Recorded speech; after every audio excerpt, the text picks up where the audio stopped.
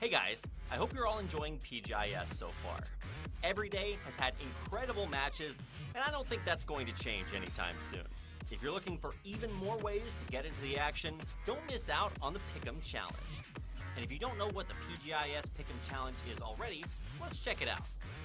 All throughout the PGI.S, you can earn esports points for participating in different events. Every week, there's an event for guessing the top 4 in the weekly final and for guessing the winner of the survival tournament, which is a special event that will be held from March 5th to March 7th. Anyone can join and participate since this event is an open vote. And just FYI, you can earn up to 50,000 EP if your prediction is correct. So don't forget to check it out. Of course, you can also buy the coupon bundle too. And there are even more ways to get your vote in and win EP. So first, you can get one free vote every week just from checking out the PGI.S Esports tab. Also, during the PGI.S Weekly Survival broadcast, we'll be giving out votes at random times. But you gotta remember that this code is first come, first served, so you have to be watching for your chance to vote. The codes are also released during the weekly final on the weekends. The only difference from the weekly survival is that there's no limit on the quantity, so everyone can vote. FYI, the maximum EP you can get during PGI.S is 80,000 points, so see how close you can get. What's that? You wanted another event? Well, check this out. Every other week, there's the weekly Kill Point MVP event, which will happen on weeks 1, 3, and 5. Don't worry, it's pretty simple. All you have to do is guess the team that will receive the most kill points during that week. Then there's the weekly Chicken Winner event on weeks 2, 4, and 6 that is slightly more difficult. There, you have to guess which teams will win the chicken dinner for each of the 10 matches of the corresponding weekly final. If you're right, you can win up to 25,000 EP, so don't miss it. But don't forget that if a team wins a chicken dinner more than once, you don't get double prizes. Want to check out the status of the Pick'em Challenge? Well, first, let's take a look at the predictions for the weekly final top 4. Currently, Damwon Kia, Sonics, 4AM, and Gen G are the top 4 teams in the weekly final top 4. The number may vary a little when this is shown on air, but according to the last day of the weekly survival, Damwon Kia received over 217,000 votes. Among those, Damwon Kia received over 30% of the support alone. And of course, it's a little sad for Damwon Kia fans since they didn't make it to the weekly final, but aren't they just going to use that motivation for next time? The number of votes for Sonics is also just as amazing. The gap between Damwon Kia until day 4 of the Pick'em Challenge was actually pretty big. However, the number of votes increased as time went on, and in just one day, you showed an incredible amount of support by voting 59,441 times for Sonics. This is the highest increase among all 32 teams. We should also pay attention to the votes for 4AM, the eternal boss of China. 4AM has received 97,089 votes, and the number of votes is actually more than all other 5 Chinese teams combined. You can really see the fans' trust in 4AM's popularity and performance. Next, I'm going to show you some of the most interesting results. This is the voting status for all 8 regions. Korea received the most votes, North America and China each got a similar number of votes, and although Europe's number of votes is much lower than the other 3 regions, the number of votes and actual results is not directly connected. Among Southeast Asia, Latin America, Japan, and Chinese Taipei, the Southeast Asian region received the most number of votes. Regardless of whether they advanced or not, you can really see that the fans loved their aggressive plays. So what should we look at next? Let's check out the teams who advanced to the weekly final and the weekly Kill Point MVP. Sonics is in first place for the weekly Kill Point MVP prediction. It's almost twice as much as Damwon Kia, who is in second place. And definitely pay attention to Shoot to Kill and Infantry. After locking in their spots in the weekly final, the overall number of votes for both of these teams has gone way up. They caught up with Tianba Esports, while Tianba Esports was stagnant in receiving votes. So I'm definitely looking forward to seeing how these changes will affect the result. So, among teams that showed these great performances in the weekly survival, who's going to win the weekly final? Let's take a look at the candidates. The first team that we have to look at no matter what is Sonics. They won the chicken dinner in the first match of Ranked Decision Day 1 and became the final winner of the Ranked Decision. And not just that, they straight up advanced to the weekly final after winning the chicken dinner in the first game of the weekly survival.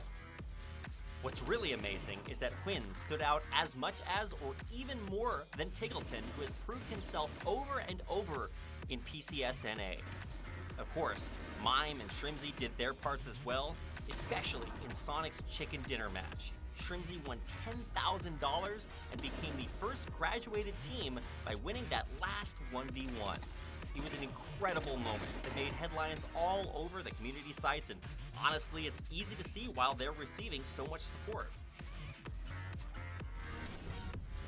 If Sonics is a strong team representing North America, then you can see that Team Liquid is leading the charge for the European region. It's hard to say that their results were great in the Ranked Decision since they placed 16th 3 times, but everything changed in the weekly survival. They got their mojo back and placed 2nd once, 4th twice, and 7th. And they finally advanced to the weekly final in the 5th match. We have to pay attention to James on Team Liquid. If you leave this player alone, he's going to put up more than 700 damage in a single game. And if James goes wild, I think the weekly final will be over already. But in PGI.S, China hasn't quite lived up to its powerhouse reputation. But Infantry is built different. To put it bluntly, their combat power is insane. Starting with their youngest player 9, Longsker and Chaoyang are showing off some crazy firepower. And interestingly, out of all of the Chinese teams, they seem to be the most patient. In fact, if you watch their chicken dinner game in the weekly survival match, they had 0 kills until 23 minutes. But when the game ended, they scored 11 kills and won a chicken dinner. So they totally understand the rule of the weekly survival, that winning chicken dinner means everything. Gen.G was the first team to advance to the weekly final among the Korean teams, but the going was tough every step of the way.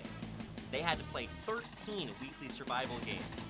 When they were eliminated in the 12th match at 15th place, Gen.G's 3rd day schedule seemed pretty impossible. But in the 13th match, Gen.G occupied the church and graveyard and fought off every other team who were trying to break into that location. Gen.G's last crisis was probably when Venatica from Daytrade Gaming knocked out Loki. But Gen.G managed to save Loki until the very end and become the first Korean team to advance to the weekly final after defeating Enterforce 36. Teams like Digital Athletics, LG Divine, and Tiamba Esports, who played in all 3 days of weekly survival, revealed their lack of concentration, but Attack All Around didn't have to worry about that at all. The final moment of the 14th match in the first week's weekly survival was a one-on-one between Skichuke from ENCE and Gems from Attack All Around.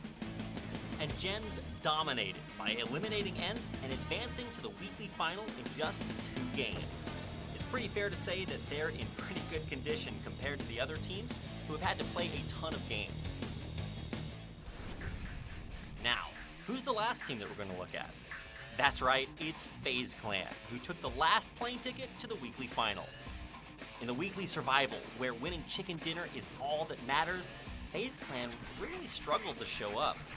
In a total of 8 games from the 8th match to the 15th match, they placed 15th 3 times, 14th once, and 13th twice.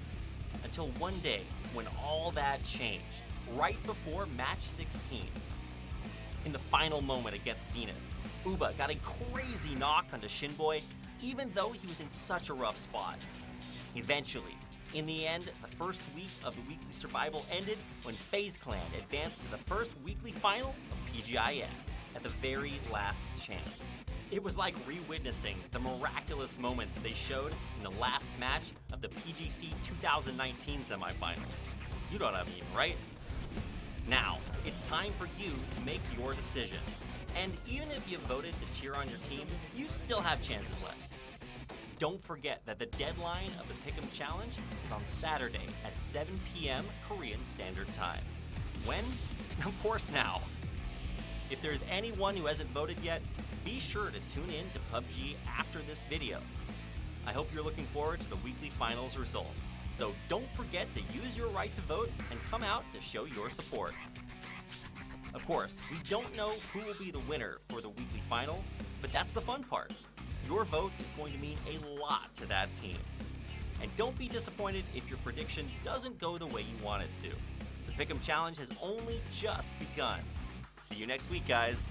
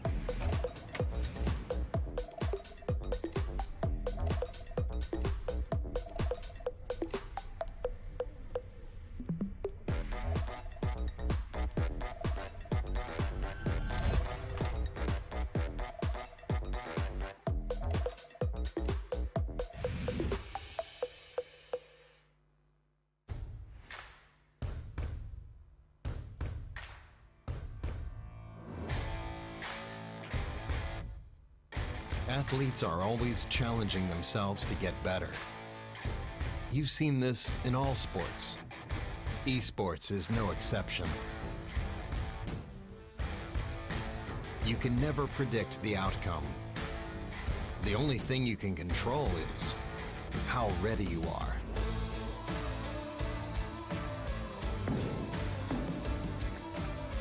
Over and over, players adapt, trying to improve, fighting hard for every percent gained.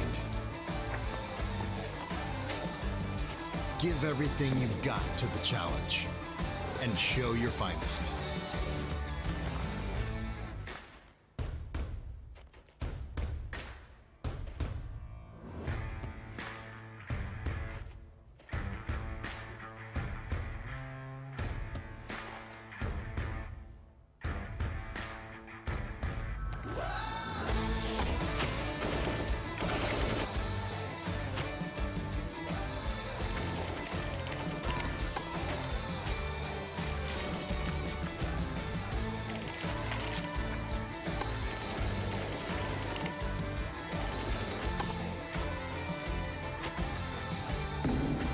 Bring your best out. Strive for perfection. It's our goal too.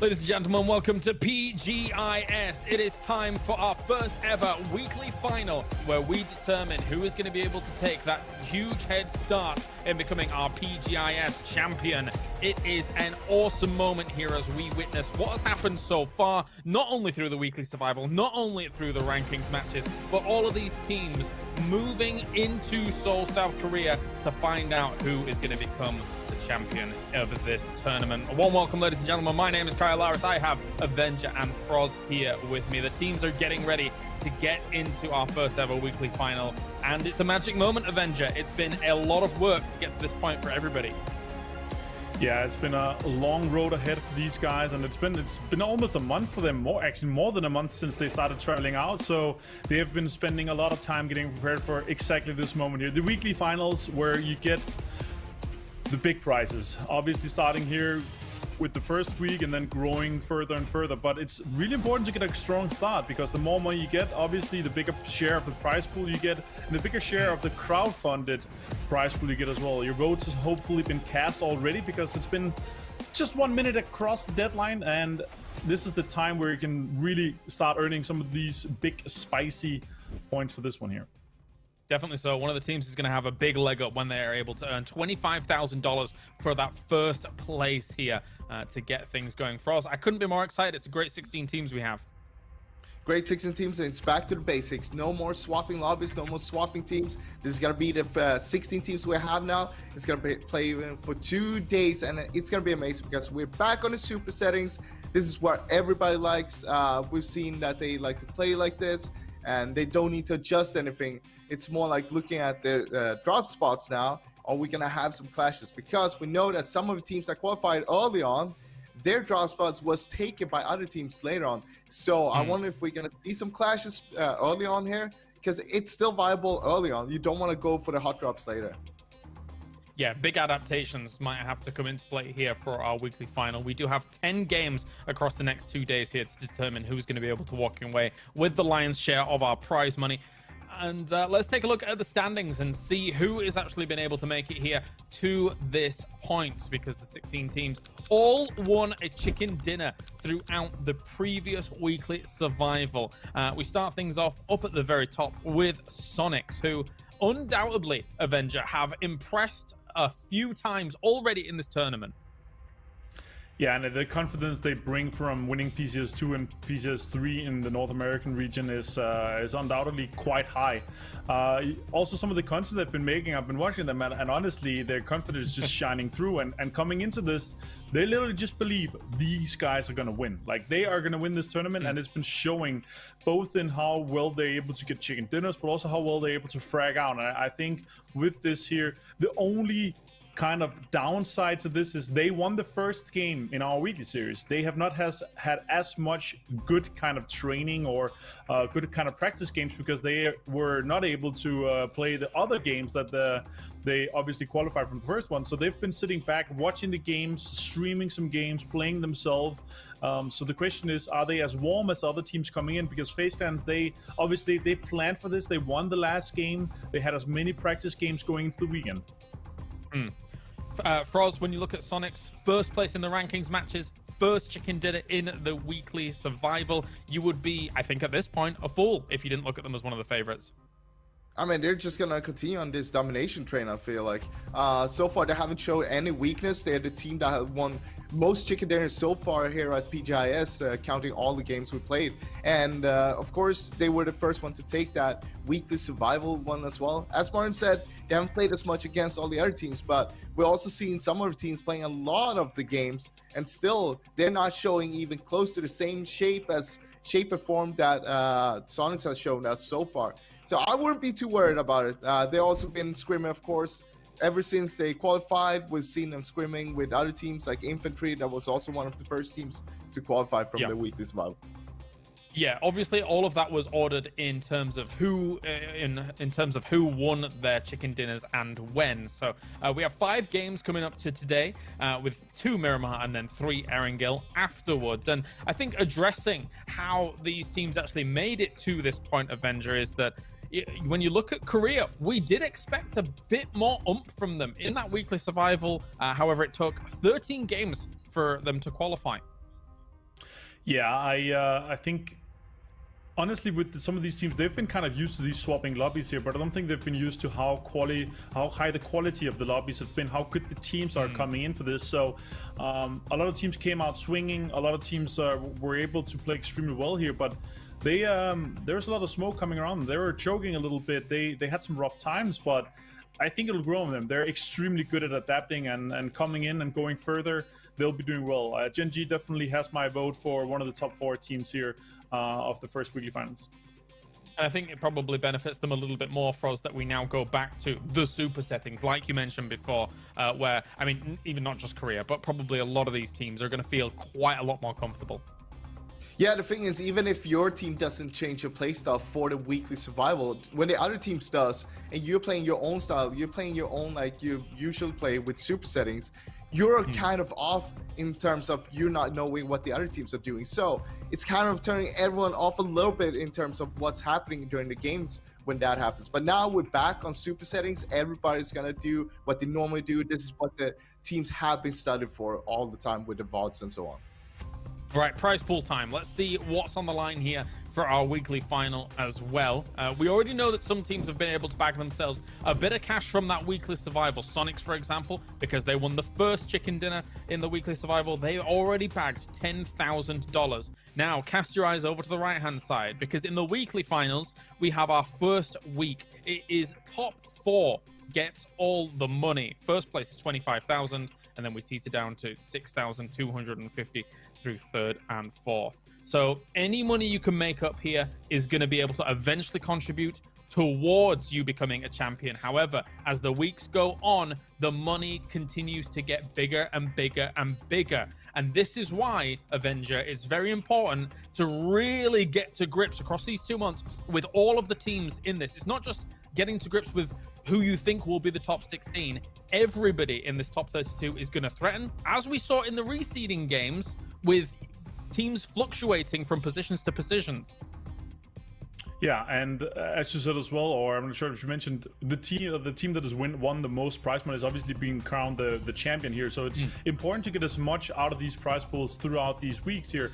Also, it's important to try to win some of the first games, because in the weekly series, the faster you win a game, the more prize money you take. And also from this, a lot of the sales money that is coming from the skins as well is going directly into the prize pool, and the more money you win from the tournament, the more share of that prize pool you take as well. So it's extremely important to obviously try to get top 4 in these weekly finals here, to try to get as much money coming into this.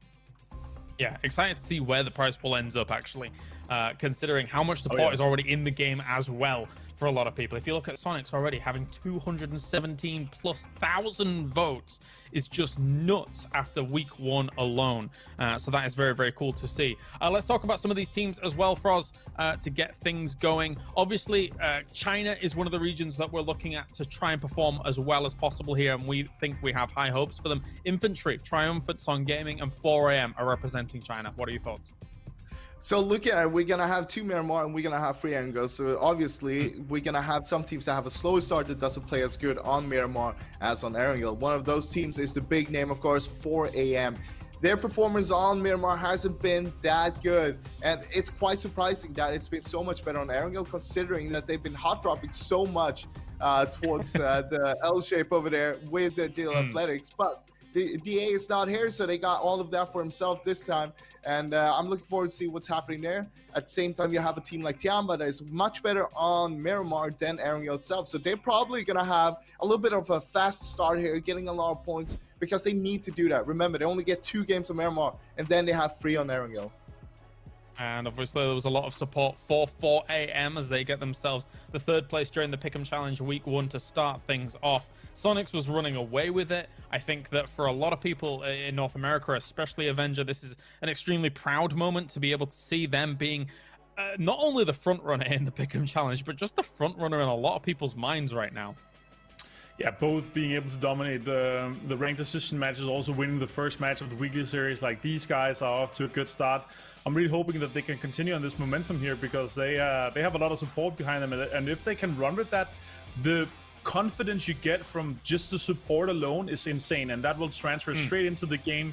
They will win more fights, they will take more fights, and these guys are high flying. I had the pleasure of talking a bit about more of them as well, and also I've been saying it again and again, H-Win has really grown into the role here, being an amazing fragger and also an amazing Agile. Yeah, there's a lot of weight on their shoulders. A lot of eyes are on Sonics right now, but a lot of eyes are also on Gen G, representing in South Korea. They hold the weight of a nation on their shoulders alongside Africa Freaks here. But Gen G might be the stronger prospect right now, despite Africa Freaks having won PWS just before for us. Look at the performance from both of these teams. It's kind of equal right now. And I feel like this weekly finals we're going to have here is going to determine who's the strongest one of them, currently at least. Looking at Gen G, it hasn't looking too good, a little bit shaky, but I think it will round up pretty good this weekend. And what's better than one American team advancing through the first 5 chicken dinners than 2 of them? Shoot to kill Avenger here with a star-studded lineup when it comes to North America, and we're on the top of the pile at North America for so long. Got themselves that 4th chicken dinner, and it was fantastic to watch. Yeah, and of course also Luke 12 representing his region as well, the Oceanic region. He's been playing with them for a long time, and these guys have been on top for a very long time. But as you said here, they have been struggling a little bit in the PCS series and not been performing to the level that we kind of expected them to. But I think coming into this, they were more motivated than ever. They were hungrier than ever, and I think we're going to see some good stuff for them here in the weekly finals. I think it might be like a prospect that's slight outside the top 4 for me right now, but I really want to see them surprise me and get a top 4 in our first weekly finals. I guess it comes back to what I was saying about Sonics just before, where a lot of eyes are on them for us. And I think for a good, the whole of 2020, a lot of eyes in North America were on Shoot to Kill. And how do we catch up to them? And Sonic seems to have done that and more, it seems. Yeah, they have done more, but at the same time, I think Shoot to Kill got a lot of more eyes on them after them hot dropping on top of FaZe during the weekly games there. So I mean, it's kind of interesting to see how this will shape up. Will that hurt them in the long run? Will FaZe go for the comeback, for the payback, or what's gonna happen? Is STK gonna go Milta? Because after they took out FaZe from Milta, they actually dropped there, and that's where they had their best games, not Yasnaya where they normally drop. Froz, we've been working too long together because you stole my transition. Damn it! Oh no! So, let's address the elephant in the room. STK and FaZe going up against one another. Avenger. There a lot of eyes are on that. You see, Froz, you cheeky little man. Because obviously that was a point of contention. STK were not happy about FaZe managing to squeak into the top 16 here, Avenger, and potentially annoy them in these games. What are we thinking, Avenger? Do you think we'll see it materialize? Yeah, I think we're gonna see some revenges, but it's not gonna come until it's important. Like, so if imagine when Shoot to Kill, they're like in a top 4 position, and tomorrow or maybe even today, and the FaZe clan is like they've been maybe having some hard games and they cannot make the top 4. I'm like, guess who's back, boys?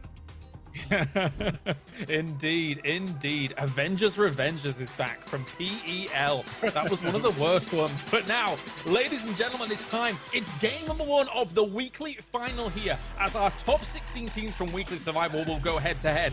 First place at the end of 10 games with $25,000, as well as puts themselves ahead here when it comes to the tournament as a whole. A huge thank you to our sponsors as we get into things. Toomey, Perrier, Intel, as we get going. It is time as we head over to Hypoc and Pansy for all the action.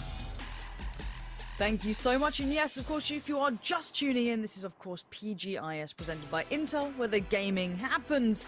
And we finally have the game on our hands. It was a bit of a long start there, wasn't it, Poc? But finally, we get to have a little look at PUBG. It's a joy to listen to the boys for that long. I make the most of it every single time, Lauren. I don't know what you mean. Kiss ass. Absolute kiss ass. Not having any of that. Love them to pieces, but I wanted to see the action all that week building up to the weekend. Now we're here. We get to see what it looks like in those super settings, the traditional format that we all know and love. The mean show kills actually do equate to points, meaning prizes. So we're back into the fights matter and early scuffles can happen. Those full sends to the circle and the center may not be so viable now, but still, looking at the lobby, where do your eyes go here, Hypoc? What are you looking for this time? Straight towards Leonis, funnily enough. Looking like Oath and Liquid actually share it. Across East and West, there wasn't really a major overlap. Elsewhere, I mean, actually, yeah, looking up at K7 and Virtus Pro as well, but I have to see if any of these actually turn out into any early game scraps. Kurt seems to have got himself a little bit lost in. Again, a bit of a funky plane, so a lot of the map really unavailable here. I can see Kurt actually sending out some VSS shots early on. That's a I love throwback, the actually. That's a PGC throwback. The VSS at Hacienda. Anybody who remembers will appreciate How that do you comment. remember But that far back? I literally can't remember yesterday. oh, come on. That was it was like one of the most talked about things. It was the Hacienda hot drop, Kurt with the VSS. No? Surely I'm not That's the why somebody you're the in chat analyst, right? No, has got no. to back me up. This Somebody's got to back me up. This is why you're the analyst and I am shout word loud person. You know, different roles, different looks. But again, yeah, I think hot drops are going to become quite prevalent. I'm not so worried about Miramar as such, if I'm honest, because as much as yes, you probably will have your preference, you see a lot of kind of those backup drops are pretty polarizing, and you can still kind of work them in even at a disadvantage coming into the circle. I don't think it's going to be a huge problem here. Erengel's a different beast altogether. I mean, that's a little different for me. I think that's where we're going to have to really pay attention, but it's 2 Miramar, 3 Erengel, if I'm not mistaken, in that order. So I feel as though we should have a little bit of a nice, quiet's the wrong word, probably a slower warm-up, maybe a nice welcome party. You know, it's the afternoon. I've only had one coffee so far. You know, I'll build up. I'll get another soon. I'll get a coffee by Erengel. I think that's probably the right choice. What do you reckon? Well, I mean, you make an interesting point. Another Des touched on this as well. It's kind of almost like I don't want to say like a full meta reset, but obviously teams need to make a completely different approach now, right? This is we don't have the, swaps around lobbies like Froz was saying, but teams still need to establish themselves here. So if we're going to see a hot drop or any pressure early game, it's going to be kind of territory control, fending a team away from car spawns or anything like that. Again, how much scrims are going to play into a part of this, and the research factor is something that is always prevalent in PUBG. But I'm expecting a slow start on Miramar, Erangel. I actually don't think it will be the same. I'm with you. I think there's going to be a little more madness once these guys warm up a little bit of momentum flowing. Well, it's about that mindset kind of reset, right? Because you have it's the ability to switch gears from one game mode. You had 2 days off, kind of. I mean, these guys will be watching tape, they'll be practicing. It's not days off, but it's not playing the live game, right? So for them, it's how do we prepare ourselves properly coming back into this? Because we saw teams playing with, scraps, less than ideal setups, different weaponry, different positioning. Like, I mean, it was a completely different looking game. So mentally, they have to somehow recalibrate, get back to the fact of what they can have in front of them. It's a huge switch up with the space of 2 days. Well, it's interesting, actually, if we talk about the kind of psychology of that, right? Sonic's on the screen right now, perfect example of that. We were talking about the confidence plays from them, the momentum. They're a team heavily reliant on that, right?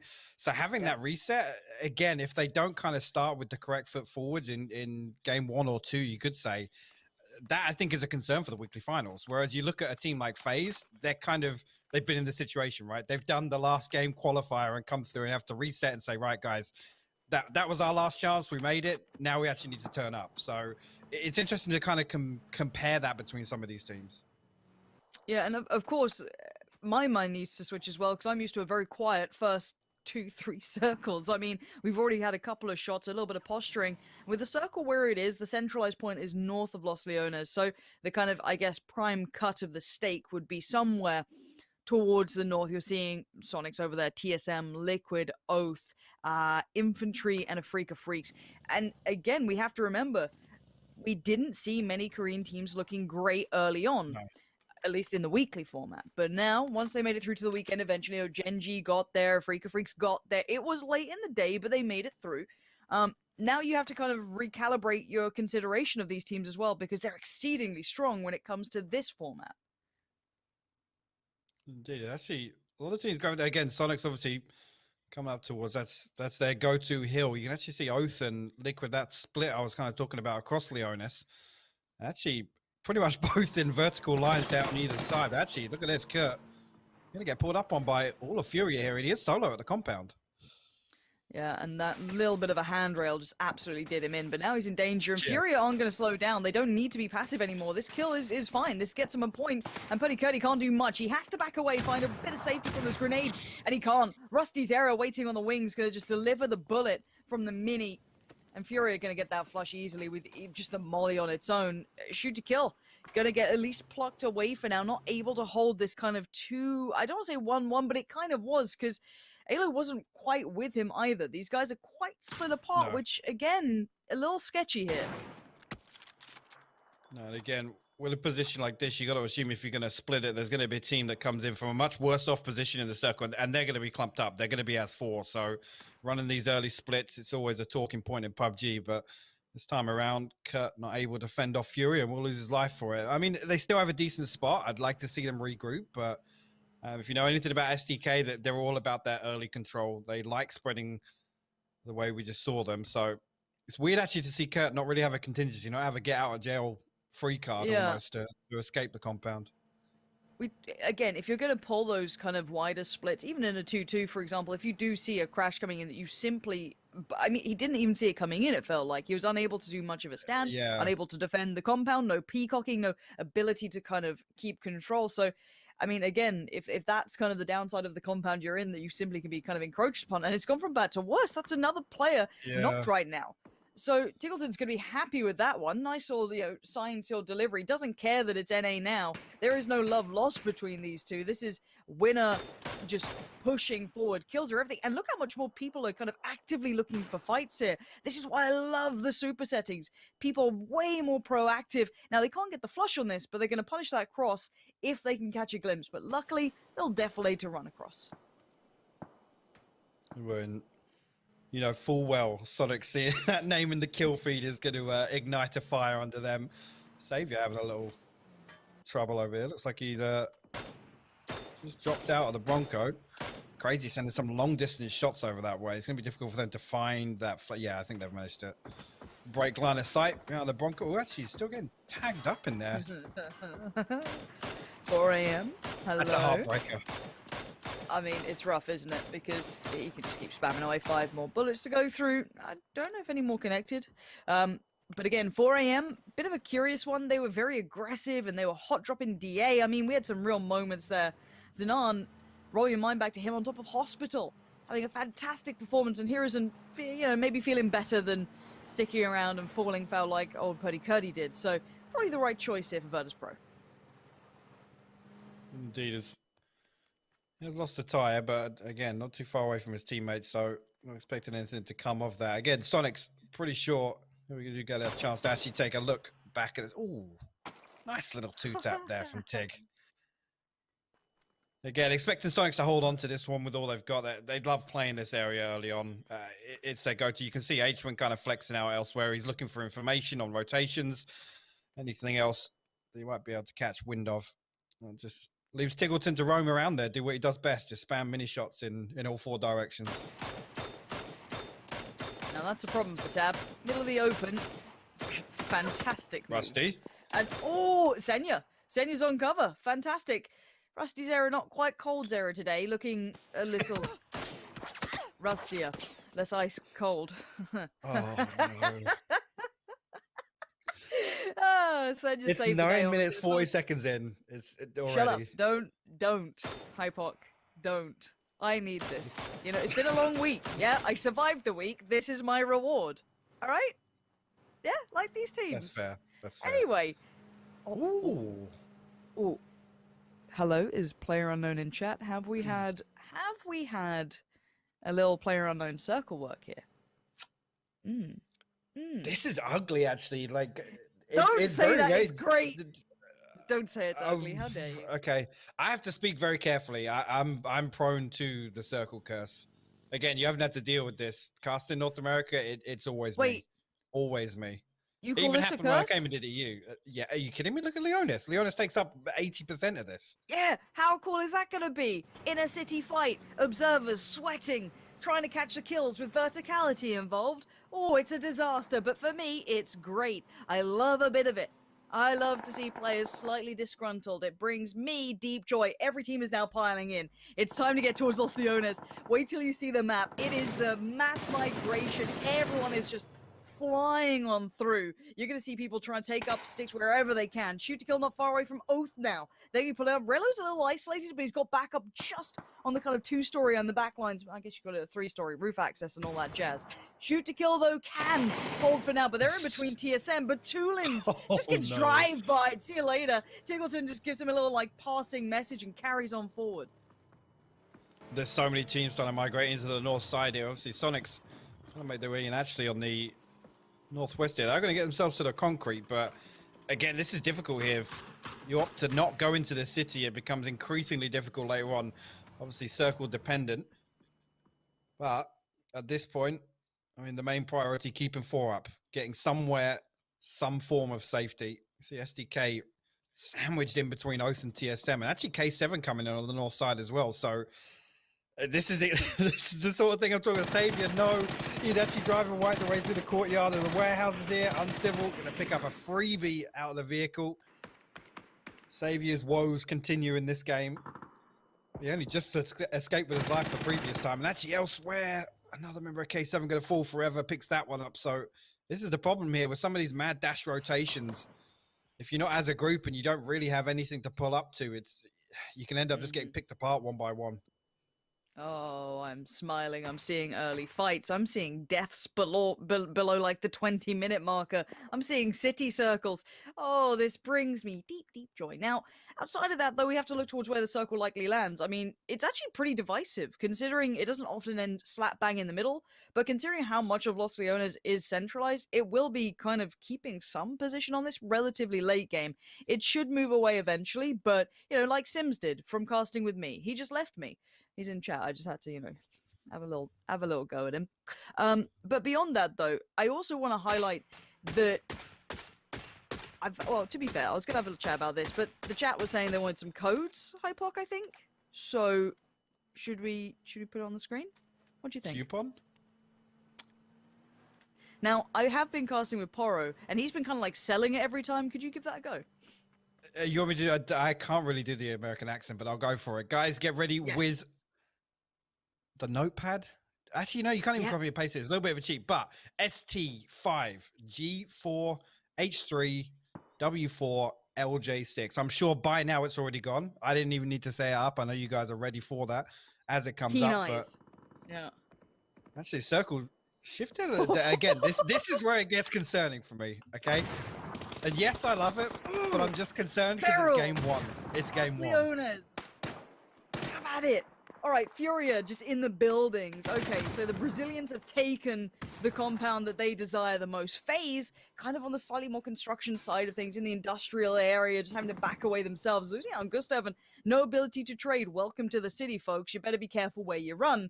Now, Afrika Freak's going to send it in towards the outskirts, just kind of pick up some of those industrial buildings, but it looks like Korean action's about to happen. Gen G pulling up at the wrong time. Hansi is already on the ground, M4 on the hand, not going to let it slip. Eth's out of there. Gen G need to reconsider where they want to go on this.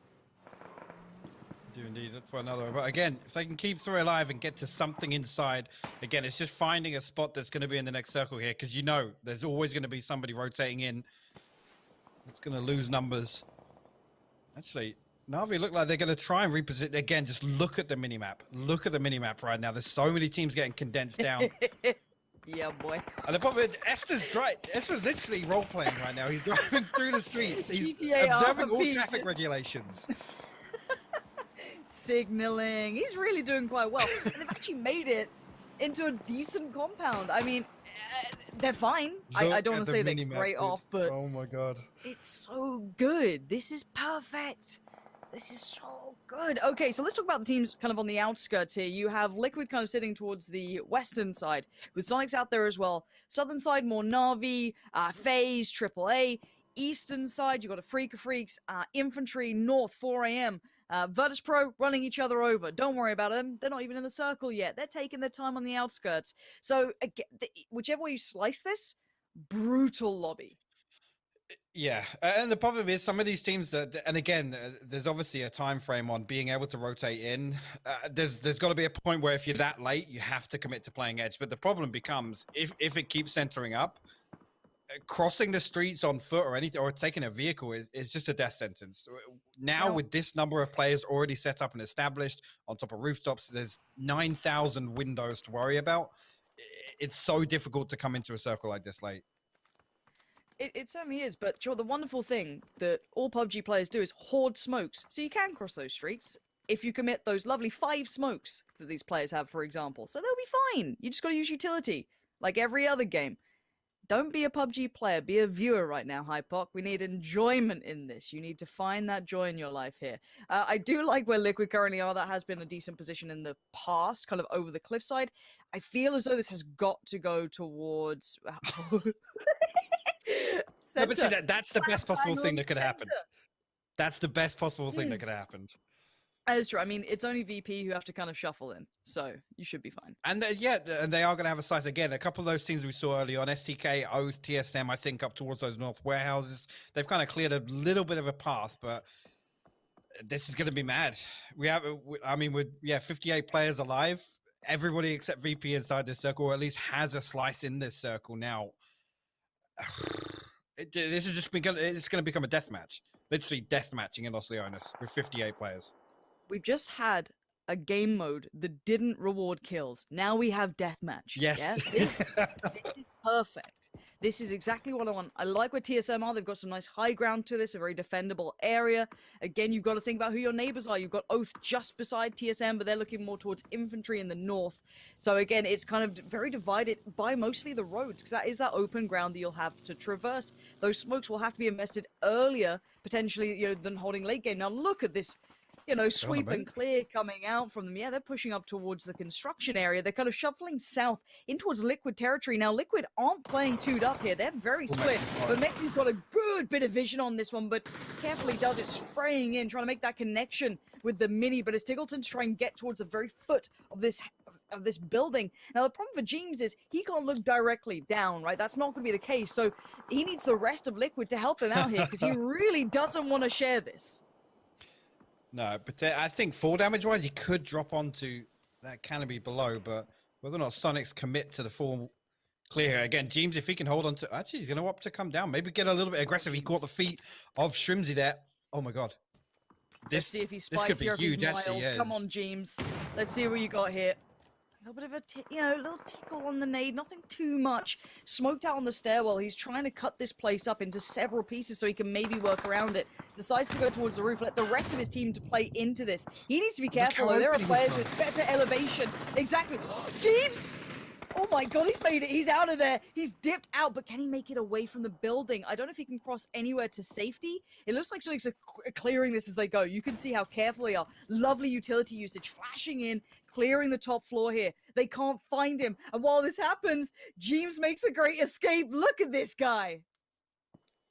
That could have been terrible as well. Actually, Shrimsy finds him in the dump truck there. Seeing the kill feed, he did actually find that knock. And wow, that's really unfortunate there. James just taking a little too long to clear the area. Clib not going to be able to do anything about this now. Again, I think an audio cue. I was about to say H-Wing kind of isolated himself down on the ground floor, but that's the kind of anchor position we expect to see him in. He will get cleared out there. So good work from the Sonics. Taking control of that building elsewhere. Seems to be popping off of the warehouses now. Look at the north side of the outside of the circle now. Exactly. Once this now moves in, you're going to have it kind of implode on each other and then holding the line, shoot to kill, Oath, and TSM all on the other side. So this battle is whoever walks away with, I guess, the best fighting chance, because they're going to take lumps out of each other. Already 4 a.m. though, they're a scary team in these scenarios. Infantry looked great in a team fight, but that came in super late on Erringo when we had that Milter Power-ish circle. So again, we haven't seen too much from them beyond that. They were very quiet before, so I wonder how they're going to fare coming into this, for example, where they will be forced to somewhat fight here, at least on this cross.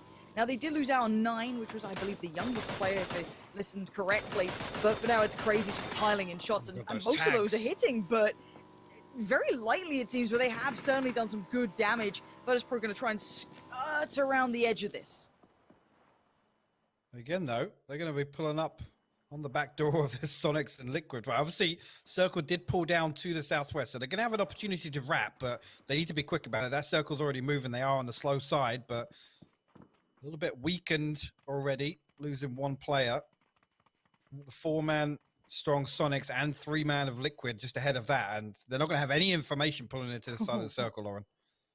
So here's the fun thing, right? We'll talk about this, I guess, bigger picture. Teams will be able to survive late because there's a lot of compounds to actually kind of survive into, right? Like there's a lot of hard cover to play into. So it's going to come down to, will teams crash into it and take it like Sonics did? Super aggressive, confident, doing that against Liquid to get themselves in a good position. That to me is terrifying. But now they're somewhat on the outskirts, not necessarily in trouble. They don't have to necessarily move, but they are going to have to do with the likes of Virtus Pro, who shuffled from that north to west to south position, and now they have to deal with them coming their way, where maybe they would have liked to have considered their next option in front of them. Yeah, VP do have a little bit of space to move into, but it's going to take a lot of utility to cross this area. You can already see the Molotov coming through. I think that was Tiggleton actually from the top window there, so I have to keep an eye. Tiggleton didn't actually just fire a knock elsewhere. Infantry now, tanking a lot of blue, actually. Knock there, Longskirt, got to be careful. Is he going to have time? I don't think he's got time to stick that first aid. He's going to fall as well. No. He will. Unfortunate there. The rest of infantry, this is going to be brutal. This was all the teams on the outskirts. We said it. Now, I want to look at towards 4 a.m., see how they get on going in. Virtus Pro continue to push towards Sonics, and you can see how well that's going. They have been met by sheer force. Now, 4 a.m. need to make their way forward. It's shoot to kill they have to tussle with. Now, shoot to kill have the perfect line of sight on 4 a.m., and 4 a.m. have the blue on their back, so there's only so long they can do this. They will have to make their play forward. Smokes will litter the battlefield, but as do nades, as do Molotovs. Utility. Nothing is easy here. This is perfect work. The line of mollies in that smoke is going to make it incredibly difficult for 4 a.m. to run forward. Forever's going to give it a damn good go, but as soon as he gets away from the smoke for just a second, he's dead. This looks like 4 a.m. are going to be held back by the blue by shoot to kill. Crazy and Lou, I guess the last two alive, you could say, yeah, Forever actually fallen there. So in terms of, I mean, damage control, actually getting two bodies inside it gives them a fighting chance. Crazy going to try and hold the angle a little bit, but advantageous circle. SDK going to actually go for the clear here. Unseveral Wolf, he's knocked his teammate. Alo's down. It's a bit of a mess, but Luke's whiffed it as well, a little too close to the wall. The barrel just dips up, and now Crazy's no! Oh, that's a fumble. Oh, that's a huge mess. What on earth just happened, shoot to kill? It all fell to pieces. They had two players to clear by one broken bit of wall who barely have gear on them right now. No helmets. Oh dear, that's a tragedy in the making. Now beyond that, I think I saw a knock on towards Sonics as well, but I think they got the player back up. I think they disengaged away from Liquid, looking towards the minimap. I'm seeing them kind of just slightly on the north side of the road there. So they might have just gone, okay, let's take ourselves away from this fight. So let's check in on the eastern side now, because that's where the circle's moved away from. A Freak of Freaks, one of the compounds. On the other side, TSM. I think TSM lost a player earlier on, so they are going to be operating with 3, if I'm not mistaken here. Yep. Jumping on board with Na'Vi down on the south side. Again, they were playing split. As soon as the circle even committed into Lost the Owners, looking for some of those rotation kills on the outside, and now it becomes the factor that there's not an awful lot of space for them to move into. Oath, you can see Snake, as his oversight's fantastic on top of this scaffolding, or construction, sorry. He's got good sight lines down towards the remnants of 4 a.m. They actually managed to cross the road here. That's taking a fight with infantry. 9, going to pick up Crazy. You see Miracle looking for the third party on this as well. So just one man left for 4 a.m. It's Louis. Pop that nade out. Ooh, finds a lot of damage. 9 doesn't actually fall though. Snakers picks it up for him. Oh no! Snakers? Ugh, but there could be a revive at least, but I mean, mad dash for it. I kind of love it. Yeah, screw it. I mean, you're only knocked, right? Like, you're fine. Get back up on your feet, boy. Get back into the battle. We've got a Freak of Freaks now trying to deal with TSM's bombardment. Nades galore. A Freak of Freaks are going to push this. I love that. Aggressive play, but the angle works for Rello. He gets himself up on top of construction, looks down and just sees that pixel out of place. Easy pickup for him. And now Oath just raining nades. A Freak of Freaks trying to make the run for it. TSM gone. Down in 13th. Quick little flush as well. Nice play from Oath. Coming online here. This high ground paying dividends. Yeah, actually, I'd be interested to see how much of that is available in the next circle. Again, it's only going to give them a minute or so. And you can see Reload. I mean, Snakers did hop off, but it looks like he's climbing back up again. And see now, last man standing. Here you go. This is the move Na'Vi decided to make up onto the backside of the mosque, and Circle's going to pull away from them again. Na'Vi again got to do some leapfrogging, but look at the east side now. FaZe actually in a really dominant position at the roadside. Yeah, FaZe kind of were quietly in this. I think they had a player lost early on, relatively early on. So again, I think they're playing with 3, but you're right, those positions are everything. Na'Vi, you're going to try and keep this doorway safe. You've got Tab on the other side too. AAA, I mean, they made an impression. They came in, won the game, basically went out. That was it. They barely got to see him play. And now Tab barely got to see Svit come around the corner. Nice little shot there as Volleybear waiting in the back lines. And AAA just take away Na'Vi step by step. Senya's not loving this at all. Yeah, actually, you're going to knock Janku with that first nade. The follow-up is going to do a lot of damage. Maybe get both of these flushes, actually. Or at least a little bit of damage. Senya getting tagged up from distance as well. One of the TSG players. Look at Mexi, though. Mexi's coming up to third party. Just trying to find some of these kill points. Yeah, Clib's there too. They're all coming over. Okay. I guess, again, this is where the points actually really matter. This is a huge moment for them. They need to get this clean, but Senya's going to make this tricky. But there's so many... Oh, Mexi, that's not ideal. Fluffing the flash with limited amounts of time to play with. You'd really want to get that right.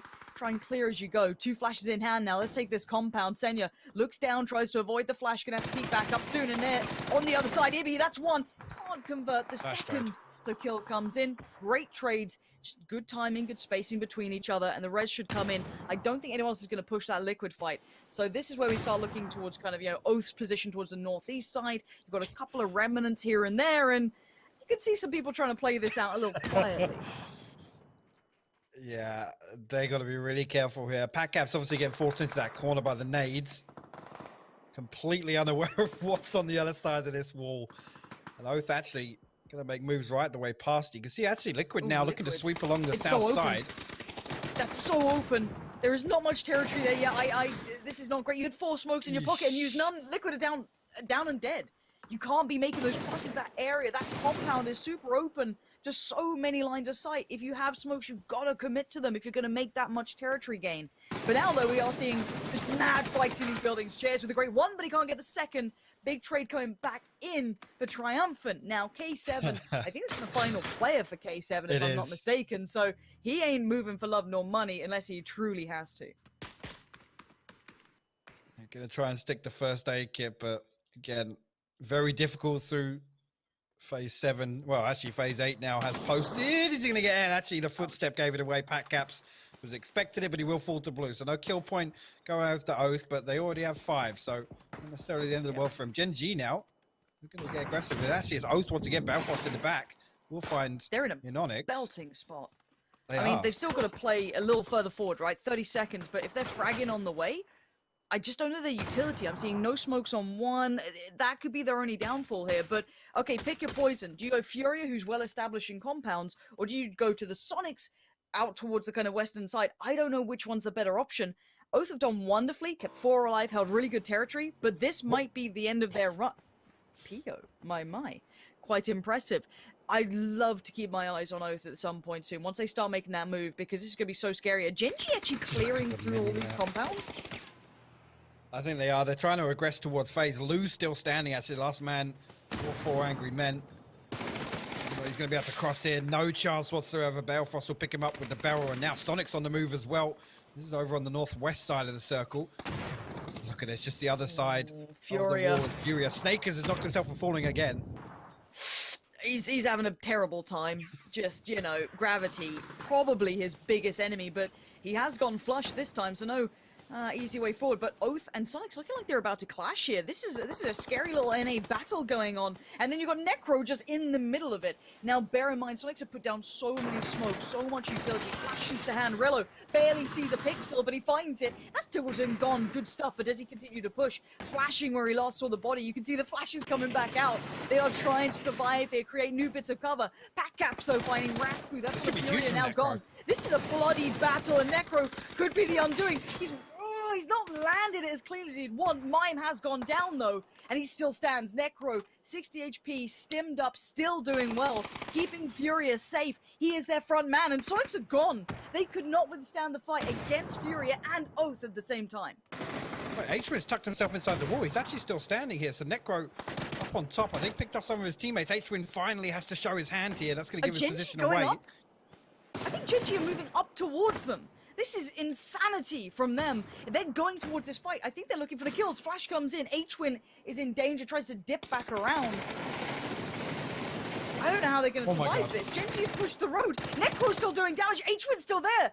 What? H-Win's still alive. I thought Sonics were done for, but he somehow managed to live during that. Bit of a He found Necro as well. What? H-Win, how are you doing this? How is he alive through all of No this? way. No Oh my way. God, H-Win! He did so well, but he just got found at the end. Rello just about found him. Sonics go down, but my, oh my, how did that happen? And how are FaZe in this? FaZe just appear through the buildings at the end, and now it's just Inonix up against the remnants of FaZe. And he's going to surely be dead to the blue here. I don't see a way out of this. He's trying to find cover, but FaZe have his number. FaZe just scratched through in last place in the final chance to get through, and now they come out and win game God. one. FaZe can, are you kidding Who me? else? Who else Yeah. could it be? I'm absolutely speechless. This is literally, I mean, Luke's been putting out some tweets about this being scripted. Like, play for the last win, they come out, and this is exactly what I mean, right? They get through on the last game, but this is where they know they need to step up, right? And this is where we see FaZe kind of, I guess, excel, right? It is now that they kind of have the freedom to play as they want. Well played, FaZe. Perfectly timed push. Genji opting to push to the north. And you know what, Sonics, I can't believe H-Win stayed alive that long. I thought they were dead. I thought that was it. I was like, oh, well, there they go, you know, between Fury and Oath. How did H-Win live in that? The man knows how to survive for sure, but FaZe felt the timing perfectly with Genji moving to the north to try and catch the end and the remnants of the fight going on. They got picked to pieces. FaZe moved into perfect position. And here we are. What a good way to start this one off. I mean, it's a mental ending, right? It really isn't your standard ending, Hypok. But, I mean, I always like a little bit of variety. Something new, something different. You know, the teams are so well versed in the traditional ending. So that was good fun for me. I hope you enjoyed it. We're not going to hear from you because we're going to head back to the panel to hear more from them in case the pre-show wasn't enough. Yeah, that was a long one. I'm not going to lie, Lauren. Thank you very much. But oh boy, was it worth the wait, because a Lost Leonis ending here to get things going for our first match in R10. Fantastic stuff. FaZe, technically Avenger, back-to-back, baby. Yeah, back to back. That's great, and especially this is probably like a super urban ending. Like this is probably one of the hardest games to win, but they played it super cleverly. Like their strategy going into this was kind of cut out perfectly. They knew if it ends in that courtyard area, it's going to be super hard. So they held the building that they believed they were able to hold for a long time. Got into the courtyard. Kept out 2 or 3 teams, third parties a few teams, but they managed to stay alive with 3. They lost 1 player, so they didn't go aggressive. And I think that only being 3 there, if there were 4, they were going to be playing much more kind of aggressive and playing much more rounded. But for this being 3, they're like, we're going to have a hard time winning some battles here, so let's play 3, let's try to play safe for the late game, and let's try to get into a good situation. And they played it super well. Like, that was perfectly cut out for them all the way through. Very chill end here for FaZe as well. Froz, of course, is a lot of the fights going up on towards the north, and they just, meander kind of in and deal with Genji on their way. One of the hard things with urban ending like this is the communication. It's got to be on point. And one of the problems that they've had is that none of the players are actually native English speakers. So they've had a little rough time with the communication, actually. This is something I got from talking with their coach, Dids. So this is a good testament to it's actually working. It's actually becoming better. And a lot comes down, of course, they haven't seen each other for a year, being on land together and stuff like that. But now it looks good. It looks good. It's a great start for them. Hope they can keep it up. Yeah, just to reinforce the point, we can take a look now at the overall points coming in from this game. And we are back on the super settings. It bears repeating. So because every point and every kill is going to matter here, every game will add up throughout the tournament. It's 9th through 16th, a few points coming in here and there. It was a rough ending for a lot of teams, not only just the ending, but also the transitions into said endings. But up towards the top, it will be FaZe grabbing themselves the #1 spot with 16 points in total. Oath was putting in work up in the north, though, here, Avenger. Yeah, they were, and with 52 players alive at the 22-minute mark, it is, in my memory, one of the most players alive in a game like this, especially such a stacked lobby here. Oath, they managed to play it extremely well. They kind of cut out a course for them. Rello was able to get 6 kills throughout this game, and they were able to keep so many players alive throughout this game here, and it was really impressive to watch. I was kind of looking at them, and I'm like, okay, Sonics is gonna have a great game here, but they opened them up easily. Even with Furia putting on a little bit of pressure on Oath, also of course on Sonics, they managed to do extremely well. Tickleton here with 800 damage talks to how much of a fragger he is as well. H1 of course as well up there. Yeah, Sonic's able to survive quite a long time throughout the game, and then unfortunately for them, I guess the circle forcing them to have to push into that scenario where you're against a Furia, you're against an Oath Froz. Do you think that there was anything different that they could have done, or were they just that was the situation in the hand that they were dealt? I feel like they played that really well. Both Oath and Sonics actually took very favorable positions when it comes to shooting a lot of people, trying to get those kills. And that's what you're kind of trying to do when you get an urban ending like this. It's super hard to try to rotate around from house to house. You're most likely going to lose people. You're going to use a lot of utilities. And if you're out of utilities, it's going to be super hard in the end game. That's why you want to play aggressive, as both of the teams did, and try to get as many kills as possible, get as many points as possible before it's too late. And let's address a little bit of a concern for, I guess, some viewers maybe out there who are thinking to themselves, wait a minute, Avenger, the last circle's come down and about 70 to 80% of the circle is not being played. Can you explain to the viewers, maybe who are a little bit newer to PUBG, as to why there is no one playing that kind of courtyard area? So the courtyard is basically one open area with a few barrels, a small statue, and even the edge of the statue is too low to even hide behind.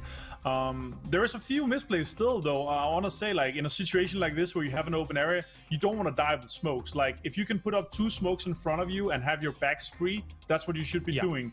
Especially with the circle moving like it does here. You like, if you're dying with 3, 4, 5 smokes across the team, you misplayed. Like, you want to play as much as you can, of course, unless you're in a third-party situation where you believe you can third-party and get some points out of it. But the courtyard still wasn't played by anyone. It could maybe have been played by a few teams, maybe Sonics on the west side, maybe Liquid from the south. But they were so trusting in their third-party ability that they went for the kills and the points instead. But the courtyard is super hard to play. Like, you have to put up a smoke wall with 3 smokes. The smokes have to be there all the time, otherwise you're gonna be sitting ducks in the teams that are sitting inside the houses, because the courtyard is basically so open. It has no walls, only a few barrels to play cover from. Yeah, definitely so. I could see I guess it's one of maybe the talent handlers for FaZe with a Manchester United jersey on, even though FaZe Clan is partnered with Manchester City. That's kind of funny in itself. Africa Freaks here as well. When you look at kind of their campaign here, it was a bit of a rougher road here for them in this game. But I think, still a lot of people are expecting a lot from an Africa Freaks team here, Flaws. Yeah, they had a little bit of trouble because they came in from the east side and was very eastern of the city. And we saw that the circle kind of went towards the west side. So they had a lot of teams they had to fight to try to get inside, and it didn't really work out. They got themselves 3 kills, which is 3 points at least. And one thing to take away from this whole game was that in Circle 3, we had 50 players inside Los Leones. That's 14 out of 16 teams already committed to Los Leones in Circle 3. This is very unusual. We usually see them maybe in Circle 4 or 5. That's when they start diving into the city. Because as we always tell you, like, if you go too early, you will just get stuck in there.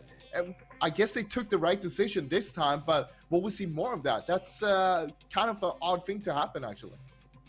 That's also the problem with the teams coming in from, like going last into the city. You will be on the outer edges, right? You will be the kind of the first layer being peeled off this apple here, because the circle keeps on closing unless you rotate around, unless you play around this. Freaks, unfortunate for them, like they were one of the last teams to come in on the northeast side, so they were one of the first layers to kind of be peeled off this apple here. And I think that's also like some of the right place of this is, like, you don't want to be a team that is going to be inside the city if the circle ends outside. But it was pretty clear cut in Circle 3 that this was literally going to end inside Los Leones. It's going to be a perfect, pure urban ending. It's a really extremely rare ending to have such a centered urban ending here. So teams that hesitate with getting into the cities here is often some of the teams that like to play edge, likes to be some of the teams that is coming in, and some of the teams that are rarely playing these urban endings here. Let's take a look at the schedule then, as we've had 1 game down, 4 more to go, with our first game going over to FaZe Clan. It's going to be a huge boost to their confidence here to get themselves a first win. Even though it's not the biggest of kill games, it was surviving a scary circle, and that's very important for them after only getting the 16th win off the back of our weekly survival. So Miramar is coming up next, and then we will have 3 Erangels after that. So a crazy start here to our weekly finals. Any other teams, Froz, that jumped out to you when it comes to the ending overall that we just witnessed? I mean, I think we gotta point this out, but I have no idea what Infantry was doing up on the north side there. We saw them trying to rotate in with 2 different vehicles. One of the vehicles went straight in, no problem at all. The other one went straight out to the east, outside to the blue, with no pressure. No one was shooting at them. No one was doing anything to pressure them. But those 2 people got knocked in the blue for no reason. Yeah, I don't know about that one, man. That was a rough one. Not exactly easy. Avenger, anybody you want to talk about? I just want to elaborate a little bit on it, especially when it's circle 5 and it's 5 damage per second. Like, it's 20 seconds of damage for you to die completely from 100 health, and you're coming from blue, driving in. But I think they were trying to rotate. Like, they're looking at it saying, you know, it's a southern shift, and there's got to be a lot of space here. Like, there has to be. So they're trying to rotate around, I believe, but it's just too late. Like, you have to make these decisions earlier. So being one of the edge teams, and they were right. They were right. There's a lot of teams in the north. They should have gone south. They just should have done it earlier.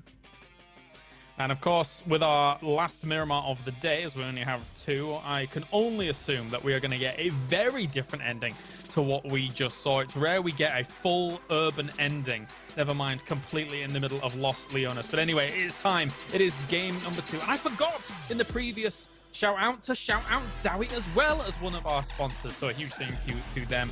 But of course, Intel, the premier sponsor here for the PGI.S, leading the charge into the plane as well. Let's get on with it. It's Miramar, game number 2, weekly final. Let's head over to Pantheon Hypoc. Well, Hypoc says he's cursed. If anything, I'm still super happy after game 1, and I can't wait to see what game 2 brings here. We already had a wild circle in Los Leones. Maybe just a little welcome back to this sort of format, this sort of rule set that we're coming into. And beyond that, Poc, what have we taken away from game 1? Where have our expectations maybe been exceeded or met, or maybe even underwhelmed slightly? Well, one thing I want to say is that obviously that funky plane path didn't really give us a good taster of kind of what I guess a vanilla default kind of Miramar game would play out like, right? So we had a weird plane path into, I think, as much as you loved it, maybe a bit of a funky ending, right? Again, an interesting point made on the desk, really, now that we've kind of have this meta reset, so to say, with obviously a different objective altogether this weekend. I think a couple of teams are going to find it difficult to kind of, you know, differentiate between that kind of edge gameplay if that's their go-to, right? You can't play edge. The past circle 3, you cannot play edge in that previous circle. It's just a non-starter. It's just going to be so difficult to find space. Just all of those things become way more difficult. So this time around, a little bit more forgiving of a plane pass. So maybe some teams are going to be able to get themselves established a little better. As I say that, Clip's got some company over here, over on southwest of Leonis this time around. And you do love to see it though, don't you? You really do. Unless you're Na'Vi. Na'Vi do not love it, but when you drop that far out, yeah, it's an expectation. You play the game, right? You play the game, right? It's like Ents on Erangel. When you're dropping like Zaki, you know what you're in for. However, what we're in for is look, okay, it's probably not going to go Los Leones this time. We'll probably go on that south kind of rip around the coast. Look, it's possible. if I don't get my expectations up, who knows? I mean, if Liquid fans, Oath fans, loving it. Absolutely loving it. Of course, they dropped in towards Los Leones. On the south side of things, that kind of like coastal run, you'll have Infantry, Genji, and Triumphant. So, I mean, you've got you got a fair, start to this one. But yeah, most of the lobby is outside the circle, so I'll be interested to see where they gamble for. Well, even though this circle one is a little similar, I think this will give the teams a lot better opportunity to find some space and maybe get themselves situated a little better in terms of loot. We did see, James had a pumpy up until about 9 minutes into the previous game. So this should give all these teams a good opportunity to get a better read on the lobby. Again, you're not going to have to anticipate, teams kind of making audible drops and dropping somewhere funky. This is the first opportunity we're going to see on Miramar, at least, where teams can maybe take something away from this one. TSM actually, again, pretty much a default drop, but spread pretty thin. And considering the rotations in Circle 1, again, it's just such a lottery, right? This time around, which teams are going to send it early, which teams are going to set up for rotation camps, and that West Road becomes such a huge factor here. This is another one in my eyes. If you're not moving early, you're going to be on the back foot for maybe circles 1 to 3. Okay. Just looking across the board at the first potential fights. I mean, I guess there's nothing stopping it going north. I'm just not used to it kind of closing in towards the north side of this circle, kind of. And again, a quick reminder for you guys at home, if you're just tuning in, maybe you saw the game was on, you thought you'd dip in here. Well, hello. Hope you're having a nice weekend. Secondly, kills mean something again, which very fun for me. So we're going back to the more standard format that you guys are probably used to if you watch the more regional plays, more than what we had during the week. So just a quick little heads up on that one. Esther just trying to get a little attention his way, see what's around. Nothing too much to write home about at this point. Gen G just kind of, they'll be okay for a little while. I think infantry aren't going to be too far away if they decide to go further south, but Gen G still has a little bit of time. You're still at the sub 5 minutes marker. I don't really see too many teams making big moves. Obviously got my eye on the map as well, but actually just thinking about it again, just looking at the point breakdown, Oath getting 14 out of that situation again, it's so difficult to kind of bank on the placement, especially if you're up until Circle 7, right? And there was still 5 or 6 teams up when Phase 8 actually posted. So to come out with that, I mean, again, Phase probably isn't one that, traditionally you'd pin a low kill win on, right? But circumstances allowed them to kind of make use of that late game time. Sonic's already actually making big moves, I've got to say. Again, early rotating team in North America. Those North American viewers, this will be an expectation for them. They're carving their way right past Leonis. And again, going this early, that's when you kind of maximize your chances of not getting camped, right? There's still going to be teams kind of stuck up in rotation. You got to argue, though, some of these teams that had a more favorable drop from the plane, as in dropping in the first half with this circle posting, could maybe have been set up here. So Sonics really are going to try and get a dead center compound. It looks like they're sending it right the way in. Yeah. They're not even stopping to scout. That's the kind of interesting thing. And keep in mind, Liquid is still on that western side of Los Leones, which has decent vision across. It's a good bit of high ground, so they could definitely make that rotation a little tricky. I don't know how much they could actually do real damage-wise. Let's have a little look. Yeah, you're seeing the shots coming out. Shoot to kill a little further away, so Sonic should be able to at least pull up for now. And again, it depends where they want to go with this. If they're just going to live in the shadow of Liquid, I probably don't love it as much as I would if they tried to get maybe a little southern compound a little further out. But I guess it gives them that 50-50 choice of getting into Los Leones or being the ones to kind of keep everyone out or being able to get towards the south and they can get themselves there. So, I mean, it makes sense. It's just, you're playing a dangerous game.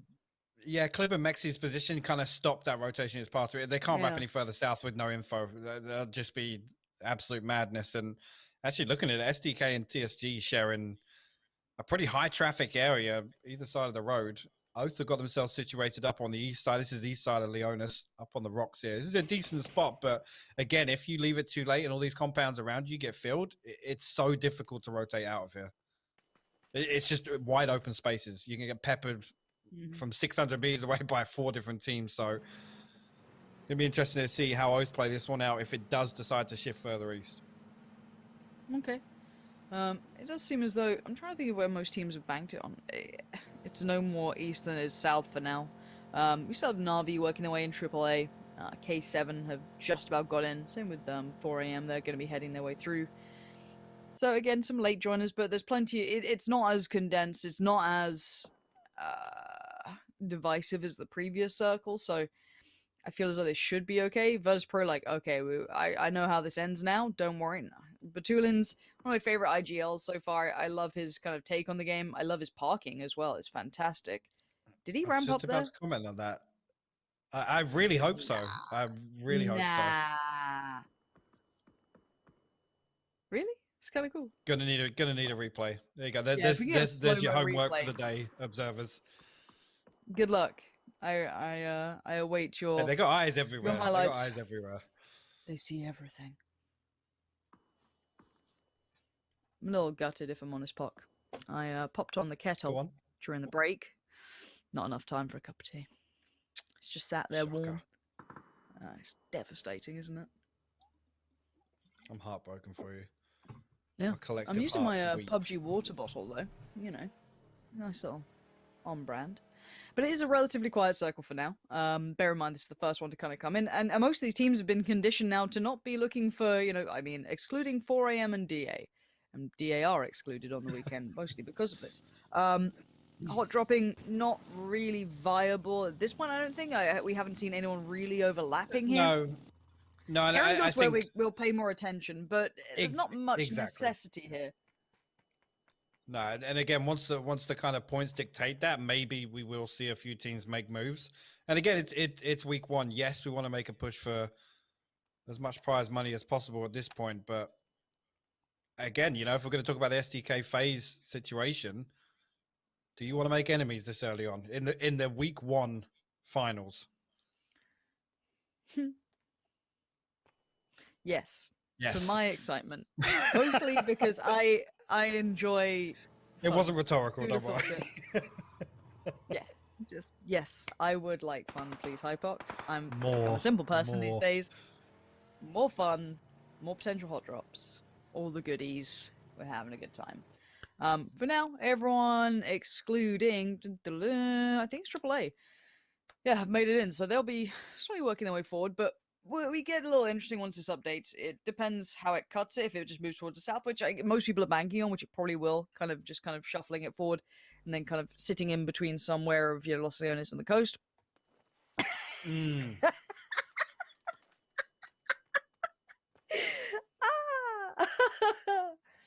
Yeah, how you feeling? How you feeling? Feeling pretty How you good. doing? Just in general, really. Hydration. I mean, this is a really good opportunity, right? For blank canvas, wipe the slate clean from game one. How do you want to play a second Leonis circle, right? The important thing is how much notice people took, and whether or not some of these teams are going to make similar moves, go for a similar part of the city. Again, Sonics this time around, they are over on the west side. Oh my god, Infantry and Oath actually crossing paths in rotation here. Belfast hops out. How does he win that? I don't know. It literally made me choke on my water. Ow! Oh god! With an AK of all Speaking of things. choking, yeah, I mean, damn. All right, so casualties en route. We're gonna see a few of these because there's only so many roads into Los Leones. 2 main routes, a couple kind of side ones on the way through. Liquid, great positioning, but now gonna be a little bit split apart considering they weren't. I feel they were sat here, but I don't know how much they expected it to move here. Sonic's great positioning. They were kind of sitting 50-50 on this one. Virtus Pro 100% in, straight in towards Los Leones. Oh my god, Batulins. This time he wants up on the compounds. He wants up on the scaffolding, on the construction building. That's a dangerous shot. You just show your head over the edge. You've got to be careful. Yeah, Vard actually forcing him off that angle. And Lou actually going to try and follow up with a molly here. It's going to land and do some damage. Is that Vard ticking away? It is. No, sorry, it's Iro. He's actually going to fall to that, but well, we see a push come out. It's a bit of a bold push if it does come. Spyro actually looking as if he's trying to get aggressive on this. VP, are you going to treat me to some aggression I love here? this.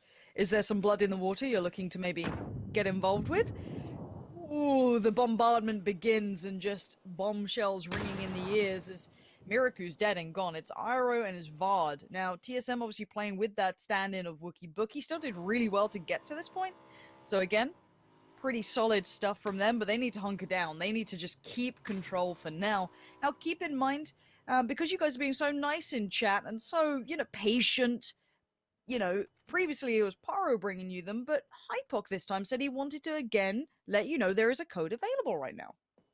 Fake news, but I'm going to hit you anyway, guys. Get ready with it. VRZW47 CLS C8F. So make sure you get that one in nice and quick. Again, that's the best sales pitch you're going to get out of me all day. That's pretty Just solid. Honestly, that was good. Put it in, get That's some good. points. Points mean prizes. Yep. Sold. There you go. Tuck in. No more where is code in chat, please. Thank you very much. You've been fed for the evening. The little code gremlins. Now, Batulins, after that wonderful movement to get up there, has decided to get away from it. So, going to rejoin with the rest of VP. I mean, dangerous driving, but he does find a nice little... Finds a nice little parking spot. Going to pull himself into that. That, for me, tells me that he did ramp that bike up, by the way. It was impressive. It was impressive work. Yeah. Beyond that, though, I want to kind of talk about the circle. As much as, yes, Los Leones is in it, there is still enough space on the outskirts that this could very much keep it, you know, towards the edge of play. Okay, no, I've lied to you. This is a Los Leones circle again. Look at all the teams that then over-rotated back to the west as well. Okay. Okay. But do you know what? The start of the game, I was talking about the previous game, right? You can't leave it too late. Playing edge past Circle 3, once you know it's committing pretty much to the city, is a death sentence. FaZe actually sending it up, right? Past SDK. Actually, no damage coming through initially, but Luke will find Gustav out of that. Kurt is actually leading the rotation for FaZe. What? Oh my god, the pull-up. Just straight brutality. Fuzzface trying to do the dance in the cars to avoid the fire. Gets to the other side, gets the flush. But they've been... I don't know if this is where they desired pulling up, but it's where they're going to have to commit to at this point. So a bit of a one-for-one trade-out. Yes, they did lose out on one, but they took Putty Cuddy with them. And now they at least get to leapfrog the way forward. But Longskirt as well. This time, Infantry keeping their eyes on FaZe, not letting them go quietly into the night. You've got Fuzzface, you've got Uber still over here. Luke 12, Uncivil on the push. They just saw that knock, and they see vulnerability. This is the right time to do it, but it's hard to clear. We have to keep an eye on the kill feed if they do manage to actually get close up on building the Africa Freaks. Trying to make it in. Actually, over on this is Oath's previous position. Here we go. This is what we want to see. SDK and FaZe going at it. SDK already got bodies up here. I think they're trying to isolate a player here. Fuzzface playing a really cheeky spot outside. Actually, he was just looting Kurt's body. But FaZe's got to be careful here. A lot of these ground floor angles are open to third-party potential. So yes, it's going to be weird to see actually if SDK just opt to settle for that building now. They're going to be in very close proximity. That's what you don't want. You want to clear as much space early on in these circles as possible. Again, you don't want to be sharing territory, especially if it's one or two buildings like that. Okay. Now, the East still has Africa Freaks and Gen G towards it. The rest of the lobby is very much committed to the town itself. So, beyond that, I guess I still count where the likes of, you know, Navi and Furia are towards the south as just part of Los Leones. I guess Sonics are a little bit further out towards the west. This time Liquid have opted to be... I guess they were here later. AAA, where they currently reside, was where Sonics were in the last game around. So a couple of switcheroos, but honestly, this is a pretty similar position. Overall, I'm looking at 4 AM in the north side. A lot less teams in the north. Oath this time, way better positioning on the center for them. I see it. Freak's still obviously scouting out Genji's position. EJ going to actually take out some of their utility, take a tire away. But Genji now look as if they want to try and control the south side. Now, it's coming up in 6 seconds. I've said it before. Playing edge, once this next one commits to the city, it's so difficult. And there you go. So right now, look at Genji's path. It's going to be really difficult. They've got an opportunity to make use of this time now on the east side. PO actually looking to get aggressive over towards EJ. He's going to catch the audio cue on that vehicle rotating. But Africa Freaks are going to make use of the space I was just talking about. They're going to use this opportunity to get in on the east side. And there's a lot of buildings open, actually, if they can get in quickly. I'm just, I'm worried once again. Look at the center of the circle. But Good I Lord. have seen a lot of endings, right, where kind of 4 AM are, that kind of north side of it. I wonder if people start trying to hit a 2-2 if they have the viability of it. If not, fully hit that north side of the road. Now, that's something I'll look at in a moment's time, because right now FaZe are struggling. Fuzzface got caught off. Now, Infantry have been kind of hovering around this for a while. We've seen Shoot to Kill engage with FaZe earlier, but this has been kind of a constant battle of this kind of southern portion of the city. Pyro in the backline still working away. And yeah, that's Infantry sweeping through. FaZe from first to last.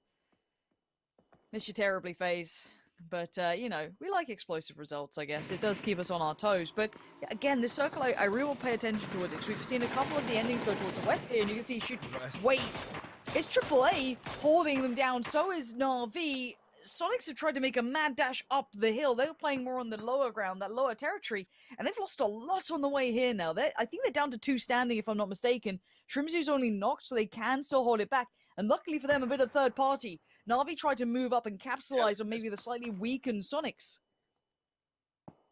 Yeah, Gem's actually going to find that knock and flush. So maybe actually give it... So yeah, because Shrimzy's back on his feet now. So that actually gave Sonics the opportunity to reset a little bit. Gen G now trying to make their way in on the southeast side.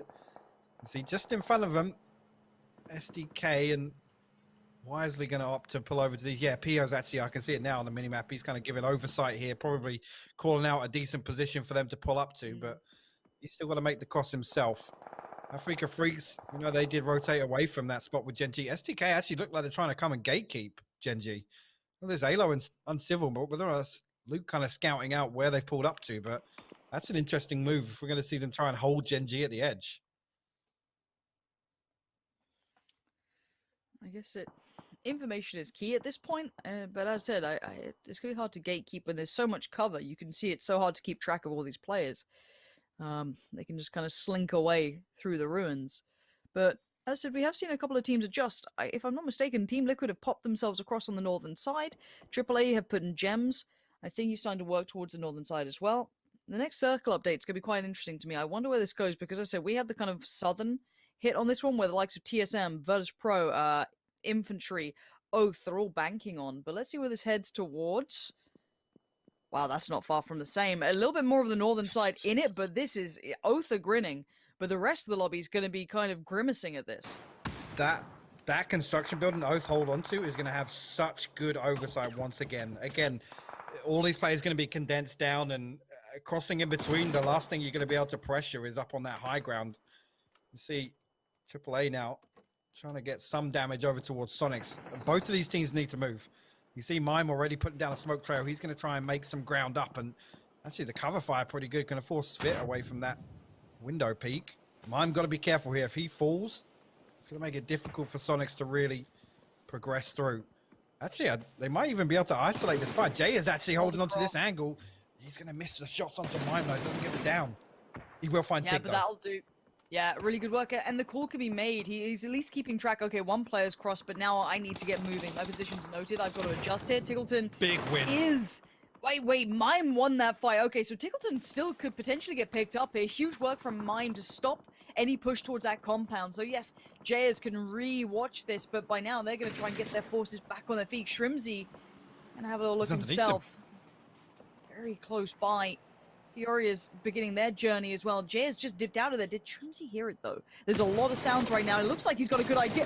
Jayers wins the fight on Shrimzy. Shrimzy's been sharp in those weekly games. We got to see them for merely a day. But attack all around, we barely got to see them too. They dipped into the lobby and dipped out. They won their game and they went and they got to the weekend. The Fury now trying to aggress onto infantry, and the utilities just getting traded back and forth. Actually going to opt for the vehicle. This is an interesting choice. They do have the smoke trail to try and get through this. Oh no! Oh, they hit the trolley. Oh, they're going to get farmed. They're actually going to get farmed. Longster going to find the first one. Kill Demo Falls. They've hit something else as well as a roadblock. Look at this now. The mad dash. Lou's going to find them. Furia eliminated. They've smoked off all of the obstacles in the road and drove into everything. Oh no. Not like this. Brazilian driving. Like this. Look, Brazilians are good at everything, right? They are literally good at everything. We have to have something. They can't be allowed to drive as well to the same degree. They've got to just bonk into things every now and then. We are seeing Sonics trying to find their way forward, but they've been massacred en route. Tickleton is back up on his feet, though. but it's only Tiggleton, and he might be dead in any second now. So many angles now looking vulnerable. You've got Na'Vi in front, Liquid to the side, a bit of a European sandwich here. And Tiggleton, well, he's not loving it. Down he goes. He's now in 14th. Not great yet from them. Circles haven't been brilliant, but still, after seeing how good they were, not quite performance. That's Ibby and James playing a little bit split. You can see James picking up a knock onto Senya. Circle will post on top of Oath once again. So eyes will go towards them after this madness on the edge concludes. There's just one member left from Na'Vi, I'm pretty sure now. Yeah, it's just Besto. Going to try and deal with James over here, but Ibby with the crossfire. Shutting that down. It's going to be difficult here. Ibby needs to try and regroup. Actually, it looks like he's the one aggressing onto Bestelot, but 4AM will deal with the last members of AAA. Give them a little bit of breathing space. Ibby going to land the first shot. Besto now just playing his life really well, to be honest. He's becoming a nuisance, and there you go, the high ground. Oath's going to find one knock. Ibby will fall here, so that just leaves James.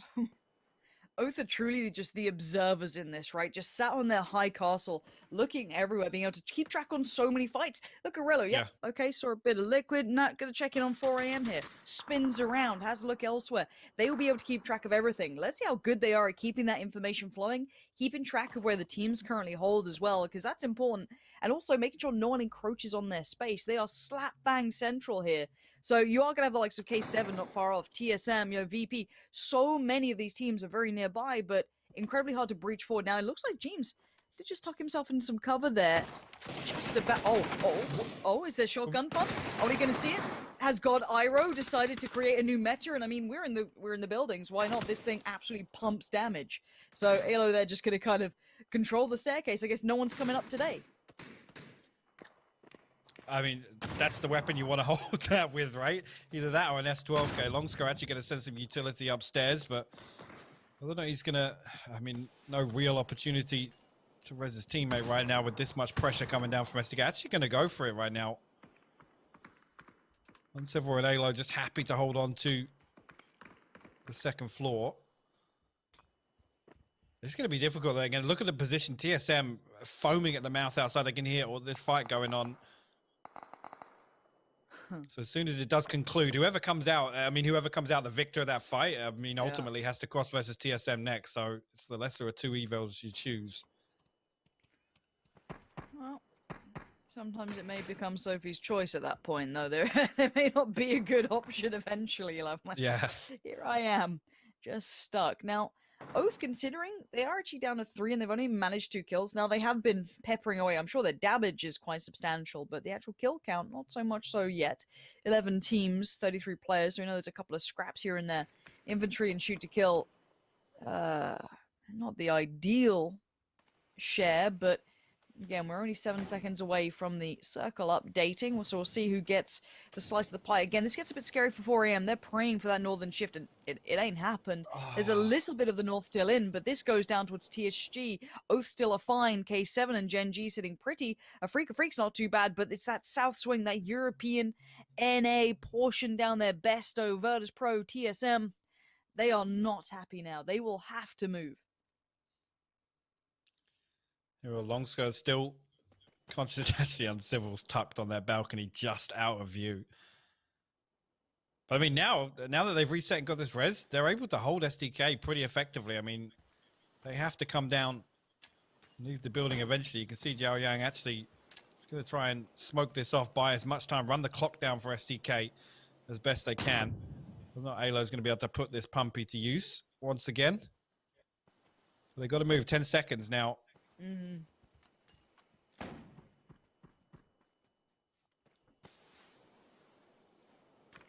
Okay.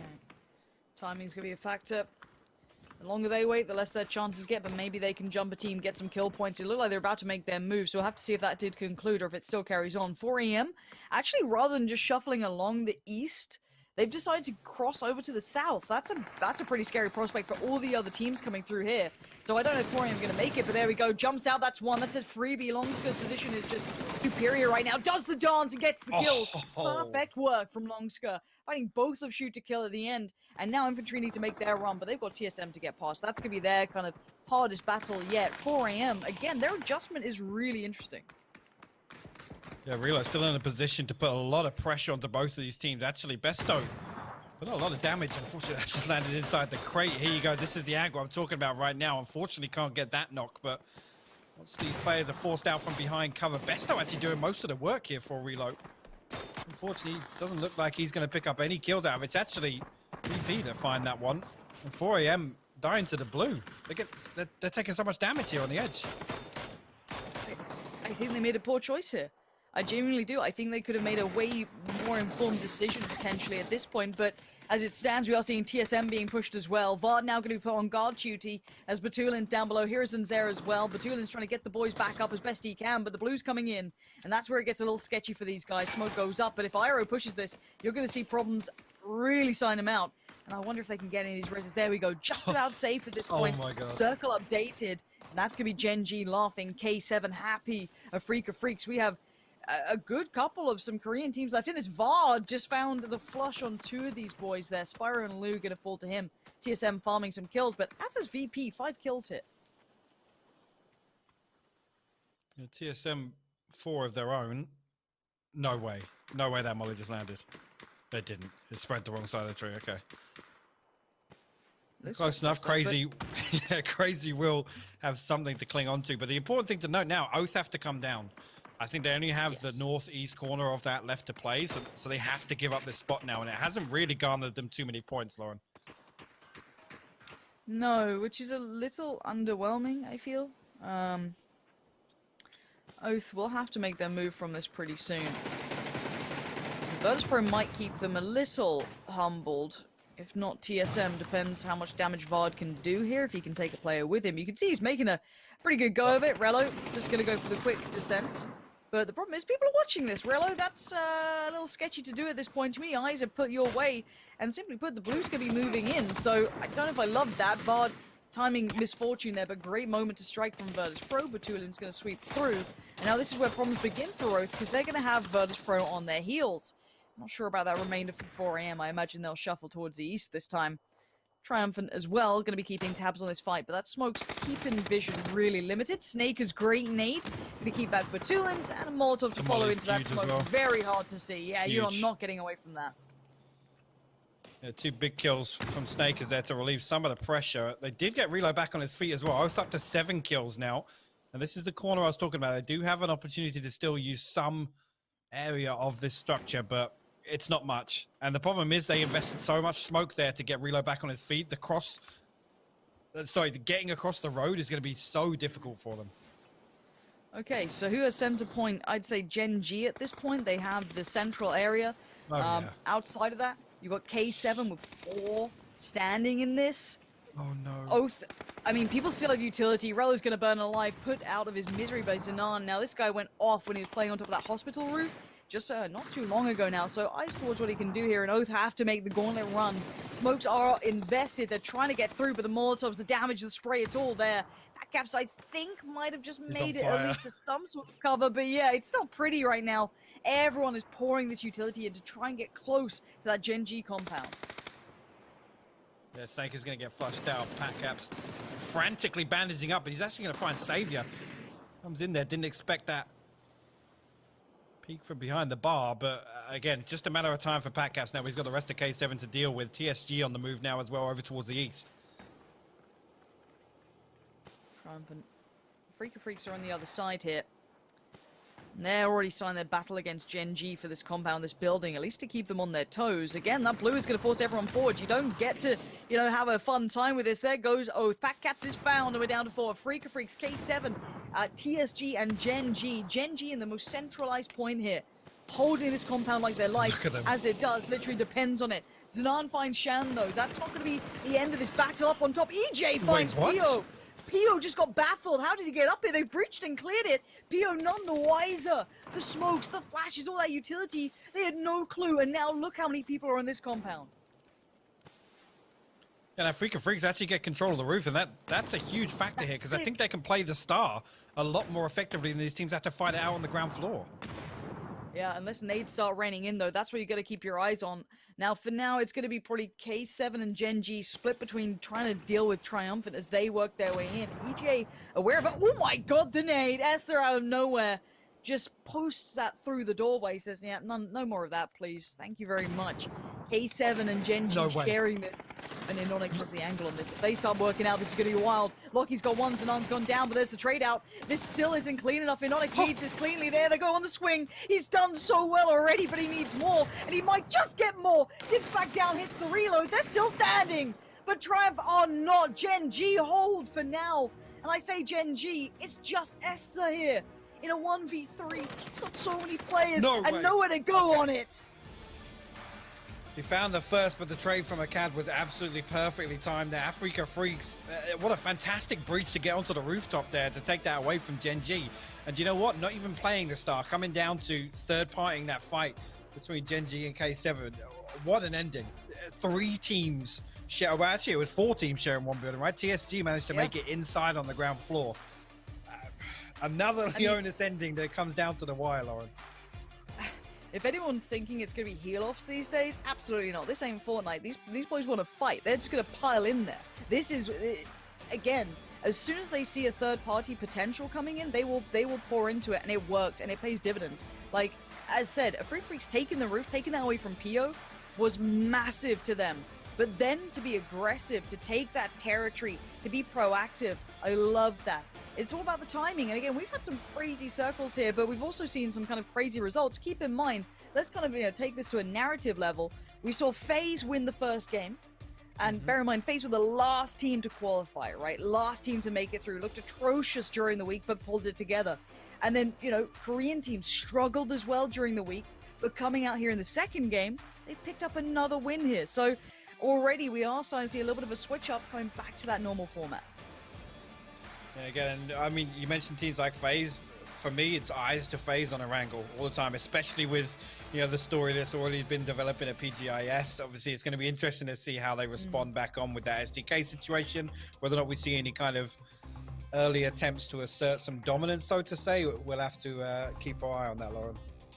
Well, look, I'll be keeping my eyes on it, but what I want to see is how the desk is enjoying the Los Leones circles we've had here on Miramar. James and the gang, how are you feeling after that?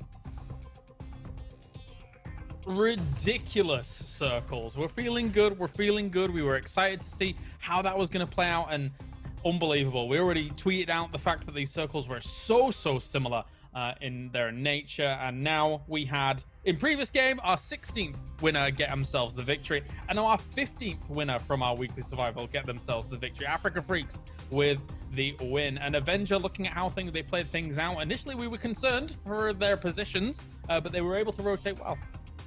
Yeah, so last game we gave them a bit of flack for being the outside, the furthest and the most outside peel of the apple. But here they played it extremely well. They timed it nicely. They rotated back once it was a northern shift.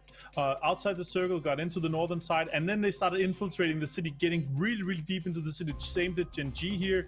And the kind of what you want to see from a game like this, where you have similar circles, is who continues to do well again and again in similar circles. Like you kind of learn from your previous game. FaZe unfortunately didn't manage to get a good game in this one, but Gen G, they had 2 second places now back to back, so learning and kind of replicating what they did in the first game and doing extremely well is really good to see. I'm having high hopes and high expectations of these guys so far.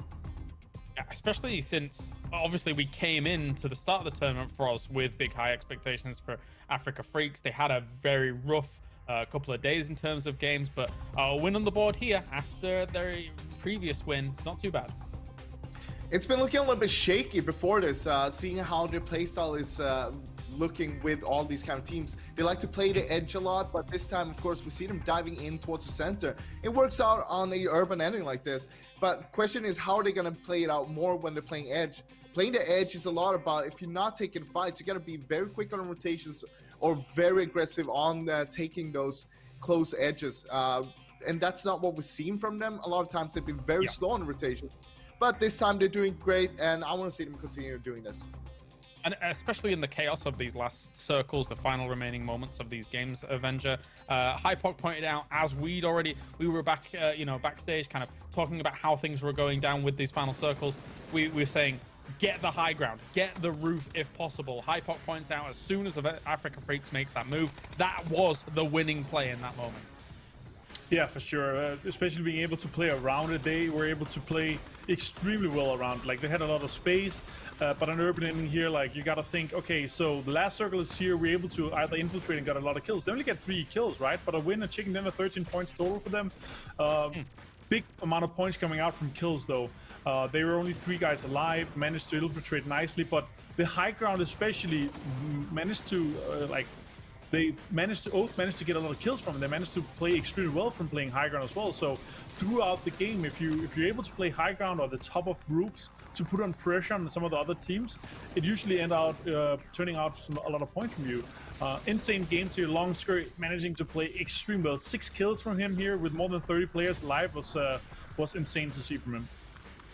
Talking about the high ground there, of course, Africa Freaks, when they have that rooftop, you have Gen.G, you have TSG, you have K7, they're all fighting in the bottom against each other. So it's obvious going to be really good for Africa Freaks, but they're not getting the kills. And of course, when we talk about high grounds, we cannot not talk about Oath. Once again, they getting that high ground early on in the construction, making sure that they can shoot at everybody. And this is something we've seen them try to do in Erangel as well, trying to take those kind of towers, the watchtowers that is like a flat top by Water Tower and stuff like that. They want to take this. This is kind of their style. They want to take the high ground. They want to shoot at everybody. They want to get the kills, and they're doing a great job doing that so far. Yeah, indeed. Very, very nicely done by them. But in the end, Africa Freaks comes out with the big chicken dinner. Gen.G was yet another team that was up towards the upper echelons of this table here, Avenger. And it's the second place after previously getting a second place. And Gen.G is looking on point to start things off for the day. Yeah, they are. I'm happy with that I cast one of my votes on them, to be honest. They're looking extremely good. Also, I think, not being 100% updated, I think with that amount of kills and that amount of placement they got, I think it was 9 and 8 kills that they got in those 2. It's actually kind of insane. So them being that many points back to back is going to also back them a lot of points, because Gen.G didn't get that many kills in the first game. I'm going to say one of the winners coming out from this game as well is K7 Froz. With their position, how they were able to hold that down. 7 kills going their way as well. We saw them getting their first win on Miramar in an urban ending, close, similar to what we saw here, actually.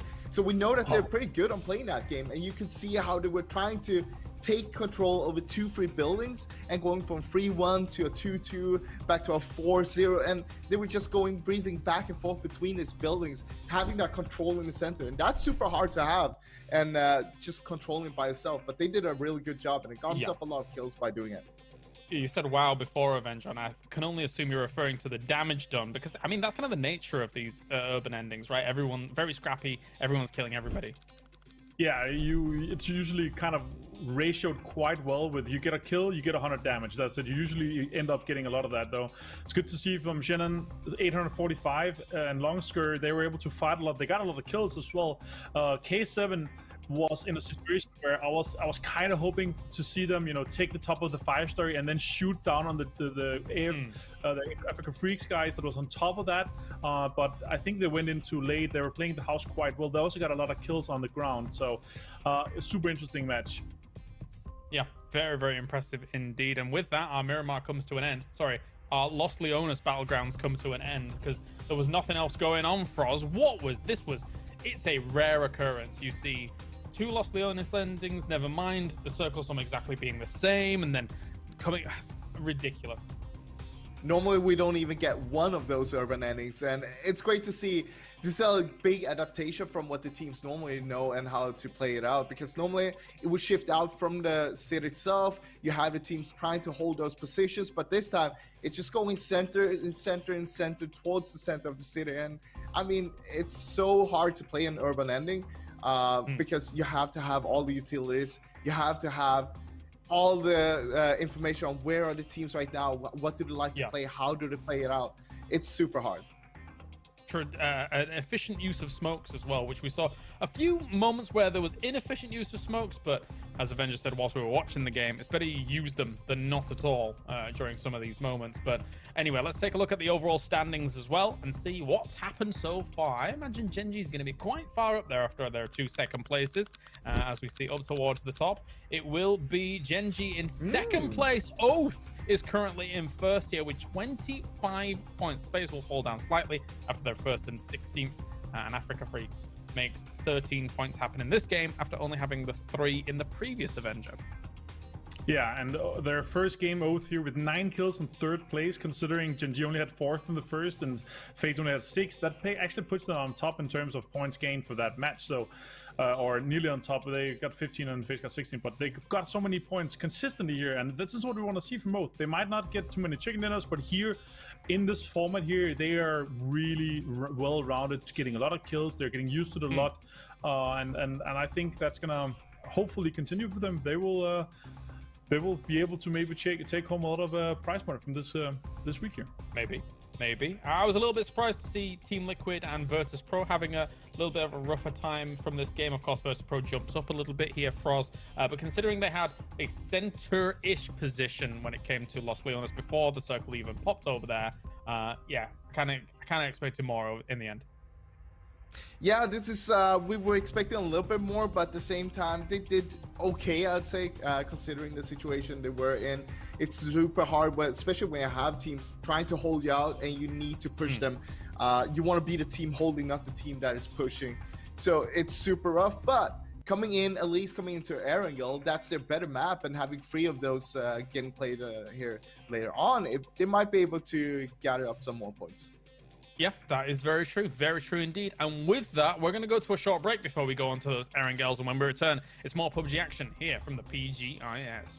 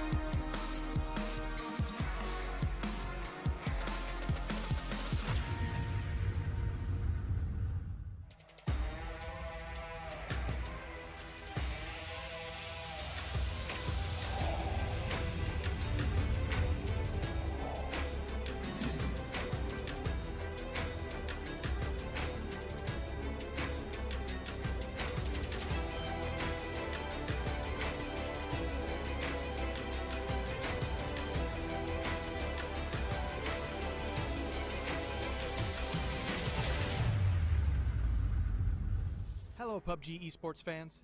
The PUBG Global Invitational S, our biggest tournament yet, begins in February. With a tournament this big, there's a lot to take in. So let's take a look at the format and rules of PGI.S 2021. PGI.S's main event, the weekly series, will be held for a total of 6 weeks starting from February 8th. It is divided into the weekly survival taking place on weekdays and the weekly final held over the weekend. Unlike the previous global tournaments, points are not accumulated week over week, giving every team the same fighting chance each week. Weekly survival features 16 matches held across 3 weekdays. The goal for teams is simple: win a single chicken dinner. Once you win, you stop playing and move on to the weekly final. The next team on the waitlist takes your place and a new match begins. This list is determined by ranked decision matches to decide the order our 32 teams participate.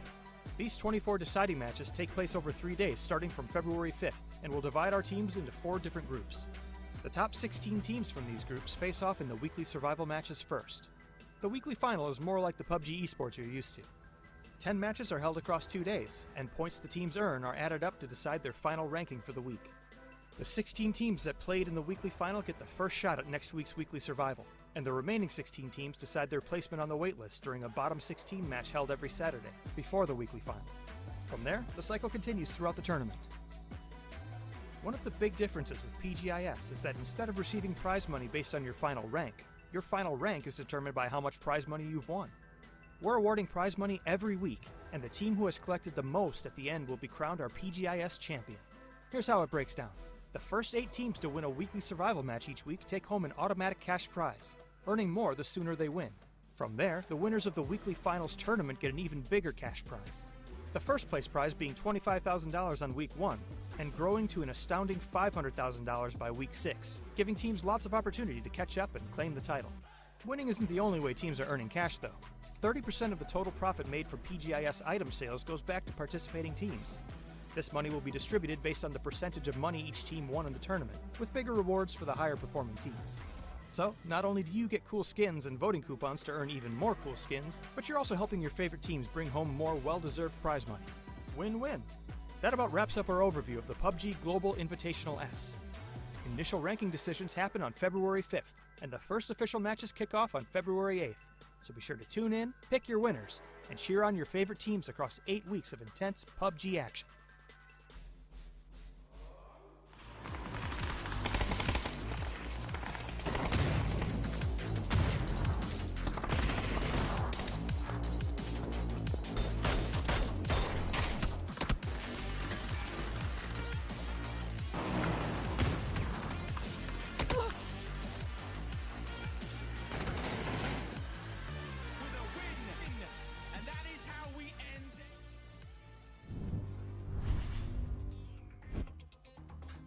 Welcome back to the PUBG Global Invitational S, as we have 3 more games remaining for the day, and it will be all on the grassy pastures of Erangel. It's going to be a good time. We've already seen 2 ridiculous endings from our Miramar games, with urban shenanigans abound. And you know what? Let's hope for a Yasnaya, a Georgia Paul, and a Pachinki ending, because why on earth not Avenger? I know you love your urban endings. Yeah, give me some Yasnaya endings. I love that. That's home turf for me right there. Also, extremely rare. More rare than Los Leones circles. It usually always ends, you know, on the east side of it or north. Super hard to play as well, actually. Speaking of another town, Milta, we do have to address this before we actually get into the full proceedings on Erangel. It is no surprise and nothing that comes as kind of a shock to people that there may be a little bit of bad blood coming into Erangel's shoot to kill going up against FaZe. They didn't want FaZe to be qualifying through into this weekly final, but here we are, Froz. There is the potential for some action going down between the two. Seeing the results from the previous 2 games, I doubt that SDK will be dropping there in this game.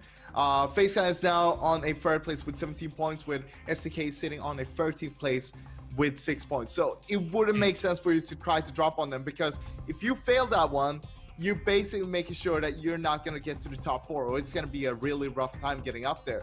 But SDK, of course, they would normally drop the Yasnaya, and this time they don't have LG Divine in the lobby, so I think that they're just going to go back there. They're going to take the town for themselves and not going to have any problems up there.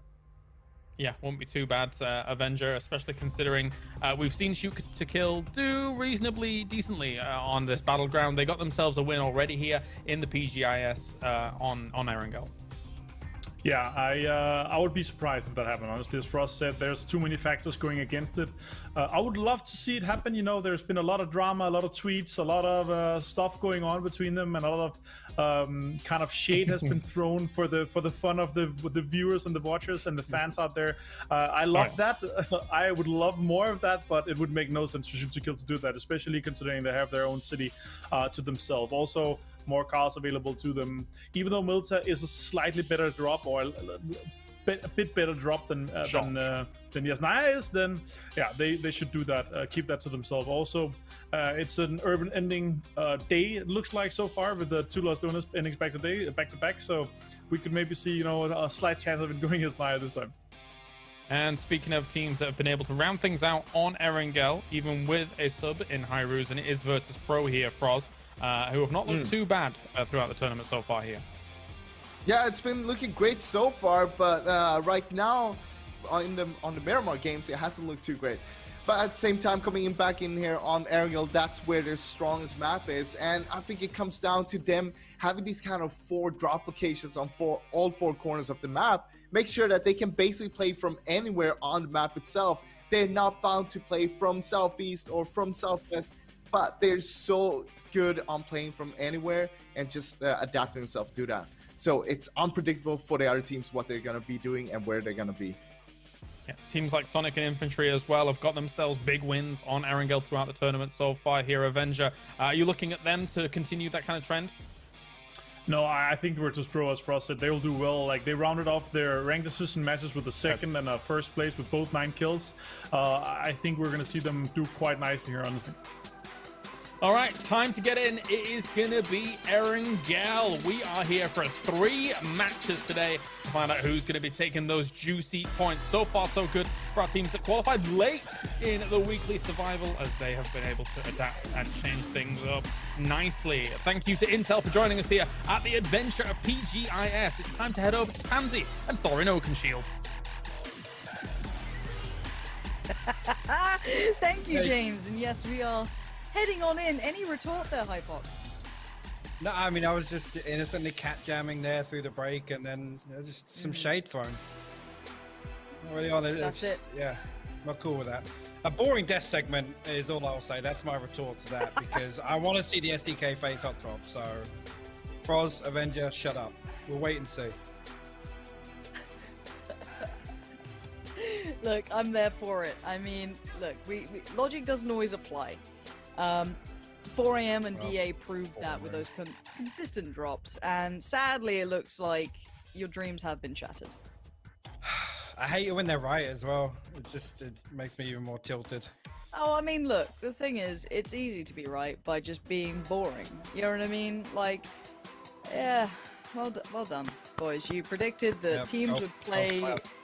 Yeah, well done. They played a standard boring game. Well, you know, it must be hard. What? Regardless, ooh, Vardy.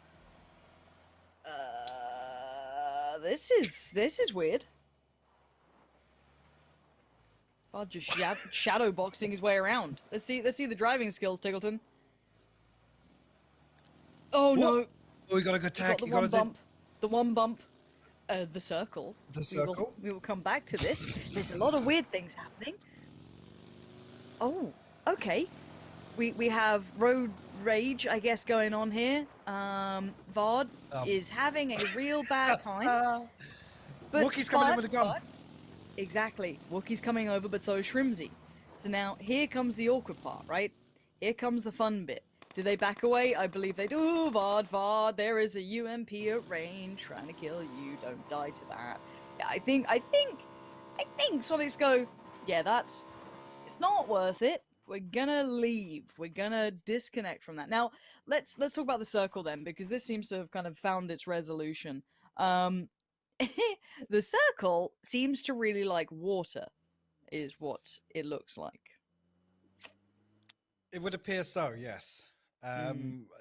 I've only covered one Primorsk ending. I think the furthest southwest I played in a competitive game, and ended up on that shack kind of opposite the crossroads. Yes.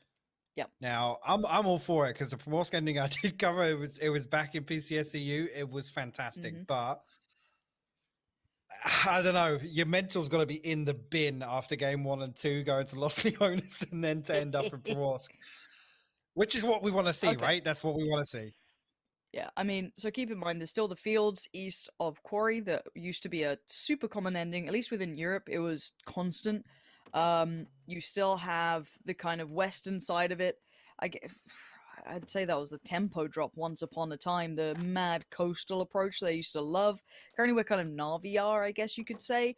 I've seen a couple of shacks have an ending out there. You've got the swamp in it. I think you've got God Compound in there too as well. So I mean, there's a lot of area within this that's had a good couple of endings.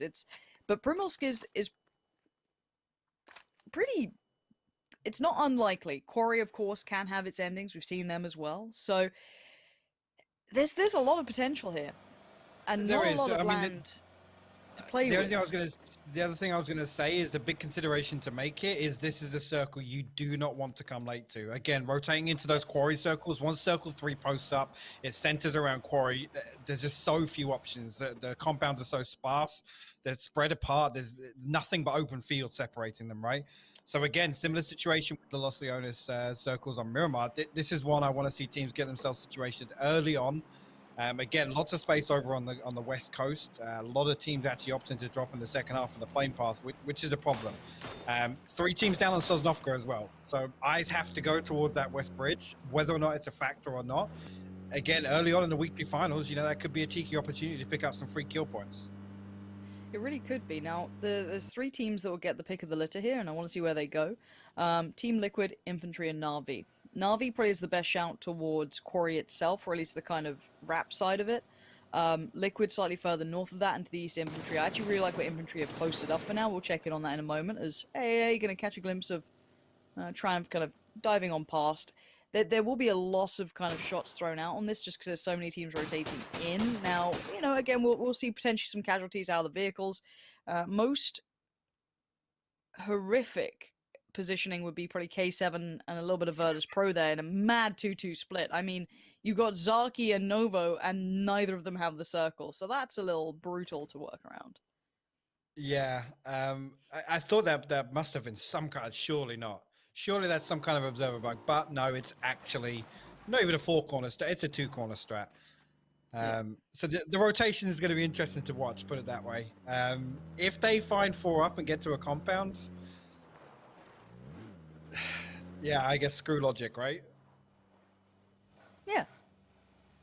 Fair play. At the moment, I'm looking at the next teams to probably join. You're going to have Furia and Gen.G, as we're seeing, kind of heading from the north in, kind of past Swamp. Compound just kind of southeast of this, beyond the radar tower and what have you. You're going to have TSG kind of pulling up at some point. We saw them catching some shots from AAA, but none really like landing enough to kind of write home about. So next, I think, are on the move as well, and I'm waiting to see where they head towards, considering them and Liquid could potentially clash if they go for a very similar compound. Outside of that, though, Shoot to Kill are going to be moving into. This is going to be, okay, so we're going to look at the land grab here. So TSG went further south, Shoot to Kill are waiting down there by the ferry pier, and Sonics and Liquid are right on top of each other, but again, this is a shareable area. There is plenty of small compounds to still play with. Some of them less prime than others, though, so we'll see what they go for. Infantry on a bit of a split, too. They still have players on the south side of that road, so I'd almost want them to go towards 9 at this point and just kind of solidify that compound, but I understand the logic. FaZe on the move as well with the Freak of Freaks here. Actually, crossing each other. Gustav actually going to pull up, but next to the tree, going to get the initial tag. Hikaru got to be careful here. Ansia actually going to find the opening to Gustav out of the vehicle, so FaZe got to be careful they don't take any more casualties here, or at least they got to make it worthwhile. Cad now. He's going to pull up, pop a flash out. Uber's down to about half HP, so, and there you go. Hikari actually going to follow up with a nade, so things just not looking good at all for FaZe right now. No, and this is probably going to be, if anything, a lucky survival from 8C, just because he gets out, gets a vehicle, and leaves. Gustav's been having a nightmare so far. FaZe have come in cold, it looks like, today. They are not firing on all cylinders at all. This has been very mild overall. This has not been the FaZe that, garners attention But yeah, Gustav's performance so far, I don't think he's barely been playing past like the 15-minute marker, 20-minute marker either. He's really been struggling on this one. Outside of that, though, the rest of the teams are going to start joining through, looking towards the likes of TSM, 4AM, K7, the teams that were further away at the start, of course, starting to make routes in. I still towards Virtus Pro, of course, they are the furthest out. Dems here just going to send some shots down range. Nothing really coming for it. A couple of tags here and there, not even costing much in the way of utility or anything to be invested. Gen G going to get the information on TSM approaching. That's going to be Wookie Bookie leading the pack here. They'll be able to find whatever they please. Could slot in on the western coast if they fancy, or try and head further south, maybe following along what Furia were trying to do. And there's Oath making their approach. A bit of a dangerous one. Keep in mind, infantry are well positioned. Yeah, kind of running the gauntlet there. I'm surprised they haven't taken a knock on the way in, but how much space in front of them and how long that lasts is another question altogether. Pack Caps actually hopping out there. I'm not sure if that's a fuel problem or what, because it's not a great place to stop. Yeah. Maybe running out of fuel. I'm trying to think of where Oath started to get to this point and On run out of fuel, Millibase, literally in Millibase. yeah, I guess. Maybe that's pretty unfortunate if that's the case, but no matter which way you cut it, the Longwoods I like late game. I think they're really viable. I don't like it early game. It's too open to too many of these compounds and areas that are still super playable. There's 80 trying to make his last stand and try and just play survival if he can. Probably just try and center up somewhere, find a little compound, keep his head tucked down, maybe live in the shadow of Na'Vi in hope of keeping him safe.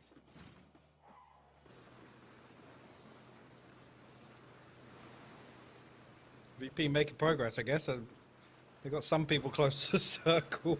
Spyro and Naruzan actually finding landfall over here. This is on the northwestern side of Sosnovka, actually. So coming to pick up his teammate, and here's the other half of them. Now, I'm intrigued. I am intrigued to see if there is an attempt to regroup and where it will be. Circle's going to be a little bit of an issue. Actually sends us up quite nicely towards Quarry. So Primorse becomes almost a super low % chance. And again, people questioning kind of why we're a little critical of FaZe throughout the entirety of this tournament. Not just today. They have not been the FaZe that we're used to. They have been hot dropped. To be fair, that has probably put them in a bit of a problem, and luckily we're on board with shoot to kill. But qualifying in that last chance, that last game to get to the weekend's games, and during those it was very hit and miss, very unpredictable, very up and down performances. As said, FaZe are not in their usual form for me yet. Now, whether or not it takes a little bit of pressure to make them turn up, who knows? But I think anyone who's been watching the entire tournament can definitely say it's not been a FaZe Sunday. So, anyway. Outside of that, we have to look at the rest of VP, still working forward. Of course, this is the southern portion of the weirdly mad 2-2 split. That's going to be... yeah, they're just going to be taking their time. I guess it's Batulins and Lu that I'm looking towards as finding a long way in. I guess the north's pretty sparse, so they can just slot in, but it's, as you said, these circles are not kind to late game edge play. This is one of those that really favors those who center up early. Lose again, like you said, they got all the time in the world now to scout this out, so expect them to just leapfrog their way into this circle. Obviously lots of obstacles down on the west side. Actually, I'm surprised nobody's really set up any sort of roadblock along the west side. A lot of teams actually favoring to come a bit closer towards Quarry. Again, the win condition for them is really carving a path in these first few circles and finding a compound they can hold on to. Furia got themselves compound directly south of God Compound, or southwest technically, I guess. And Na'Vi spread pretty far across Quarry. So this is always the problem for one of these Quarry teams, right? Is how easily they're able to kind of prevent any other teams coming into this, because you can't share Quarry. If you want to kind of garner any kill points from a game like this, you can't have another team pressuring you. And right now, Na'Vi kind of splitting 2 on the west side and 2 on the north is the right play, but it leaves that eastern side vulnerable. I agree. I'd say the one thing with Quarry is you can be crept up on a little bit, and if the strain becomes too much, it gets really tricky to hold in a wider split. It is defendable, but as said, with the kind of tiered approach that you can see just on the kind of outskirts there of the lay of the land, you can creep up on that. Now, no team's going to do that right now. There is no value to it as it stands unless it's desperation plays.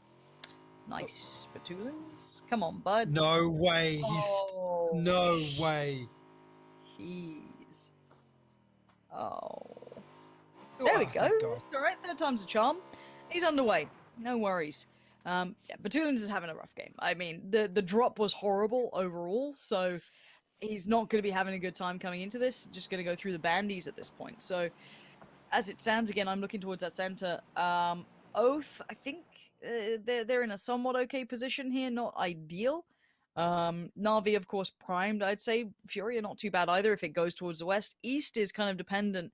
I like Infantry's position still, I really do. Liquid sitting in a decent enough spot if they get some breathing room away from Sonics, who've been kind of hot on their heels a lot of these games.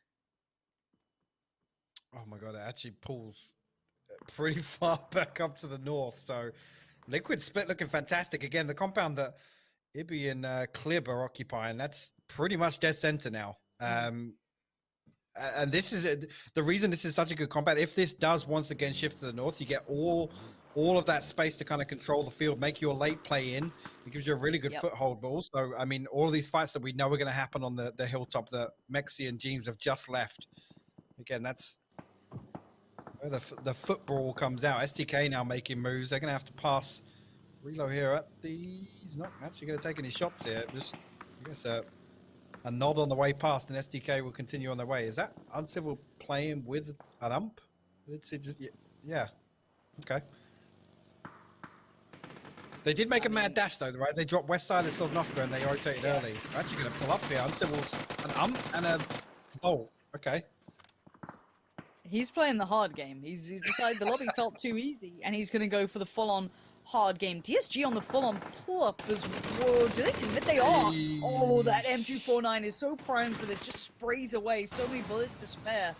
And 5.56 going to do well at this sort of range, just happily tearing into the opposition. But a couple of players made it towards on foot, so Ibi's now going to be a little bit careful. They are going to be playing on the outskirts here, and how long until other teams potentially can see Triumphant as well? That's what's in the back of my mind. Teams could be watching this if they do move into a better position, but Jeems is now in a little bit of trouble, but he's going to keep himself safe. Some good nades, and already you're going to see the next pull-up coming in, sending that car further forward.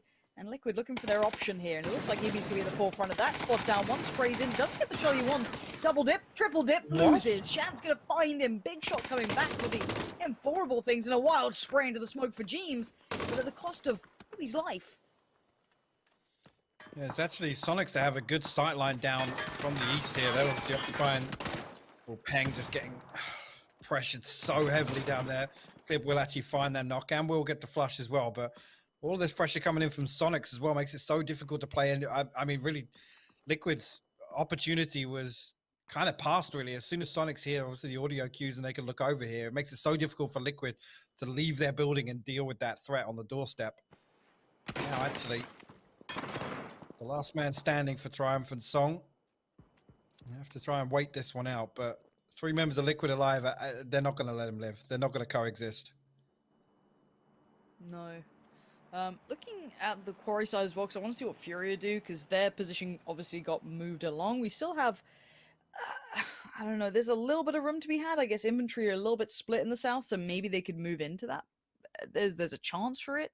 AAA out here on the east as well, near a Freak of Freaks, kind of holding a slightly more centralized or further in position. Southeast move. And, well, okay, this is good positioning still for Liquid, even after that little bit of a scrap. 4 a.m., quickly in the vehicles, heading over, nice and fast as well. But Shoot to Kill have held this area. They aren't ideally geared, but this is more than enough. A barrel sitting with a mini, that's pretty much primed and ready to go. The spray's pretty decent, but the return's even better. Blue is right there and going to continue forward forever. That is madness. 4 a.m. Pull up in style, Shoot to Kill. Dead and gone, at least the team that was towards the top end. Uncivil's going to have to push up with Purdy Curdy. He's got a UMP, so this is going to get horrible for him to try and make work. Yeah, it's such a horrible push as well. If Gen G or Oath catch any vision on this, it's not good for Curtin Uncivil whatsoever. Well, I'm kind of solidifying a really strong position now. This is the sort of spot I was talking about. This now becomes a football for any teams decide to try and get towards that hilltop. I'm not really sure of what SDK's next move should be, to be quite honest with you. But I don't like the fact they're going to occupy the low ground. Furia, Trying to get round on the south side of Quarry now. They've got Oath to worry about, and anybody over to the east side. You can see just on the mini-map a member of infantry coming over this way. Again, this is what I mean. These crosses in the open, the later you leave it, the harder it gets. Moment. Gen.G on the move. They're looking for their next spot. Coming on that western side. Already know the 4M's at the top of the hill. But outside of that, this is outside of the circle. Zanan's nade going to find Vard. And he wants to try and get the flush on that. The rest of TSM might have to leave old Vard behind. Oh, dear. That nade looked like it was going to flush him completely at that point. Just right next to him. But he will bleed out, and TSM will have to make their move elsewhere, continuing clockwise around the circle. Actually heading pretty close towards Virtus Pro, who are just making their entryway towards a new circle. A VP4 yet? That's the real question. Is TSM actually going to pull right up on the underside of 4AM and in full view of Liquid as well? You can see him taking a lot of shots. Actually going to find... What? He found a second as well. Got V and Forever down for 4AM. This is huge from Kerr. Actually, this brings an even fight between 4AM and SDK if they decide to push that. I feel like 4AM, knowing how they play, will try and push this. They are not going to leave that unanswered, but how much do they commit to it? They've got problems everywhere now. Gen.G's not too far away, but Gen.G are dealing with their own fight against K7. And Loki's in the middle of the field. He's got a bit of a dip to work with, but it really ain't much. And yeah, as you can see, Loki is dead and gone. S is now pulled up in the vehicle, but a pretty open position. Going to try and depend on the car to keep cover. Good little underhand nade. Gets some good damage. He needs to come by his side. Essa get to work, but 4AM from afar. Destroy the plan. Destroy the theory. That could have been 2 big kills coming in, but no. 4AM making value out of very little. Pio struggling to land any of those shots to finish off. I think that was Lockslock there. Look at this now. The situation to the south of this as well is what I want to see. Crazy actually still sending shots over elsewhere. He's got to worry about this threat from SDK, but Navi and Oath getting into it over on the edge of Quarry now. Casualties on both sides. Snakers actually loses that one to the tab, landing the headshots. Actually, from the grave, yeah. Snakers actually, his nade was perfect. They walked right on top of it, so Reload going to be able to reset and get both of these revives. But time not on their side. Now, a name we haven't said too much for a very... backhanded. Swift little backhand. No work for UPO. A name we haven't said in a while is Sonics. Now, they're finally getting pulled up on. Trimsy is here. We do have another player with him as well. He's not alone in this. But as you can see, Freaks are right on this compound. H-Win going to dive over here, try and provide some support. But Trimsy's burning, and he's in so much trouble. He needs to med up here. And if he doesn't get it off in time, he might be done for. Liquid hold on for now. They wipe out K7. You've got players swarming your compound. Tiggleton, H-Win, they're all there, backing him up. Hansi, though, finds Mime, though, just trying to play it on the kind of rooftops, trying to keep a bit of vision. They don't want to share this compound, but they might just have to. Forced in this scenario. Mime looks kind of dead here, I'm not going to lie to you. I don't know if they can pick him back up now. Shrimsy was considering it, but they've lost all vision on the outskirts. And look at EJ's off angle. That is massive from him. Yeah, it was actually one of the members of Africa Freaks, I think, that got that flush there. I'm sure I didn't quite see it in the kill feed, but elsewhere, infantry now, just these scrappy fights as the hilltop I was talking about now. It's just a set of duos. Boliang actually going to fire the first and the second there. Attack all around will fall, but SDK going to get some good information of exactly where infantry are situated now. I'm surprised, actually, SDK were able to bypass both 4AM and Furia to get to this spot. And here you go, Uncivil will actually show his hand here. He's actually got a decent spray on, can't find the last bullet there. Longsker going to shut him down. Yeah, red dot's all he needs on this one for Longsker, feeling alright, but Buddy Curdy's been wild. Kurt's been really going off so far. We saw those couple of kills come through, trying to merely stay alive at this point, but he's got problems aplenty. Infantry on his heels, and it's Furia popping shots across. They just got the flush on Uncivil as well. So, again, kind of Buddy Curdy's going to have to just play this as best he can. You can see the smoke wall going up. EJ's getting a little aggy here, getting a little bit pushed forward. Freak's going to push this. Let's see if Sonics are aware of what's on the other side coming their way now. Hickory kind of keep a little bit of an angle on the window, ensure no one can peek back in, but they've got a nade and they're about to post this one through. Does Shrimsy survive? Yes, fine. He's okay still. Tiggleton still on his toes as well, trying to keep mobile. Hickory, though, is going for a look. That's where they got the knock on towards Mime, so this could be a really nice play from Hickory. Mollied it out to allow him to get this further forward. No shots in the back yet. This opens up an opportunity. He wants to keep them under wraps. No, Tiggleton! Big turn from him, keeping control of the compound. Hickory, that curiosity, is going to get him killed. And now Afrika Freak's a little worse for wear. And maybe Sonic's trying to exploit this issue, but there's a time limit on that. They're only got 3 players standing. Yeah, I think actually just having a flick through the Sonics boys there, not an awful lot of utility in the form of mollies and nades to really stop this pressure from Afrika Freaks right up against their building. Tiggleton taking a little peek out the upstairs. But nothing really left except for some smokes. EJ gets a decent angle through. Shrimsy going to take a lot of damage once again. I think actually, in terms of the war of attrition, it's Sonic's losing the most in terms of equipment. Their armor getting battered, maybe some headshots getting traded out as well. The thing is, Afrika Freaks have the numbers advantage here also. They do. Clear. By the way, Liquid have been popping off quietly in the background. They're clearing out the compounds, they're holding onto it, but we want to keep on board with this fight, as it looks like they're going to try and meet in the smoke. H-Win's isolated one quick flush as well. Dips back into the other and keeps them guessing. Drake comes out, Tiggleton goes down. There is not without an answer, and sadly, for Sonics, they are a man down. They have lost out on another, and look at this. You can't see a thing. Yeah, that's it. Oh. He found both spray through the from under the smoke. stairs. Straight up Harry Potter finally lashing out. He's been living under those stairs for years. And there he goes, just straight up murdering people. That's how Harry Potter goes, right?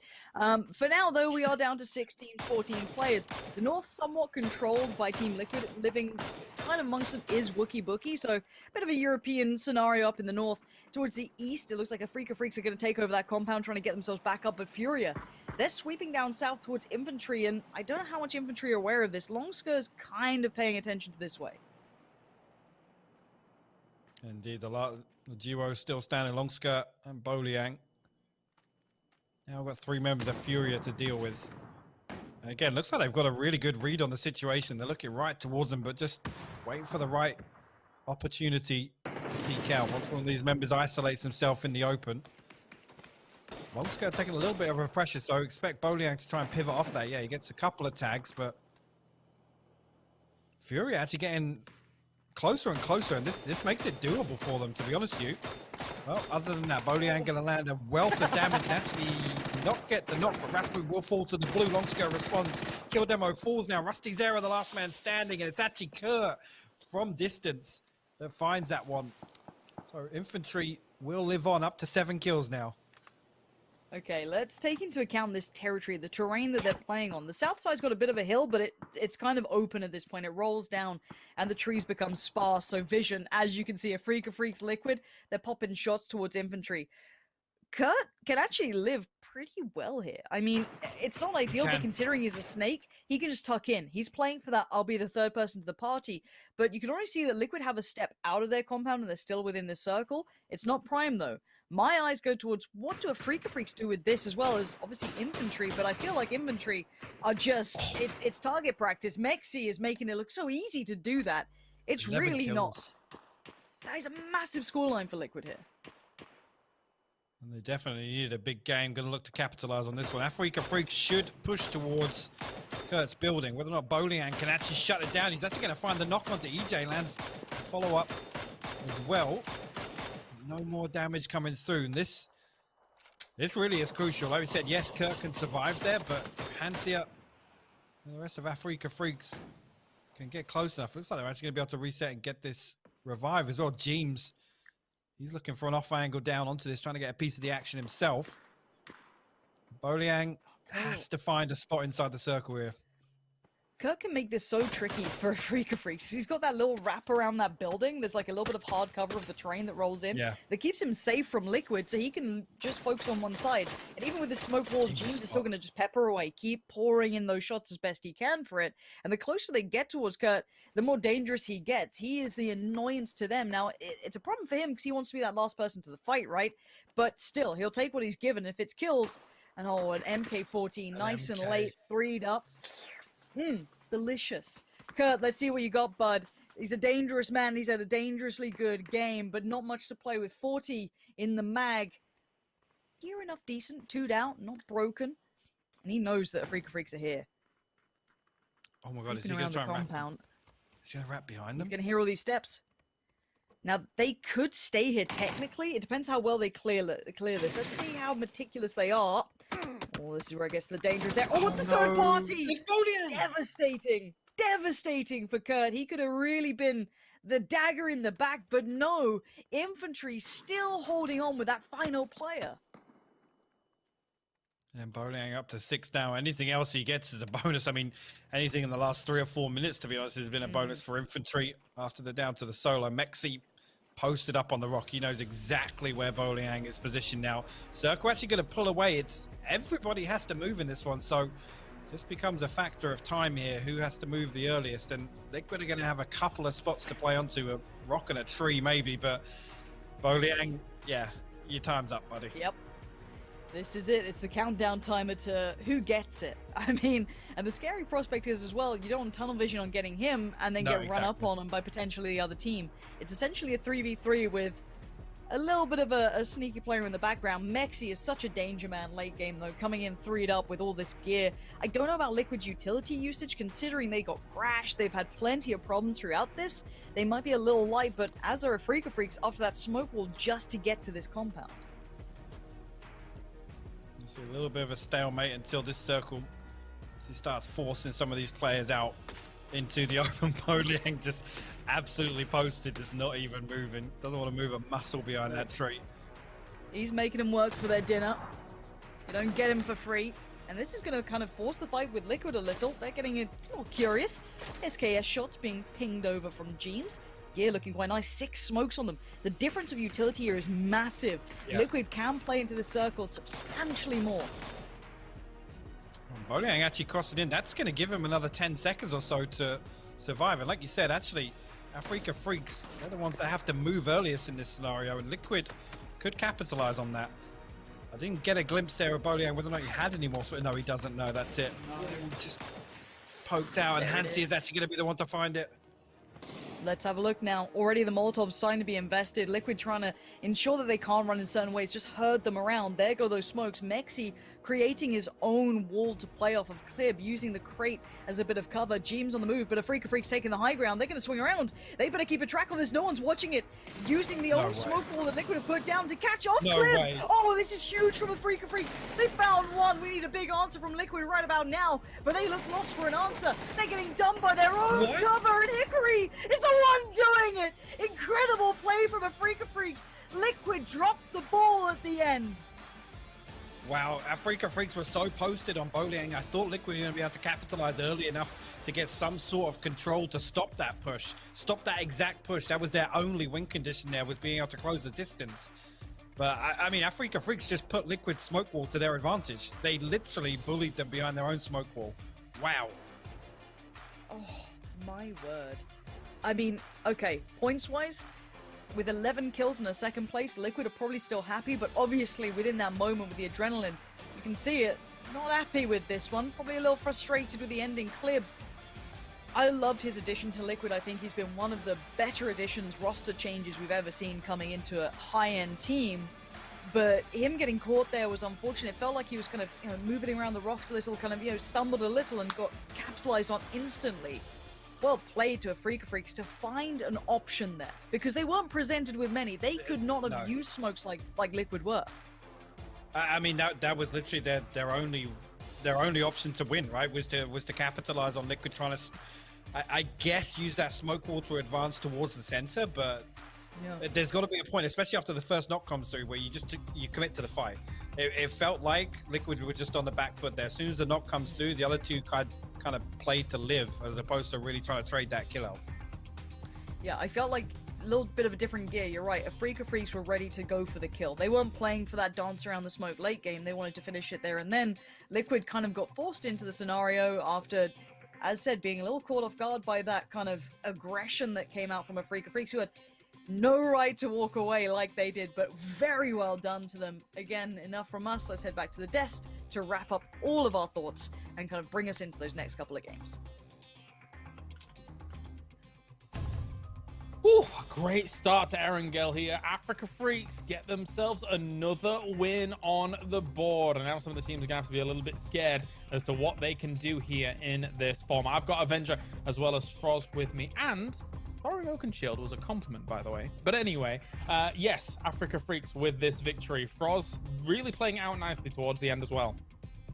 Yeah, I gotta say, like, I think like Liquid actually helped them with the smokes there, because you saw how close Liquid put the smokes to them. Africa Freaks, they took the advantage of that. They just moved up super close, and what you want to do is, if you have the smokes further towards Africa Freaks, it's gonna be harder for them to push in. But yeah, them playing out really nice. I really like how they were not just waiting until the blue was on top of them, which is something we've seen a lot during the ranking games, during the weekly survival. This time, Africa Freaks is super more active, and we saw how they were pushing Sonics, for example, before the blue hit them and stuff like that, getting the control over that compound and moving in from there. Yeah, very nice, Avenger. I know that you don't have them in your pick'ems, so you're happy but also sad. I'm happy for them managing to get back to back here in just 3 games. After, you know, a lackluster of kills here, they get 11 kills in the lackluster of games, like kills in the previous game, but a lot of kills here in this one. Sad to not have them in our games. They disappointed me, I will say, in our ranked decision matches and our honestly, but here coming in playing this well, super strong performance. They're gonna do well for the rest of the one. Already having a good lead already with this, also managing to get into the circle quite nicely. Like the decision making throughout the game was quite well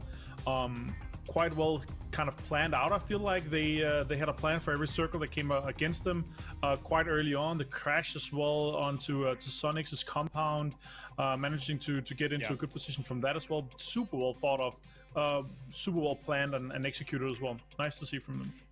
Yeah, a very important crash onto Sonics, which eventually kind of yielded them the winning position here for us to eventually move away from it.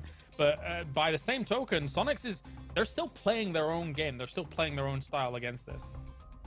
Yeah, I really like how they were playing that. When Africa Freaks actually crashed them, instead of them trying to group up and getting pressured by AF, they were trying to take more space, make sure that they would not get pressured into the top of the building, because when that happens, that's when all the utilities would just drop in and you'll just drop dead.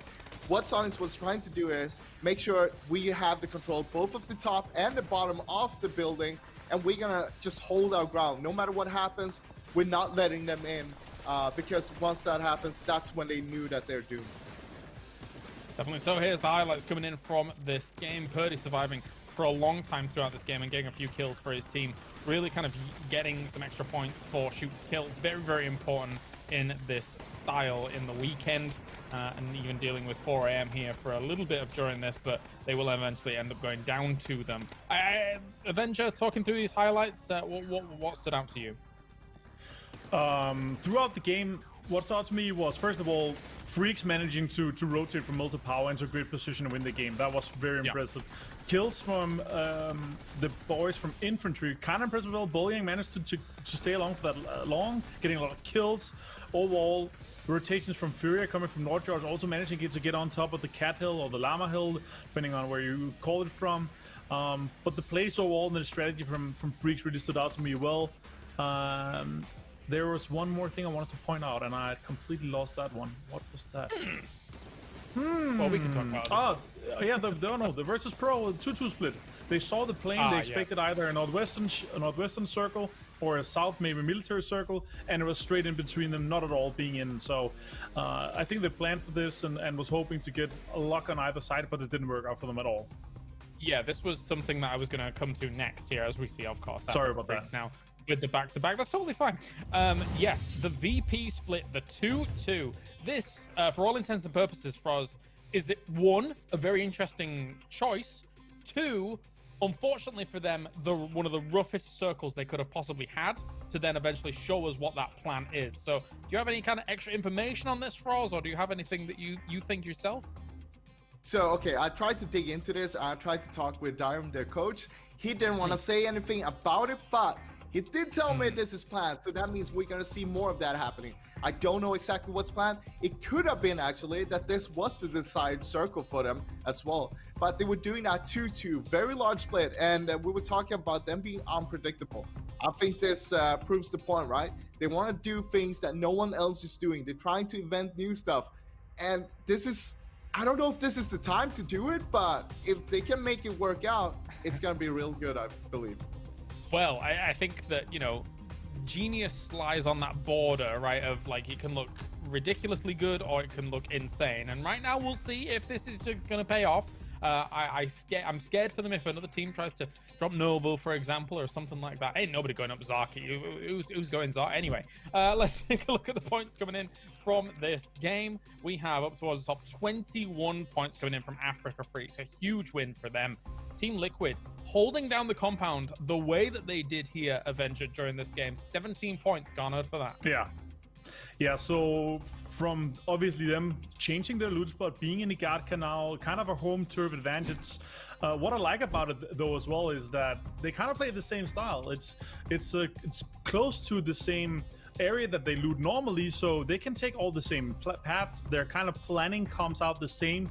Usually when they have a neighbor in Gatka, that neighbor usually plays slower than what they usually do from Pochinki, so they don't need to change too much. So this Gatka drop here is actually really good. I love to see it. And also Clip, 5 kills, Bolyang 6 kills, really nice games from them coming over here on rank. Bolyang was popping this game. It was very cool to see. Actually, I just want to come back to that point that you were making for us about, like, you don't know whether or not this is the best time to try something like this for Virtus Pro. Surely on the global stage in a 2-month-long tournament, surely this is one of the better times to try it, right? Because this week is not as big as maybe like the later weeks and stuff like that. Do you still think, like off the back of that, it's maybe not the right time, or? It all depends on the execution itself and how much they actually practice this, because this is probably not something they practice in the scrims. I haven't seen it in the scrims. I haven't seen it in any official games. So coming into this is something they've been theorizing about, that this might work, but there is too many question marks right now. What are they trying to do? When do they want to do it? Against what teams are they trying to do? Okay, fair play, fair play. Let's take a look at the schedule then. We have 2 more games coming at you for today with 2 more Erangels. Good times, and Africa Freaks so far is owning the Miramar and Erangel to start things off. This is a far cry away from what we saw in our ranking decision matches and coming into our weekly survival. So maybe they are popping indeed, as we see them with a 10-point lead up at the top, Avenger. Yeah, you said far cry, but I'm just crying right now. I don't have them in the pick'ems, and they're doing extremely well coming off that they didn't play that well in our previous matches. So I'm just conceding. No, I'm happy to see them up there. They did extremely well. Oath as well, a team that managed to frag out and like follow the meta that is now in the weekly finals here. Same for Freaks, like they're fragging out, they're doing well. Strategy is turning out well for them. They can do well even if they have 3 players live in the late game. And their decision making throughout here is very fitting for how the meta is turning out to be in the weekly finals. And for Sonics, I mean, it's I say it's almost a far cry from what we saw them in the start of the tournament. In the stages that we've had here so far, for us, reseeding, Sonics top. Weekly survival, Sonics top. Now, 10th place after 3 games. Not the best of positions, but, I think we're expecting a bounce back. Yeah, so looking at it, it seemed like they had a really good start. All the other teams are kind of catching up while they're staying on the same kind of barrier where they've been from the start of the tournament. So they gotta make sure that they start getting new stuff going on, not being predictable. They want to be towards the top. You gotta invent more stuff, just like VP. And I feel like that's what they're lacking right now. People are starting to read them, starting to know what they're gonna be doing. But will it pay off is the big question. Coming into our penultimate game of the day, Avenger, any final thoughts before we head in?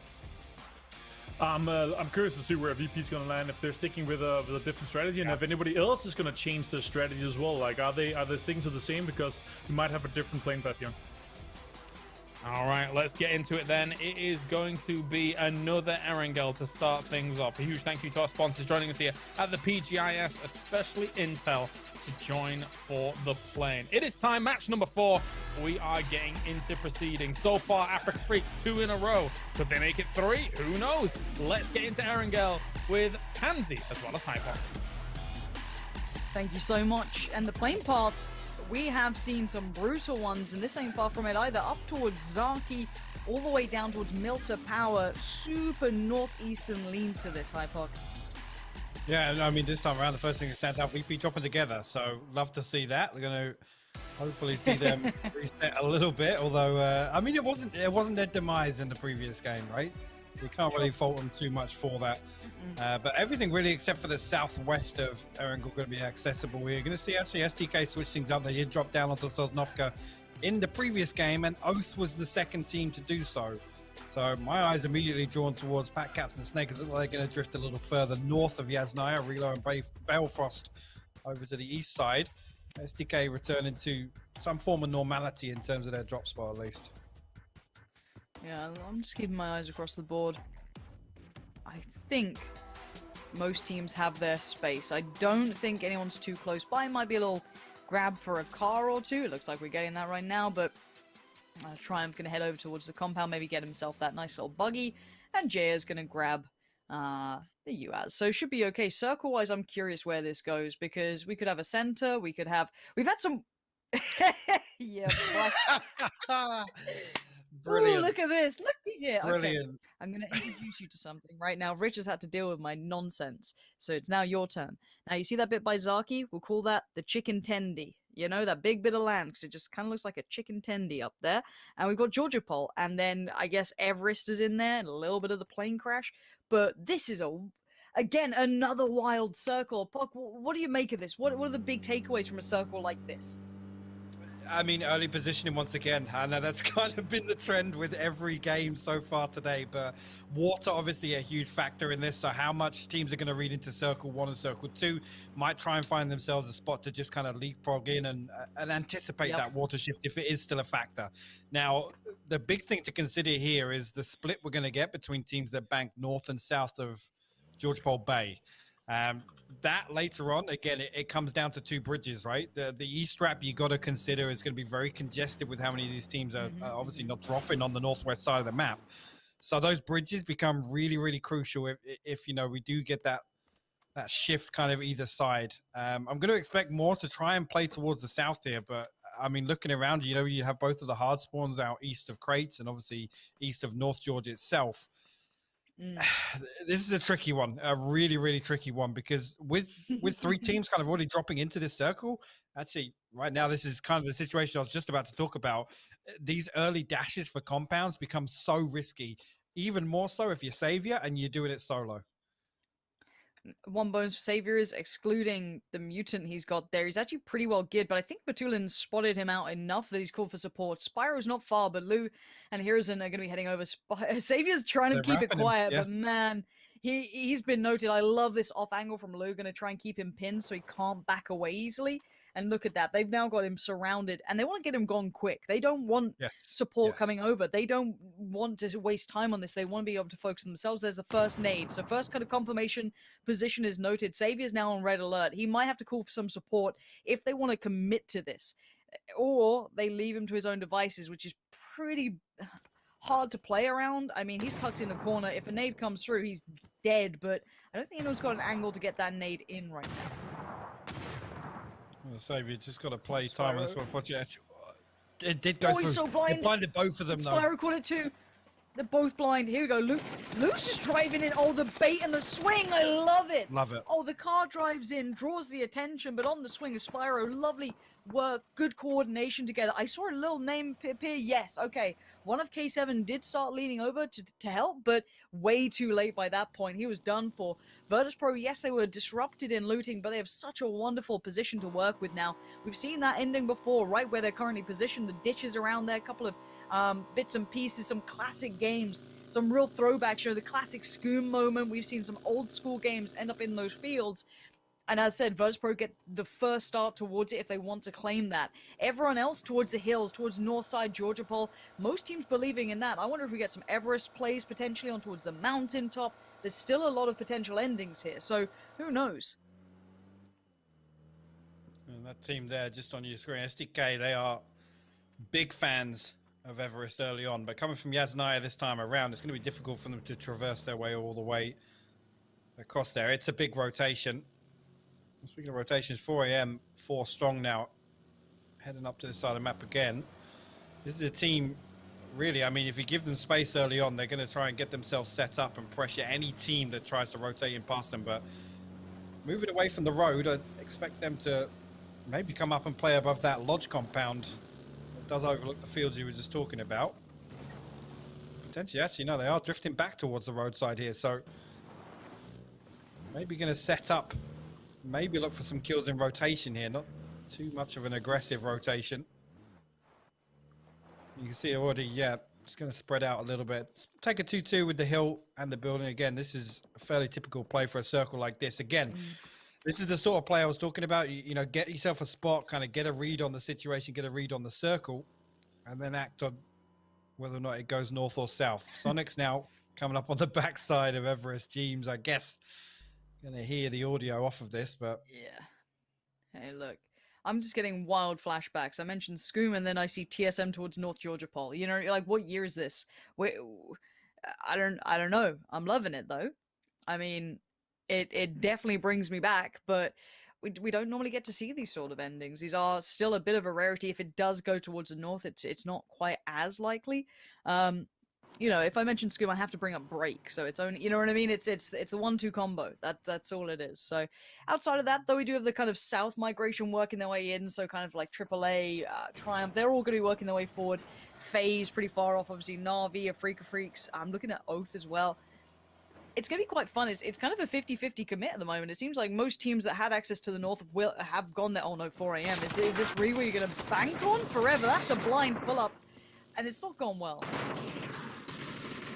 No, it hasn't. Actually, you got V taking a lot of damage on the way out as well. Looks like he's just going to manage to escape.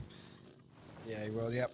Didn't get a tire pop, which is a miracle in the buggy. Nothing short of a miracle, but an interesting decision because, like I said, this setup here with the hill and this compound, we see it time and time again in similar sorts of circles. So it's interesting to see them really pit so much on that, taking that compound. Because that, I mean, you asked me, the compound the infantry's at is like one of the worst in the game. I hate it. If you stay there and teams set up around you, you cannot get out of it whatsoever. No, vehicles get destroyed coming out of it. It's just in a bowl. It's super easy to shoot into, and there's no cover on the way out. So unless it, as I said, unless it ends directly on it, don't love it. Actually don't think it was really worth 4 a.m. going for that either. Now kind of down to 3 a.m. I not too impressed by that look just yet, but someone who I am impressed by was, of course, Afrika Freaks. Just watching them go past the old No Lean Town. They'll be working their way in slowly but surely on the east. They've got plenty of time. Gustav, don't you die early. Don't. Senya, making it tricky for him to leave old Rozok. Might need a pickup soon. FaZe kind of turning around, so they might be kind of, you know, ordering the Uber. And Gustav going for his ride. No pun intended. Oh, it's absolutely intended. We just don't bring light to it. So people are like, wow, they made a joke, you know? Come on. My bad. Yeah, jeez. That's really on me. I'm sorry. Yeah, I mean, this is, you know, we're down a ginger. You know, you got to try and embrace that spirit, you know?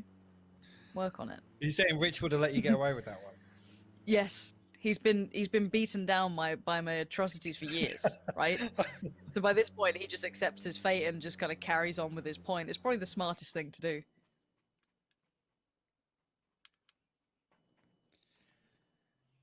So it'd be,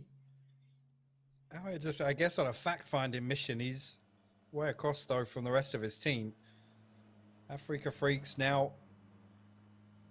It'd be interesting to see, actually, and again, we talk about momentum. It's more of a factor, I think, for some of these Western teams. But, I mean, the way they're playing right now, just that confidence play at the end of the previous game really says a lot about kind of that switch up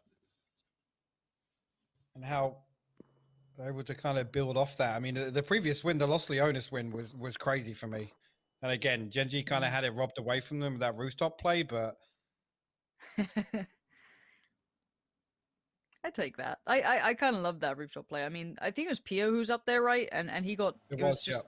Isolating him was huge. Like, that was the gateway to... Oh my god. Are we getting a Zaki ending?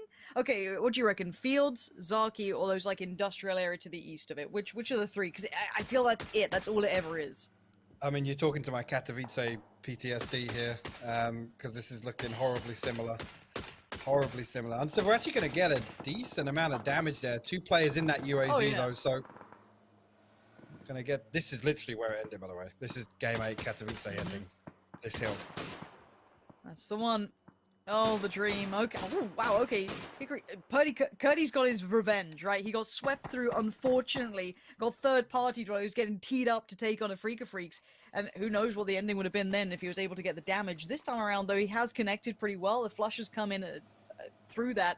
And Shoot to Kill are actually really well positioned to catch any team trying to come across this very northern side of the coast through those open fields. So infantry, okay, they go, right, we'll avoid that, but then you've got Oath waiting on the other side. Down in the ditch, down in the dip, and Morello's just going to just pour shots in. Get away from the Zars. We do not want you over here. Move on. Actually, infantry pull up at it. Nine's going to find the opener to reload. Oath's got to try and reset here, but pretty much pinned behind these vehicles. Infantry able to surround them. The second one as well. Look at it. This is wild stuff. Like, they've actually double dipped on this one. I didn't expect them to come back around. I don't think Oath did either. Oh my God. Out in 16th. Oath was sitting in second coming into this game. They were looking real on point. But now Faye's going to try and do the northern run, but maybe Shoot to Kill is still around, or they've moved on. Uncivil going mountain goating. Just, oh no, Fuzzface, what are we doing? What are we doing, Fuzzface? What is going on? Why is he down there? Na'Vi are now diving past. Shoot to Kill are just farming bodies. Halo with some sick shots on the way. Na'Vi cut down as well, down to 3 here as they try and make their way through. But look at the HP on them. Tab is super low. Luke 12. Stunner of a spray too. The man is popping off. Shoot to Kill are the guardians of this side of the coast. You don't get past without paying the toll, which is in blood right now. Halo's continuing forward, maybe out in the open a little too much here. Has to dip away behind the defilade and find a touch of cover. Lucky there. They're actually trying to deal with Uncivil over on the rock side, but oh my God, 80 gets shut down there. Gustav will trade Uncivil out. 80 maybe going to be able to break line of sight here. But Halo got to be careful. He's that member of SDK that is split across. And I mean, this setup from SDK was fantastic. Oh my God, look at this. Luke 12's actually pulling up. They want to reaggress onto FaZe. They want to get rid of him. Oh my, Luke, this is very, very bold. Oh my Lord, he's going to have to, are you just sending it? What? Okay. I don't fully understand, but the aggression, it's unbridled from Luke. He's gone for a dip. Uber's instantly hunting. Surely Uber's going to find him, but he doesn't know where he's gone. He's lost him in the rocks. He has no clue. Look at him. Baffled by this. Gustav. Luke. Oh my God. Luke can get an angle on the res, Lauren. Oh my God. No Luke, way. Are you kidding me? Does he have an SLR to hand? Has he seen them? I don't think he's seen them. He's still paranoid about Uber right now. And if only they could see it. Now, a couple of shots come in. That's a good dink as well towards Uber. Going to force out the heal and buy time for Luke to maybe find some more room. Kurt's coming over as well. They're committing to it. There we go. Luke's seen it now. Oh, the barrel at this... Whoa, the barrel at this range, apparently, for Luke. Makes it look so easy. Oh my, we are getting some good work today, and the circle closing in again towards those fields. Zaki still well in play. FaZe are being shredded on the cliffs, and I cannot believe the aggression from Shoot to Kill. This is perfect stuff. Uber, the last man standing here again. He's just still desperately trying to find Luke down on the rock side there.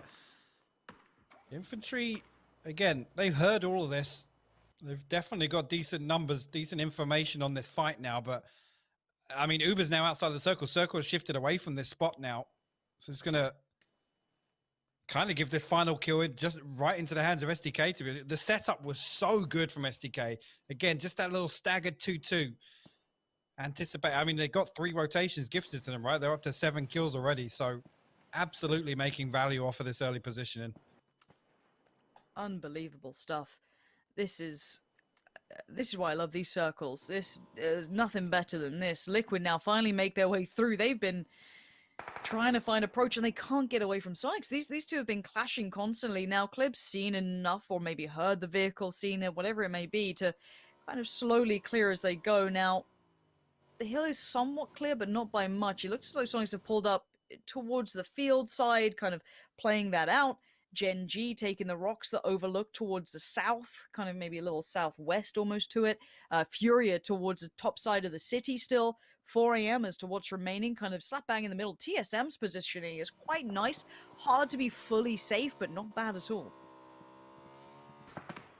This is the stage of the game where, oh no, Sonic's trying to pull up towards VP. Tickleton gets tagged down to about half HP. Shrimsy and H-Twin.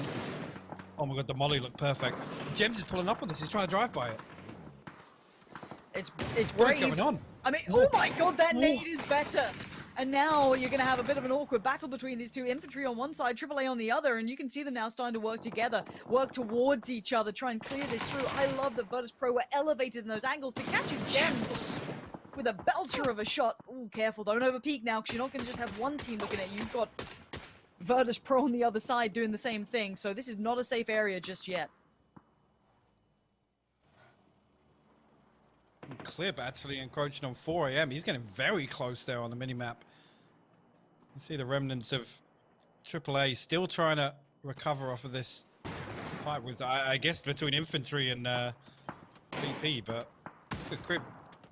Actually going to get some decent nade damage down there, but it's actually S there at distance that finds him. He's going to be pinned behind the rock there. Gen G making use of the high ground.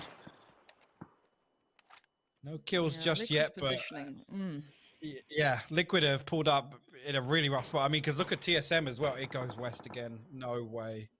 No way. We've got a little bit of Zaki. I've never seen an ending this far out here. I have never seen it go towards the west at this. It normally goes towards the east where VP are, that little ditch that we saw Sonics go towards a very common ending. Yeah, this is incredible. I've never seen it go this far out. So we are being treated. If you've never seen a circle like this, well, neither have we really. This is brand new sort of stuff. And again, the teams, these guys know every ditch, every divot, every little bit of cover. But this might put a couple new angles to the test here. Now, if Freaka Freaks were dedicated towards the edge of Zaki, towards the kind of, you know, industrial compounds, the hangars out there, he's got a shot and he's trying to find it. Good tag on Lou, but unable to flush this. So 4AM should be able to live for a little while here unless that vehicle goes up. But God, V, you're going to thread the needle? I don't think so. Lou's going to find one of the AAA players. And speaking of AAA, they're on the move now. Oh, Uber just scrambling for anything to hold on to here. Again, anything he gets is a bonus, but obviously we're still 14th away from placement points, so expecting to try and get some kills.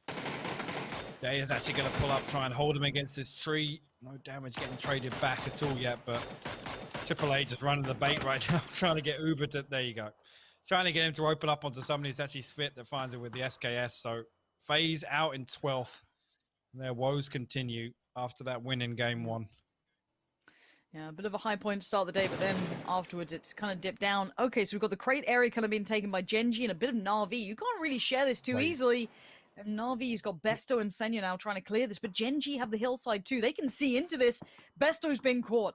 Now that's a problem. Senya's all alone here. He's got players everywhere around him, and they can nade in between this. If that just dipped down, Senya would have been dead. Yeah, Nonix looking like, oh, what? James with a bolt? That's from way off west. That was, yeah, Liquid that just pulled up to the compound to the west. Actually finds that one, so deals with the problem in Gen G's backyard for them. VP now finally have to vacate this compound.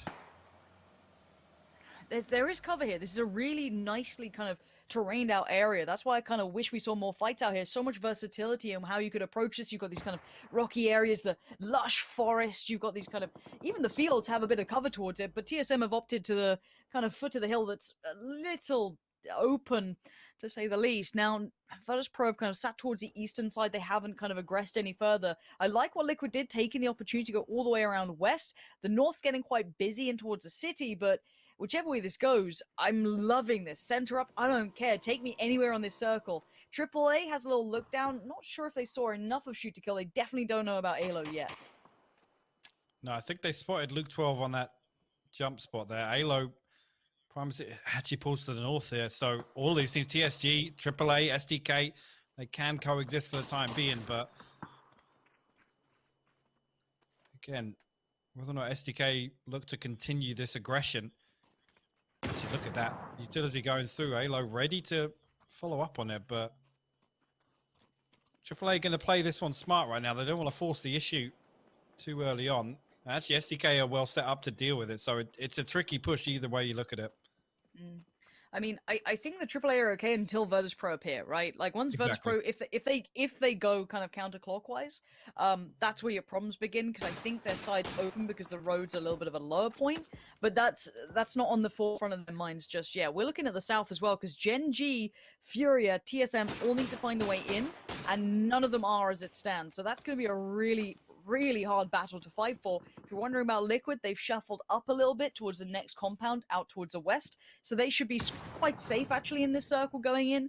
But this is a really unique fight. Look at this. Gen G trying to clear around this one. They know there's a problem waiting. S is isolated from the others. He's got support from the other sides, though. So if he could be like the dagger in the back, the assassin of the back lines, or if he gets caught and overwhelmed, he's done for.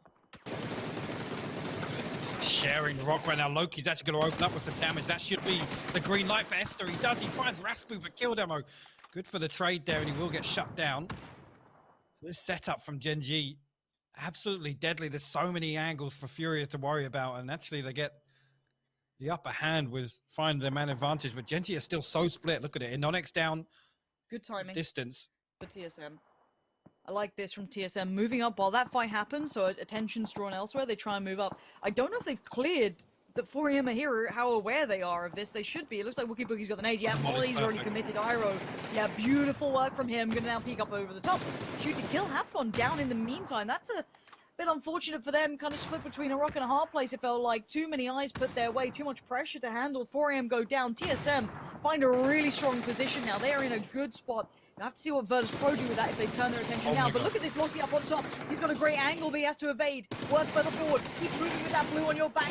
Good tag again. Double dips. Goes in for the triple. Can't get it. But a nice try. But it sets up PO for success in those back lines waiting. Trying to hold back Furia as they try desperately to drag themselves into that new circle. It's just Rusty left standing, but I mean, it's cost Gen G an awful lot just to pick up these kill points. See, Loki would now bleed out through the blue, so it's just PO and Inonix. PO landed a full spray there, and I think actually that might be Rusty going to the blue. It will, so we'll lose out on another kill point. So this, I don't want to say overzealous, but it was bold. It was definitely bold, and Furia definitely made them work for it. Okay, so Liquid towards the forest area. They're going to be holding that one. Working in from the west. Their biggest threat, I honestly feel, would be from the north, because that's where Desperation's going to strike. When they have to start moving away from Zaki and the outskirts, they're going to have problems. So it looks like Ibby's trying to keep them somewhat safe there, but that's a lot of people looking at him. They must have known that Liquid moved to this, and there we go. Already a big bolt shot comes down. Ibby might be unrecoverable here, because he was the one kind of on an island. You already had Mexi and Jeems moving out, maybe trying to secure that rotation route in, but now you can see the problem. Too many players looking their way. Jeems trying to thread the needle himself, trying to maybe deliver a bullet through the trees, using them as cover, but again, you could already see the problem starting him out. Ibby looks gone here. And actually, yeah, Jeems gets shut down as well. Obviously, Ibby isolated at the compound. Mexi, the last man standing now for Liquid. PO actually yoinks that one away. He's going to find another kill point for free at range. Let's see whether or not Mexi decides to try and pick up some of these kills in the open as they try and cross elsewhere.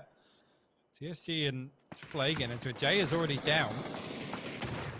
Yeah, actually, Volibear going to take a lot of damage there, but Svik gets knocked to that nade.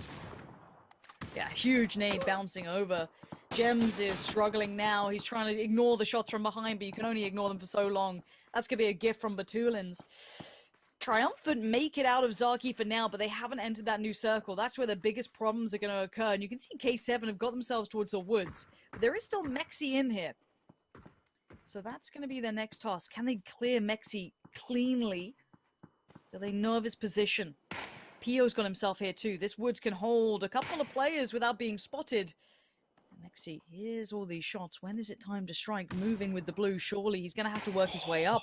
He can't stay prone for long. This is going to be deadly. Nice work from Mexi. A quick flush as well. A point in the pocket for him. Hits the deck again, but now Pio, keep in mind, he is going to be behind him. And now Mexi has to move forward. This blue hurts too much. Pio with a tag, but not the frag. There it is. K7 clear it out, but they are now under severe scrutiny. And again, it's unfortunate for Mexi. As soon as he shows his hand, Pio comes in with a third party as well. Oh my God, Peng with some fantastic shots. Gonna knock Lockslock of K7. That might create an opening for TSG to take a little more ground if they try to move south side of the street. Pio and Anonix still up for Gen G. The more this progresses now, the closer the circle comes in, the more condensed these players become. And actually that nade's fantastic. There's a lot of damage onto Zenan. TSG are looking to clear this. I like this, being proactive whilst they have the time and the space to do so. Good molly too. Yeah, now for Zinan, he's decided to kind of bear the devil you don't know, I guess. Decides to just back away from that fight. The Molly would have forced his hand anyway. Now, this is where problems begin for TSM. With that new circle, they can shuffle up to the road, but it's going to get tricky. Zinan still looking for a way to find a new foot forward. Genji holding on to scraps at this point. There's the spray. It looks good, and it is. Sia's going to find out. We're into the top 4. Virtus Pro with 4 alive, TSM 4 alive, Triumph with 4 alive, and Genji with 2. The circle kind of in between all of them. TSM probably has the harder route to shuffle into, as Pio's already in there for Genji and Nonix. I don't know what his options are, though. That's going to be hard for him. I think at this point, it's, oh, he does actually have a vehicle. I mean, if... Where's he kept that? If he pulls up next to Pio, that could attract some unwanted attention, to be honest with you. So, oh, okay, he's not even going to get a chance to. Volley Bear going to find that one. Vard actually steal it away. So TSM will post their 3rd kill point. But this cross for TSM is not pretty at all. Pio, you can see now he's going to look back over this direction. I'm not sure about VP's sightlines. I think they're playing the dip a little bit. So whether or not they're going to be able to pressure TSM's cross, we'll have to wait and see, but Pio lying in wait now. The backpack's off already. He's ready to snake this one out and pounce. He is in full snake mode. It looks like TSM are looking for the vehicles that they still have left. Wookie Bookie's already over there. He's led the way. Okay. Now, I wonder how much of this PO seen. VP has not seen this yet. They are just over the ridgeline. Now, they're going to hear this. The vehicles are going to come up. But already, Miraku's further ahead. And Virtus Pro have a fight on the other side. VP might just get pinched here. This could be trouble brewing. And they've heard the vehicles. You can see it, Spyro spinning around, looking scared, looking a little worried. And I don't blame him. This is not a fight they wanted. Miraku's managed to get so close here. And actually, they have the ridge here. You can see the sight lines he's going to have onto Lu and on Haruzen.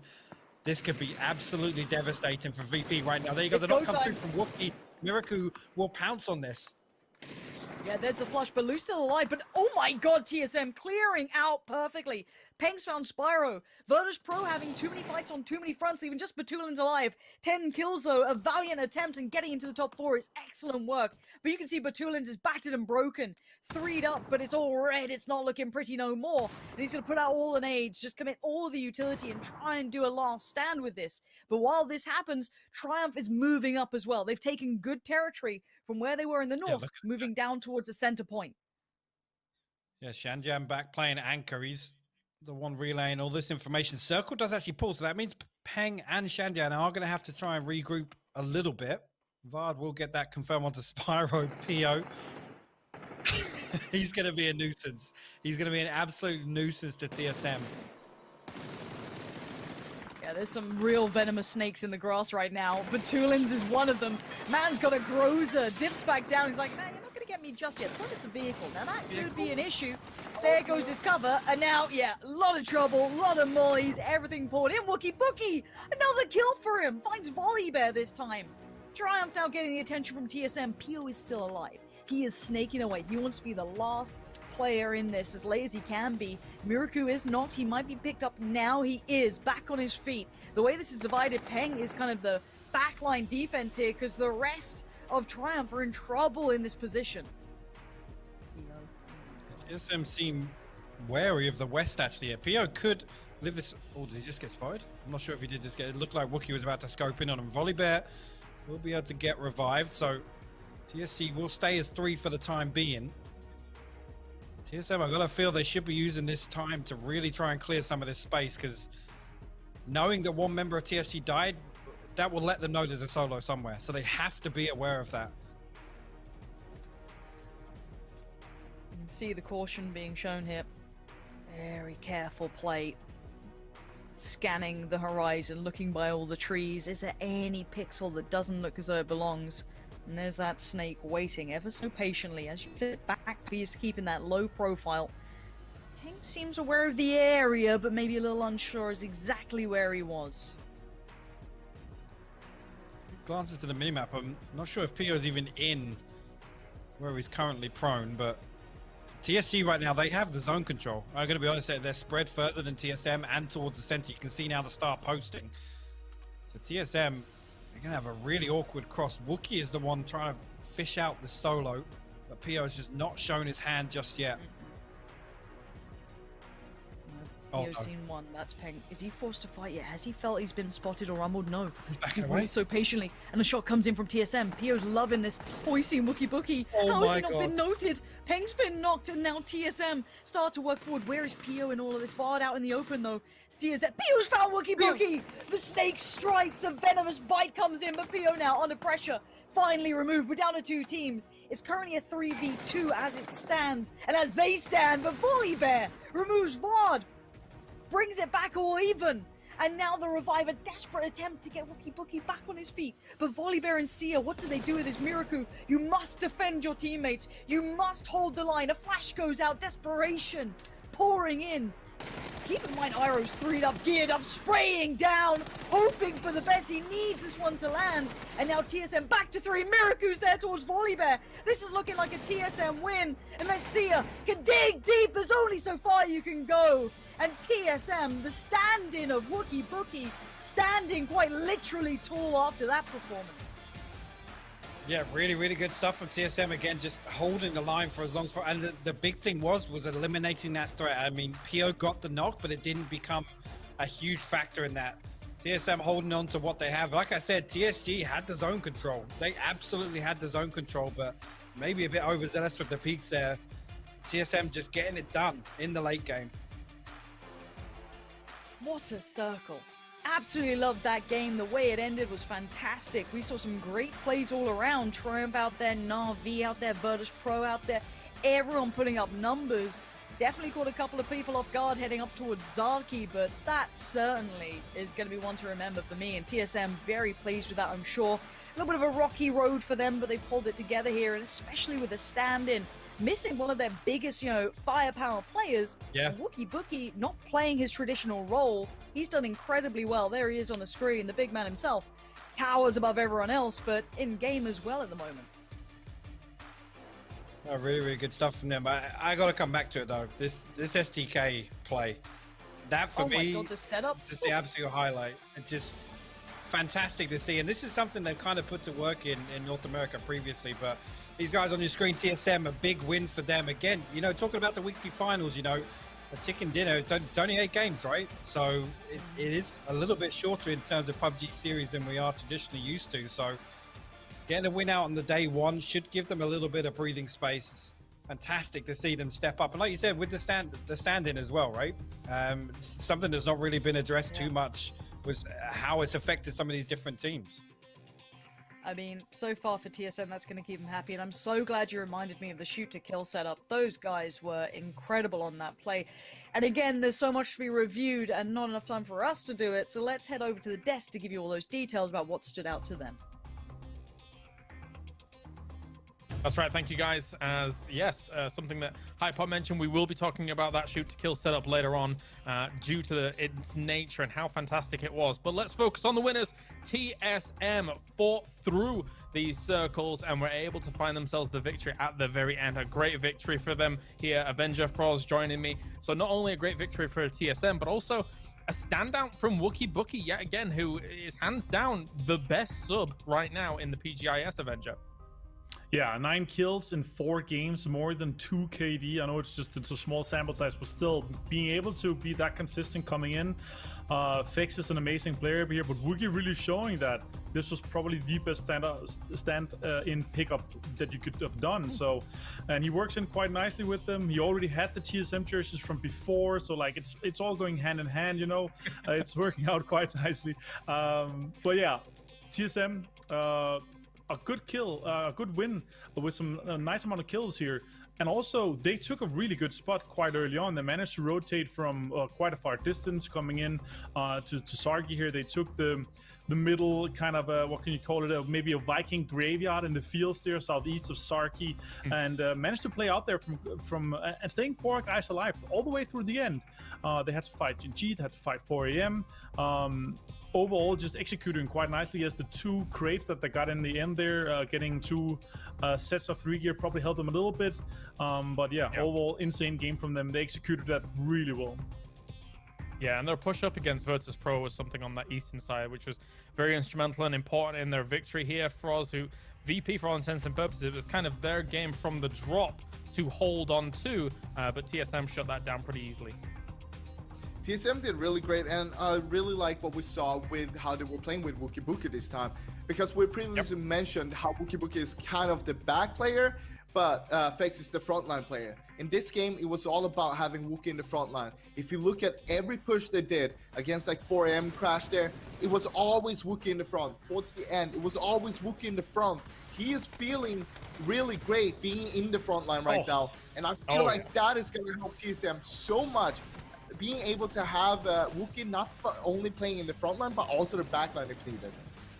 Ooh, let's address this in the highlights so we take a look at them here.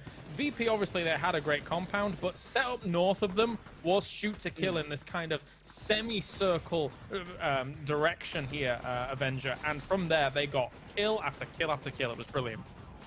Yeah, they were holding out in a spot where you would like north of them is kind of a somewhat of a highway for teams to try to rotate in. So they knew that they split out in, you know, like 2-3 groups and just putting on so much pressure on some of these teams, either pushing them out in the water or getting the kills. Alo has had some insane picks where he's literally picked them out of the front seat of the car, multiple headshots on people driving by with the barrel, like overall insane amount of kills that they got from that, collecting a good amount of points. And that's the kind of adaptation that you want to see coming in where we go into these weekly finals, because you want to pick up as many kills as you can. Remember, 65 to 70% of the points coming in from this weekend here is going to come from kills.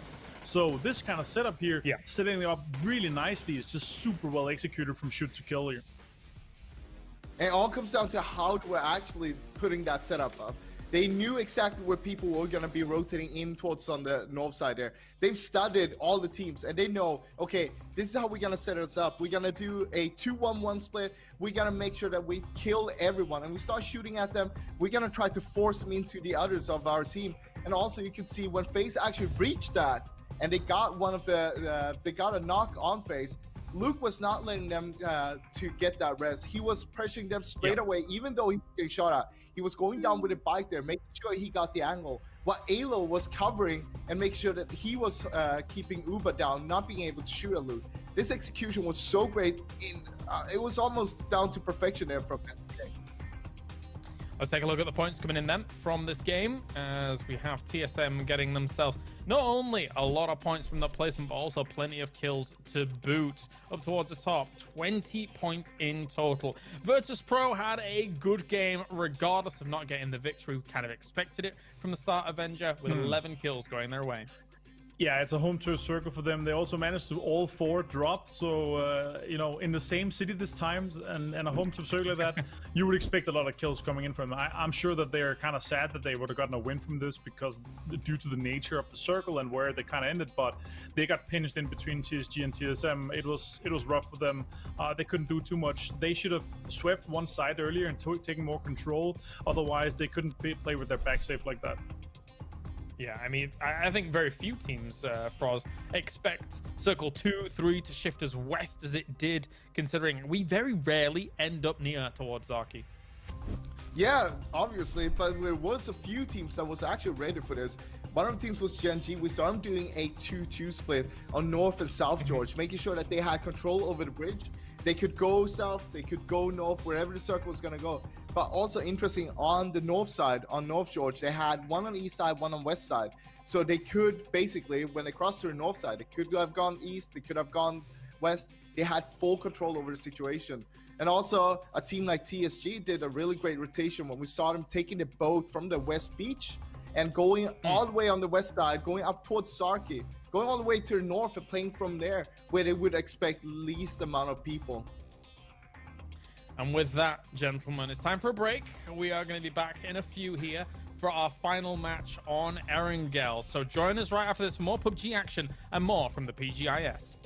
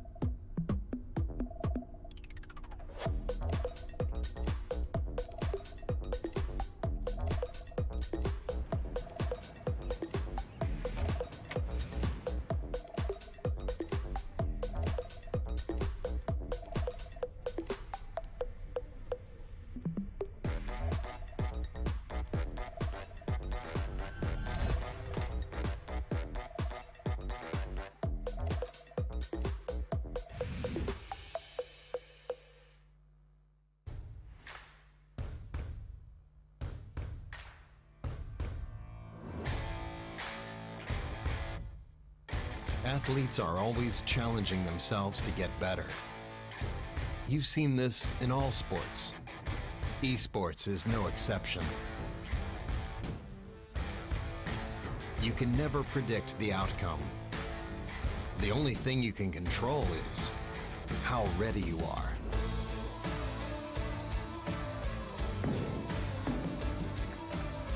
Over and over, players adapt, trying to improve, fighting hard for every percent gained. Give everything you've got to the challenge and show your finest.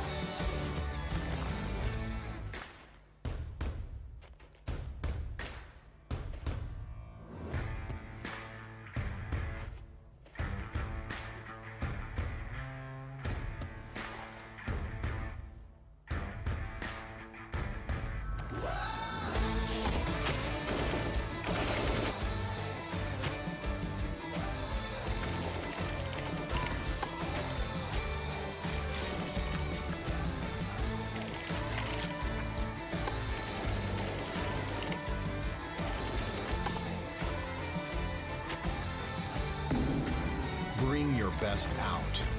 Strive for perfection. It's our goal, too.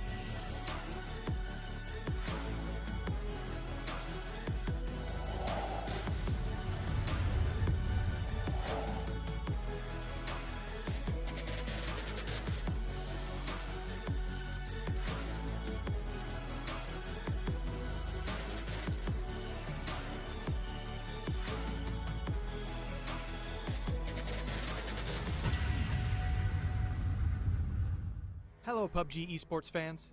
The PUBG Global Invitational S, our biggest tournament yet, begins in February. With a tournament this big, there's a lot to take in. So let's take a look at the format and rules of PGI.S 2021. PGI.S's main event, the weekly series, will be held for a total of 6 weeks starting from February 8th. It is divided into the weekly survival taking place on weekdays and the weekly final held over the weekend. Unlike the previous global tournaments, points are not accumulated week over week, giving every team the same fighting chance each week. Weekly Survival features 16 matches held across 3 weekdays. The goal for teams is simple: win a single chicken dinner. Once you win, you stop playing and move on to the weekly final. The next team on the waitlist takes your place and a new match begins. This list is determined by ranked decision matches to decide the order our 32 teams participate. These 24 deciding matches take place over 3 days starting from February 5th and will divide our teams into 4 different groups. The top 16 teams from these groups face off in the weekly survival matches first. The weekly final is more like the PUBG esports you're used to. 10 matches are held across 2 days, and points the teams earn are added up to decide their final ranking for the week. The 16 teams that played in the weekly final get the first shot at next week's weekly survival, and the remaining 16 teams decide their placement on the waitlist during a bottom 16 match held every Saturday, before the weekly final. From there, the cycle continues throughout the tournament. One of the big differences with PGI.S is that instead of receiving prize money based on your final rank is determined by how much prize money you've won. We're awarding prize money every week, and the team who has collected the most at the end will be crowned our PGI.S champion. Here's how it breaks down. The first 8 teams to win a weekly survival match each week take home an automatic cash prize, earning more the sooner they win. From there, the winners of the weekly finals tournament get an even bigger cash prize. The first place prize being $25,000 on week 1, and growing to an astounding $500,000 by week 6, giving teams lots of opportunity to catch up and claim the title. Winning isn't the only way teams are earning cash, though. 30% of the total profit made from PGI.S item sales goes back to participating teams. This money will be distributed based on the percentage of money each team won in the tournament, with bigger rewards for the higher performing teams. So, not only do you get cool skins and voting coupons to earn even more cool skins, but you're also helping your favorite teams bring home more well-deserved prize money. Win-win. That about wraps up our overview of the PUBG Global Invitational S. Initial ranking decisions happen on February 5th, and the first official matches kick off on February 8th. So be sure to tune in, pick your winners, and cheer on your favorite teams across 8 weeks of intense PUBG action.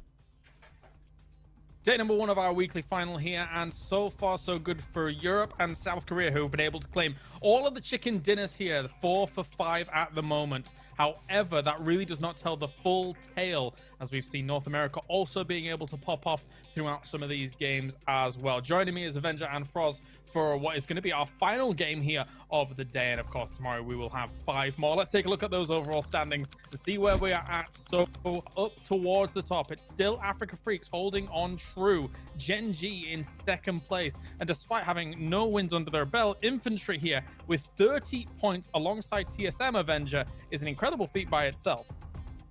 Yeah, but also look how linear this leaderboard is. Like, even all the way down to Baseline 400 men with a win on the board, even Sonics at 15 with a win on the board with 10 kills like TSM just had, they're straight into the top 5 as well. So it's extremely close. We have nobody like really going far ahead right now. Freaks, they had 3 points in 2 of the games, and then the rest of the games they had the 34. So it's been pretty linear so far. Nobody's really dominating it besides Freaks getting 2 chicken dinners, of course.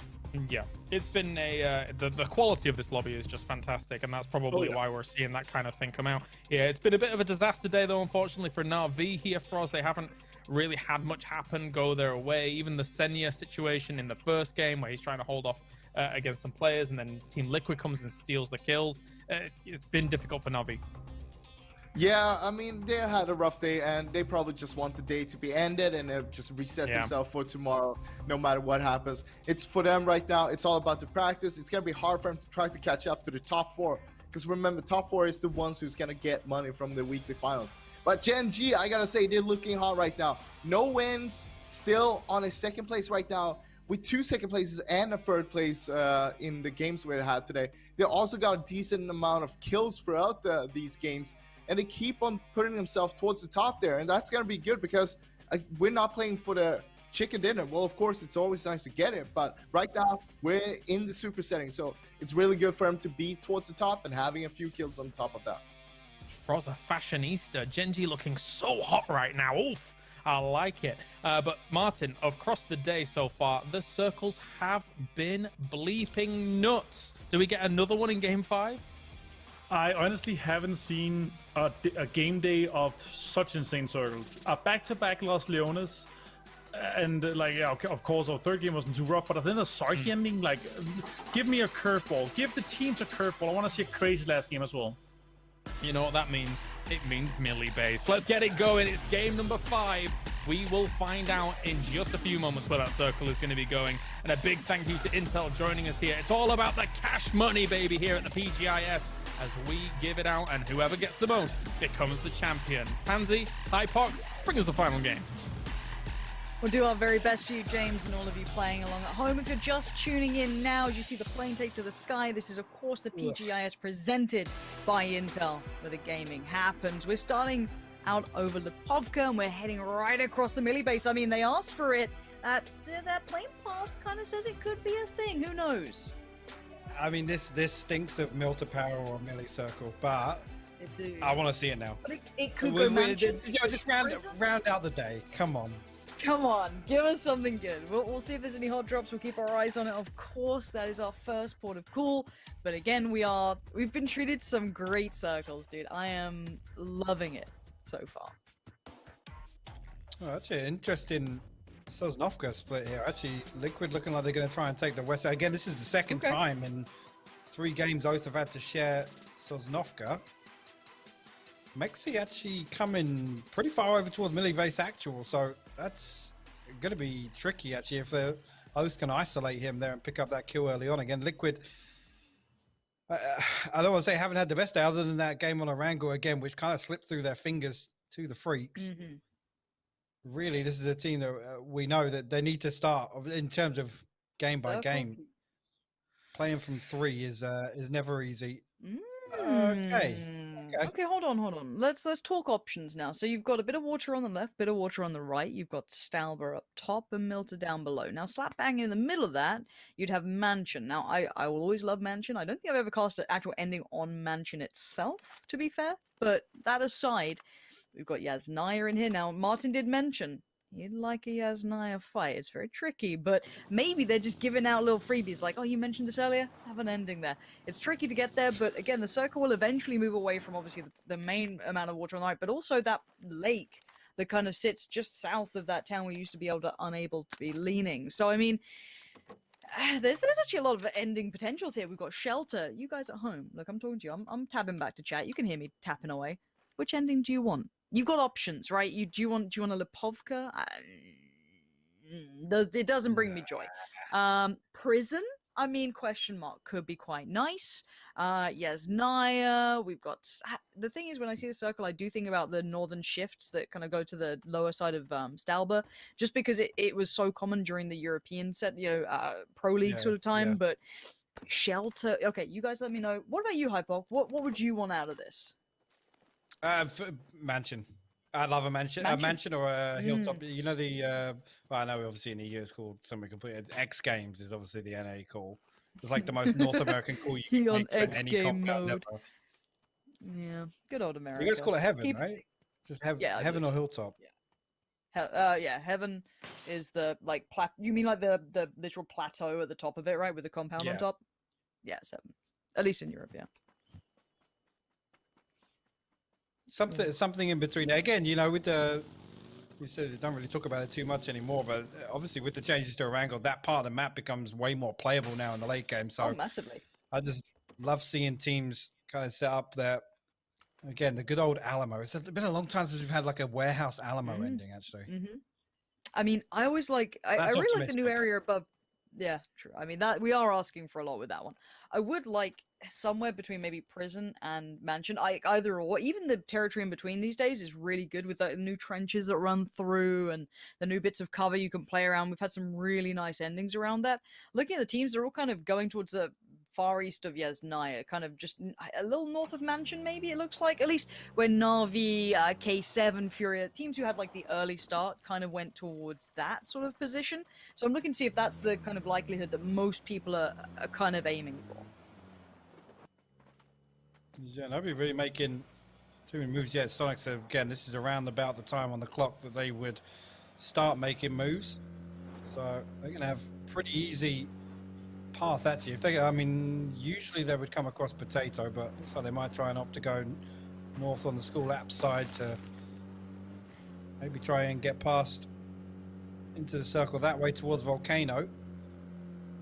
Again, Sonic's had a rough go at things. Again, that game 1, really good start for them. Again, to be honest with you, made the best of a bad situation, right? And they were one of the ones that had to do some of the most moving in terms of circle 4 and 5 onwards. And just kind of stumbling at the last hurdle, but I haven't really seen much out of them other than game 1. Yeah, I'm a little underwhelmed by them because I was so impressed with them. I literally got to see them for one game and they were like, yeah, we're through, we'll catch you on the weekend. Like, they've just dipped. Like, they were so good coming in. They looked so above the others. But yeah, it's a little bit of a shame that we've got, as I said, like a little bit of a quieter performance today. I'd love to see them keep it up, but again, you can have bad days. Considering they already looked so solid during their earlier games, I can't fault them. Now, I do want to look towards who's claimed the big territory. Because again, it's pretty clustered over here. Now we are seeing it looks like 4 a.m. have some really good positioning. God V didn't want to go into it. No, he's just chilling in the forest in his car, as you do. Yeah, and so Triumph are going to swing on past. I don't think that's really available to them anymore. You can see Mansion. I think that was a Na'Vi name. Yeah, looking like they've committed towards that. 4 a.m. do have Hilltop, kind of sitting pretty up there and towards Heaven, however you like it. Sonic's going to heading right into this. I don't know how deep they plan to go on this one. Yeah, there's a lot of team. Again, I mean, just look at it.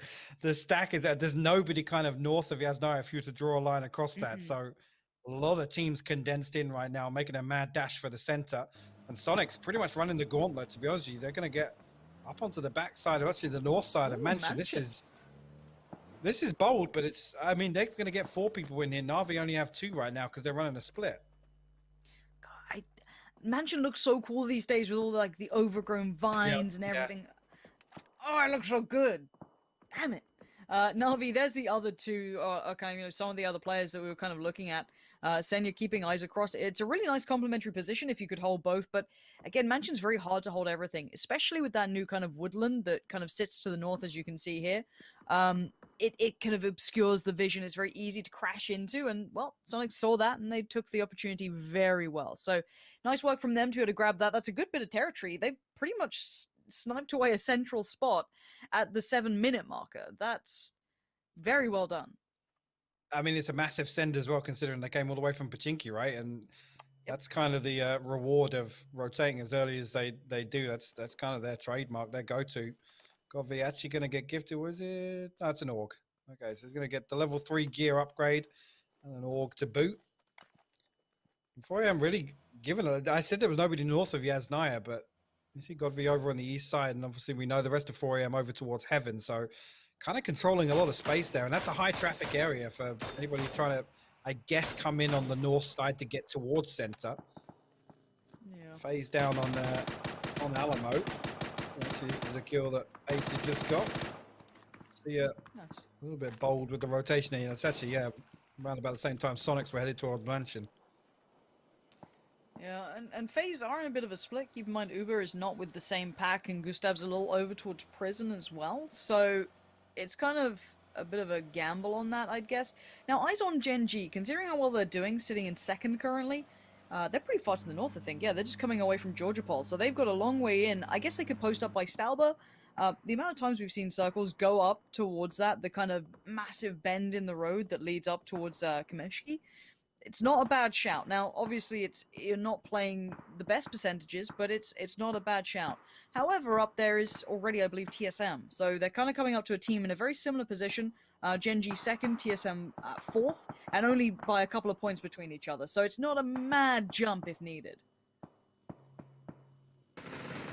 It's not as... TSG's still trying to just find something. We did see, obviously, in that replay, Sia did fall, but...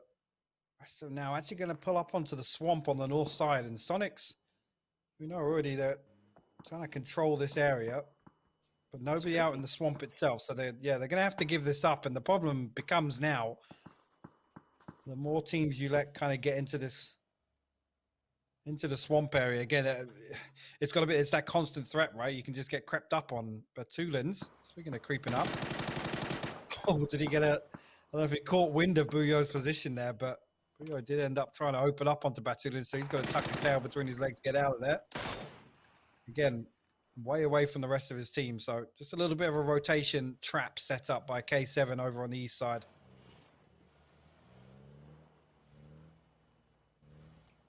Okay. Freaks.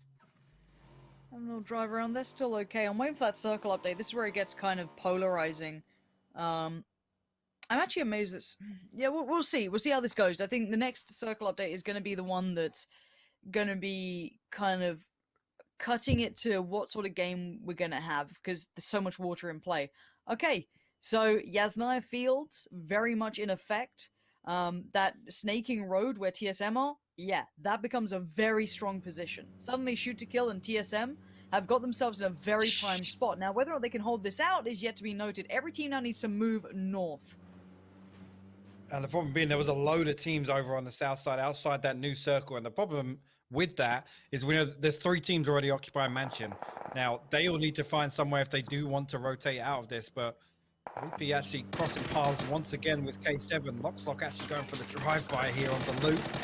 Not too much damage. Actually going to get a lot of damage in return, actually, from Spyro, but no knock coming through.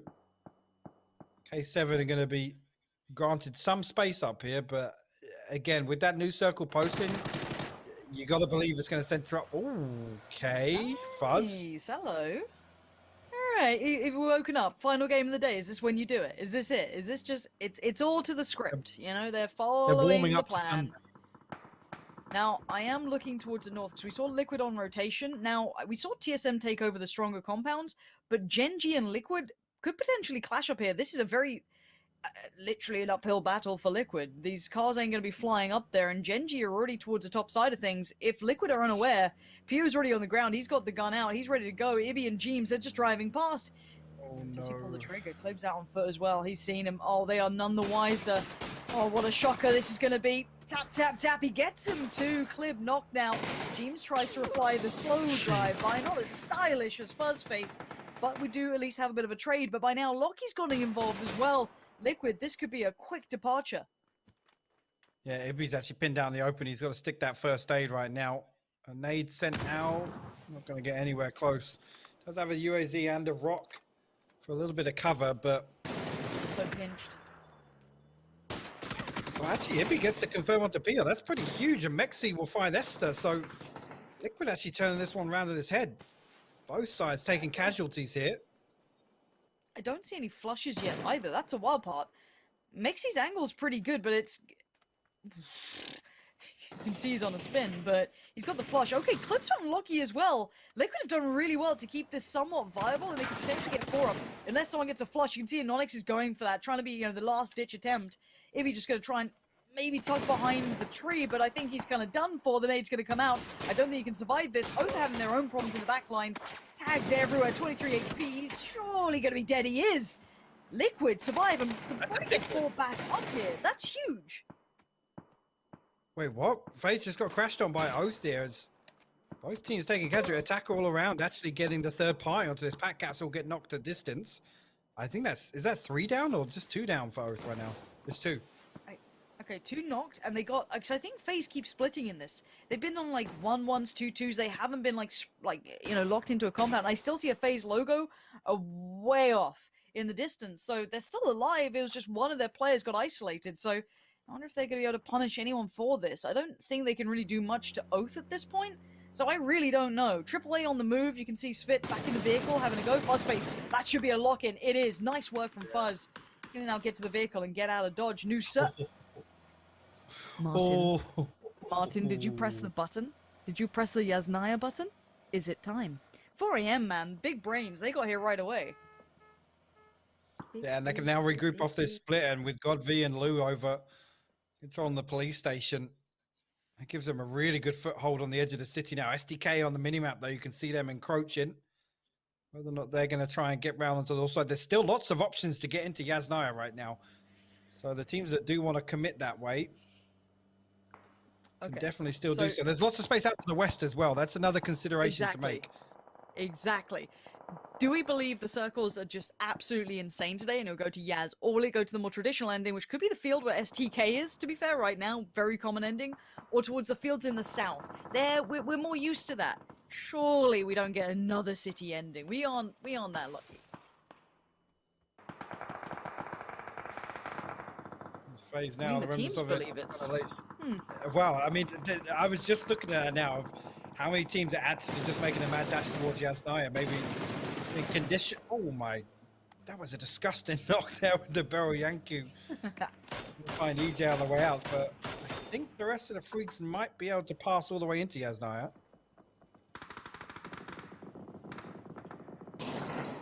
Yeah, at this point it's a send from Sonics as well. Sending it. Oh, I don't know if I love this. Sonics, this is a rough pull-up. They have 1 compound to work with in 4M's position. Oh my god, that molly coming back through. How? The bombardment. Sonics are lucky to be alive. They're just piling in together, praying for safety. They need... Oh, the nade crazy! You don't get away from that. You do not get away from that. 4 AM going in for the kill, it looks like, as well. H-Win before, though, clutched out, but Lou is just littering the floor with Molotovs. You can't save him, H-Win. You gotta let him burn. You gotta leave him alone.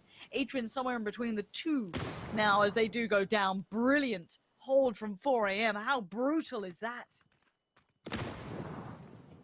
H-Win has no choice but to just ride this out now. The last man standing, the Sonics.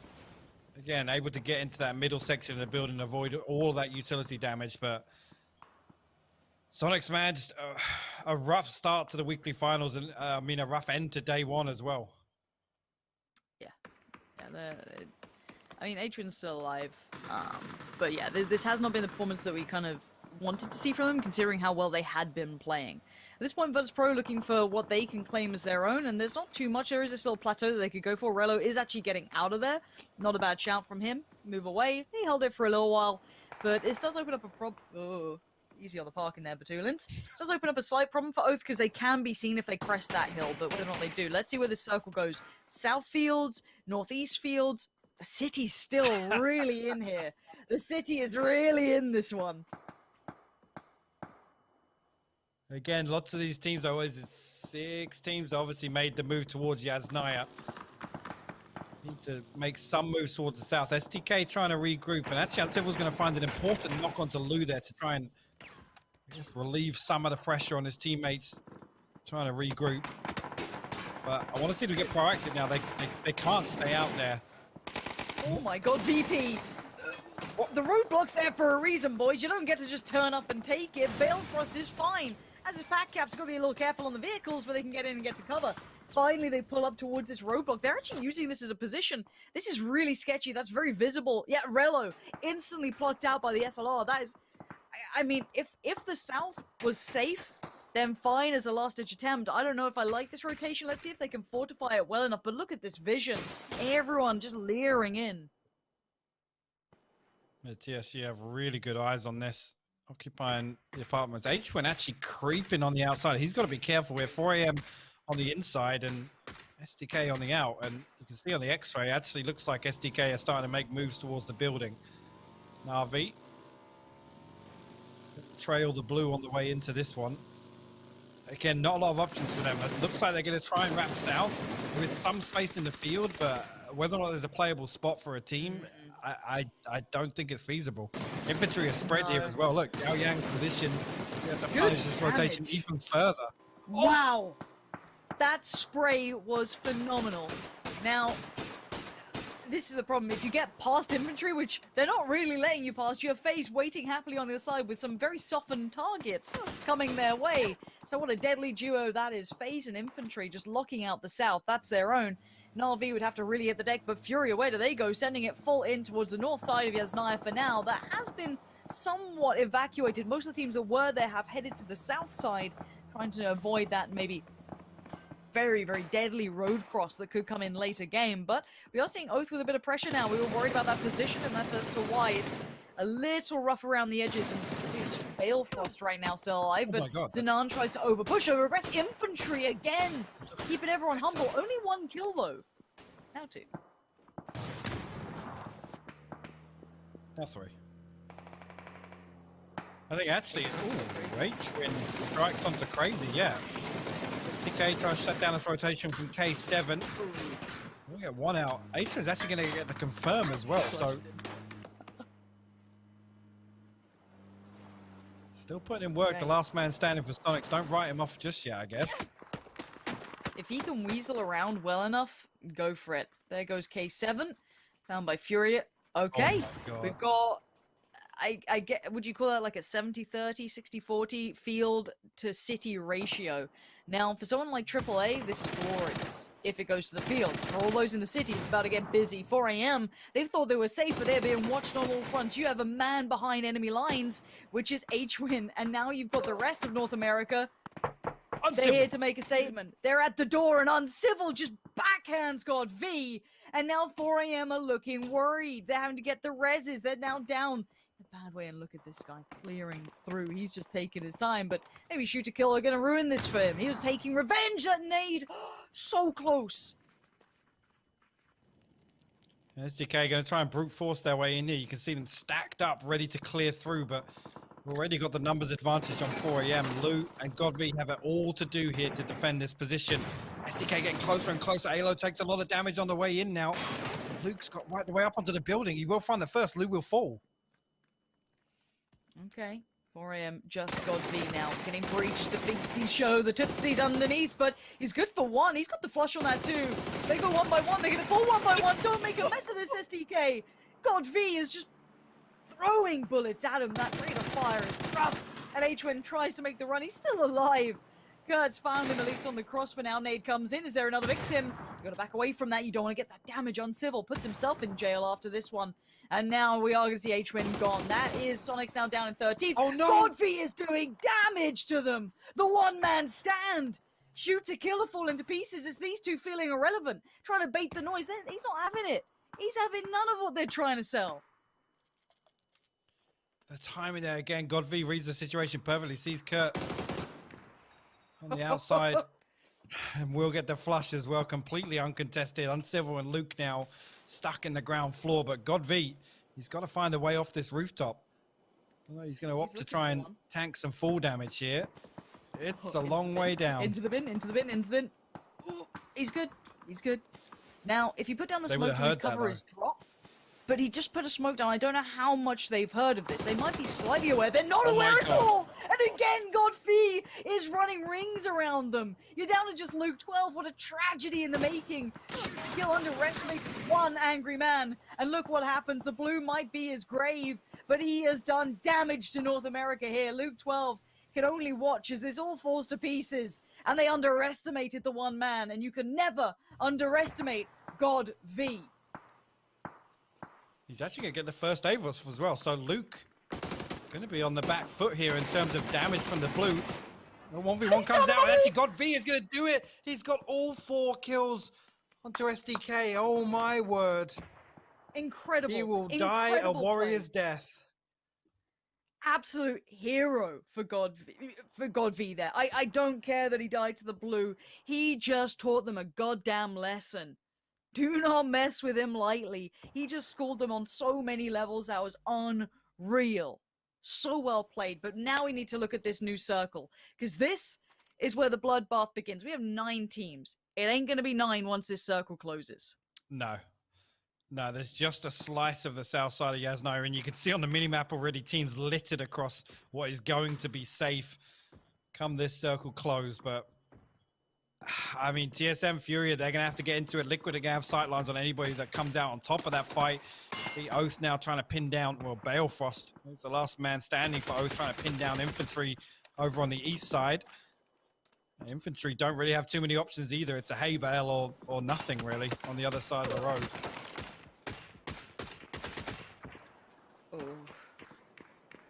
Nice, is it right now? And here we go, back into the city fights. TSM in the building, and Necro comes a knocking. The Avon lady looking a little bit more deadly these days. Clearing through Miraku, and Iroh's there as well. He's all on his lonesome. He's got Liquid on one side, and a couple of very spicy Brazilians on the other. Nades and here and there. Oath has gone down. That's a very precarious position they found themselves in. The problem for Furia, though, Hypok, is that this area, they have to still move through it. They do, yeah. They're not safe for another kind of 50 meters or so. And Liquid, the team has said, going to be the ones to benefit from the remnants of this fight. They're getting a little bit of pressure from Iroh, actually. Looks like Clib's going to try and clear him out with a nade, but Iroh might actually be able to slip away there and break line of sight. Oh no, Ibby found him. There's hope. Oh no, there it goes. There's hope. No, there isn't. Liquid, the destroyers of hope right now. Let's see if they can keep out Furia too, though. Mexi trying to play on the wide angle. I quite like that. Joining Jeems, these nades, they were good before. They need them again, but they're going to leave the push towards Ibby a little light. Let's see if they can catch it. Lovely work. Combination. Raspu, the molly to follow. Jeems on the flush. Great combination, but Necro still refusing to die. Quick trade comes out, though. Clib showing up today. There's the spray. That's good damage. These Aero fancies to go at this as well. That's dangerous. That gun gives away the game. And Clib don't need no help. This man can hold this just fine. And kill Demo. I don't think survival's an option anymore. I think he might get that first aid off, but again, his time is limited. He needs to try and make a play here if he wants to try and salvage anything, but looks like he's just trying to med it out, maybe try and get an extra placement point out of the situation. Now, Freak of Freaks looking over this way. Obviously, Liquid did lose Mexi in the fray, but he will find safety just on the edge here. Look how wide open this is. And oh my God, the circle actually pulls back. It's now FaZe and AAA. They have to make moves north now. Now, I don't know what vehicles they still have. There goes Kill Demo. He was trying to heal it out in the blue, but it's hard now. Okay, so we have Triumph up towards this northeast. Freaka Freaks are still in this, leading the lobby. Keep in mind, Liquid just under 10 points behind. FaZe way down in the south. This is going to be a really tough run, considering the buildings they're left in have elevation. These minis, SLRs, anything with range attached to them, super tricky to get in towards. Liquid looking for their options. There isn't much, but it's enough to at least keep them in for now. They're trying to work out where they can get to. Going to open up the door for the run through. Going to preempt a smoke in there, create a kind of maybe more established path so you can swing into this without maybe being seen by a Freaka Freaks. Let's see how that goes. Fine for now. Wait, Ace just found gems. Okay, maybe they're trying to put their attention towards them to find maybe their next avenue forward. They do have some vehicles. Yeah, the problem being running a vehicle across this field now, nobody on the north side really has much to worry about other than anybody coming in from the field, right? I can already see one member of FaZe. Is that Uber? It's Uber sending in the vehicle. Nobody really lighting him up just yet. No damage taken at least. He's going to find himself a hay bale for the time being. But the problem being, like you said, those sight lines from the apartments, the later it gets, the worse it gets.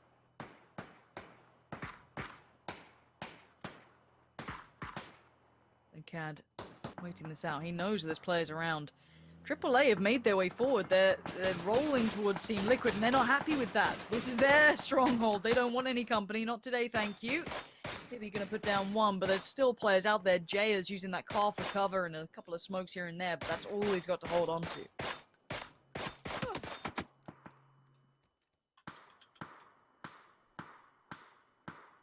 Liquid kind of just allowing Jayers to get closer and closer. FaZe do have a little bit of terrain to play, but again, it's the height advantage. If they can live this circle out, the next one pulls away. They've actually got a fighting chance here. Okay, we wait. Patience is a virtue. Let's see where this goes. Who gets that head start? Who gets that safety to wait? Palms are sweaty. There's spaghetti everywhere. Freaka Freaks is still in. Liquid still in. Triumph might have to move across now. FaZe outside. AAA. 50% of them are outside. And you're going to see that 50% trying to make a move for it. The apartments are going to be in Phase 8. This is absolute madness. I mean, the biggest problem now is that Freaka Freaks running out of ammo, to be honest with you. You see a CAD still conscious of a push coming out from TSG. Liquid's position is still good. They're going to have the wall to play as well. FaZe, on the other hand, again, pulling up to this spot with the vehicles now. The vehicles are taking too much damage. That's no longer an option. No smokes on the side of Uber. I'm not sure how it looks for the rest of the members of FaZe, but Fuzzface actually going to find a knock across the field. But it's not really an opening created whatsoever. Ibby steals it away as well. Yeah, it's hard to do anything off that. You can't, like, springboard so well. And I wonder for Freaka Freaks how they get out of this, because they are going to have Triumph kind of trying to live right below them, which is a problem because then they can't leave these buildings. It gets really tricky. And obviously, this isn't where the circle's going to end. When it centers up, they're kind of having to leave this at some point, right? Like, I don't know. Again, this is where it gets tricky is how they leave and what utility they have left. AAA go down, a good attempt. They made it to top 5, but no further. We're down to the last 4 teams here. It looks like actually our Freaks are going to leave one member up on the rooftop. Ibby's going to find Fuzzface now, and this is going to be painful to watch for FaZe. Honestly, Uber trying to make the cross to him. Ibby will find the second as well. So actually, CAD, he's going to pick up that steal onto Uber. Again, his time is numbered a little bit here. Oh my God, they're trying to send nades up to him. Yeah, the vert nades coming out. I mean, this is why I worry a bit more for a Freaka Freaks here than Liquid. Now, if Liquid make overzealous moves, they'll be spotted, because you're right, there's still a player on that roof. That's going to be the central point. But if Freaka Freaks, if they try and leave, Triumph are going to find them. So, Jeems, this is brave. That's a little bold for Mighty. Yeah, he just gets punished.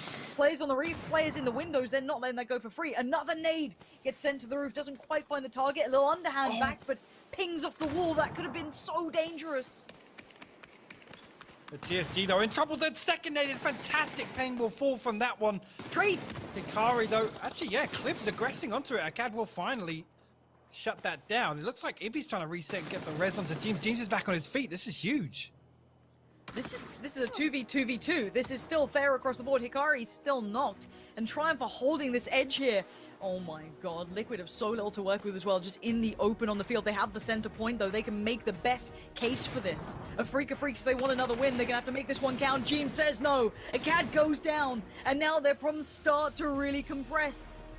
Oh, the underhand, the flash, he can leap over, he goes over, they are completely blind, but the turn comes around. Volley Bear saves the day, but while this happens, Jeems is getting involved. This is looking like a Liquid win with 15 kills. This should bump them to the top. This is wild work.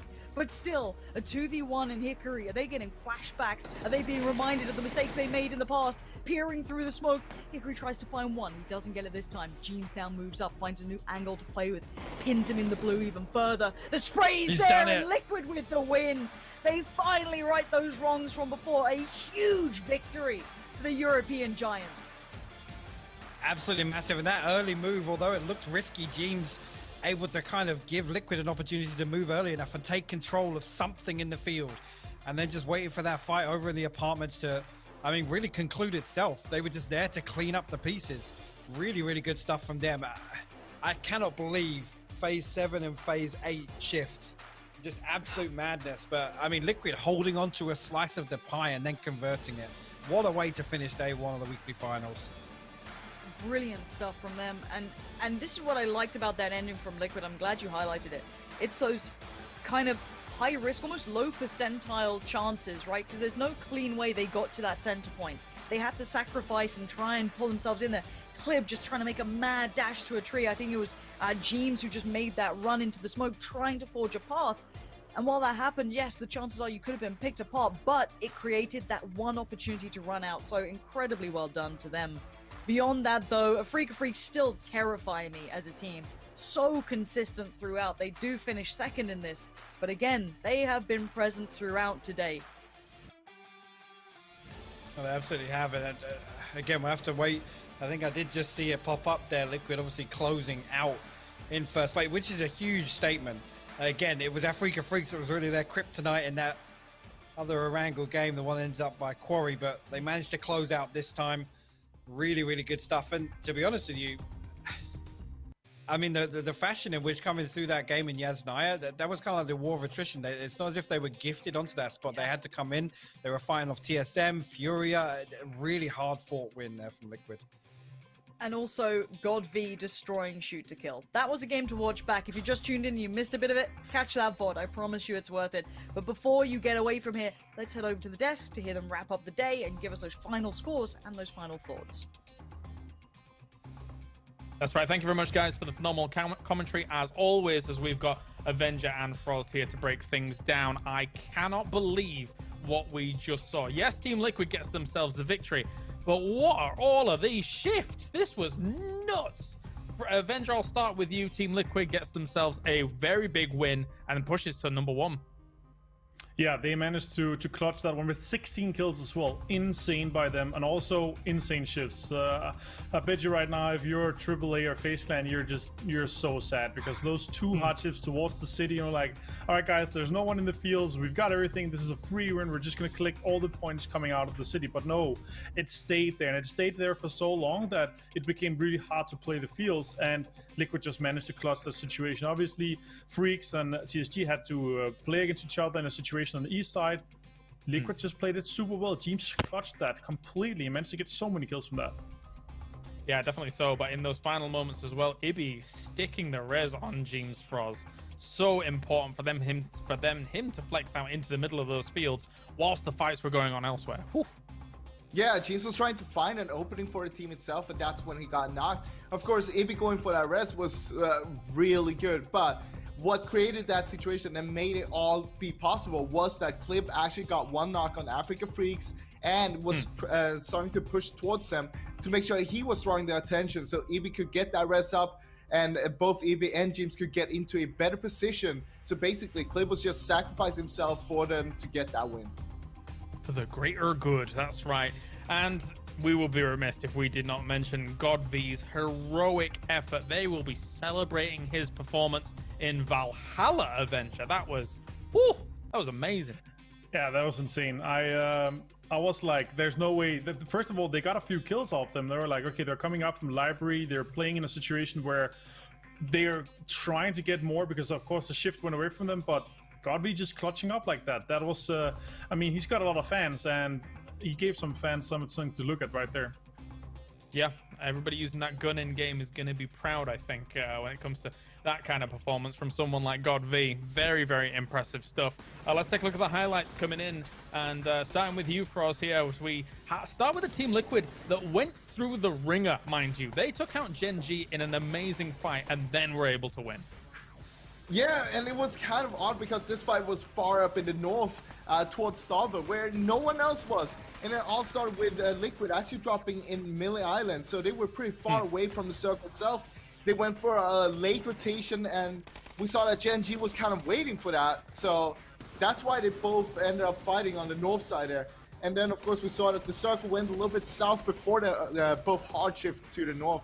But it was a lot of teams that were trying to get into the city a little bit earlier than expected. Again, I feel like it wasn't 100% sure it was going to go in there, but a lot of them wanted to get a good position inside and kind of taking that gamble.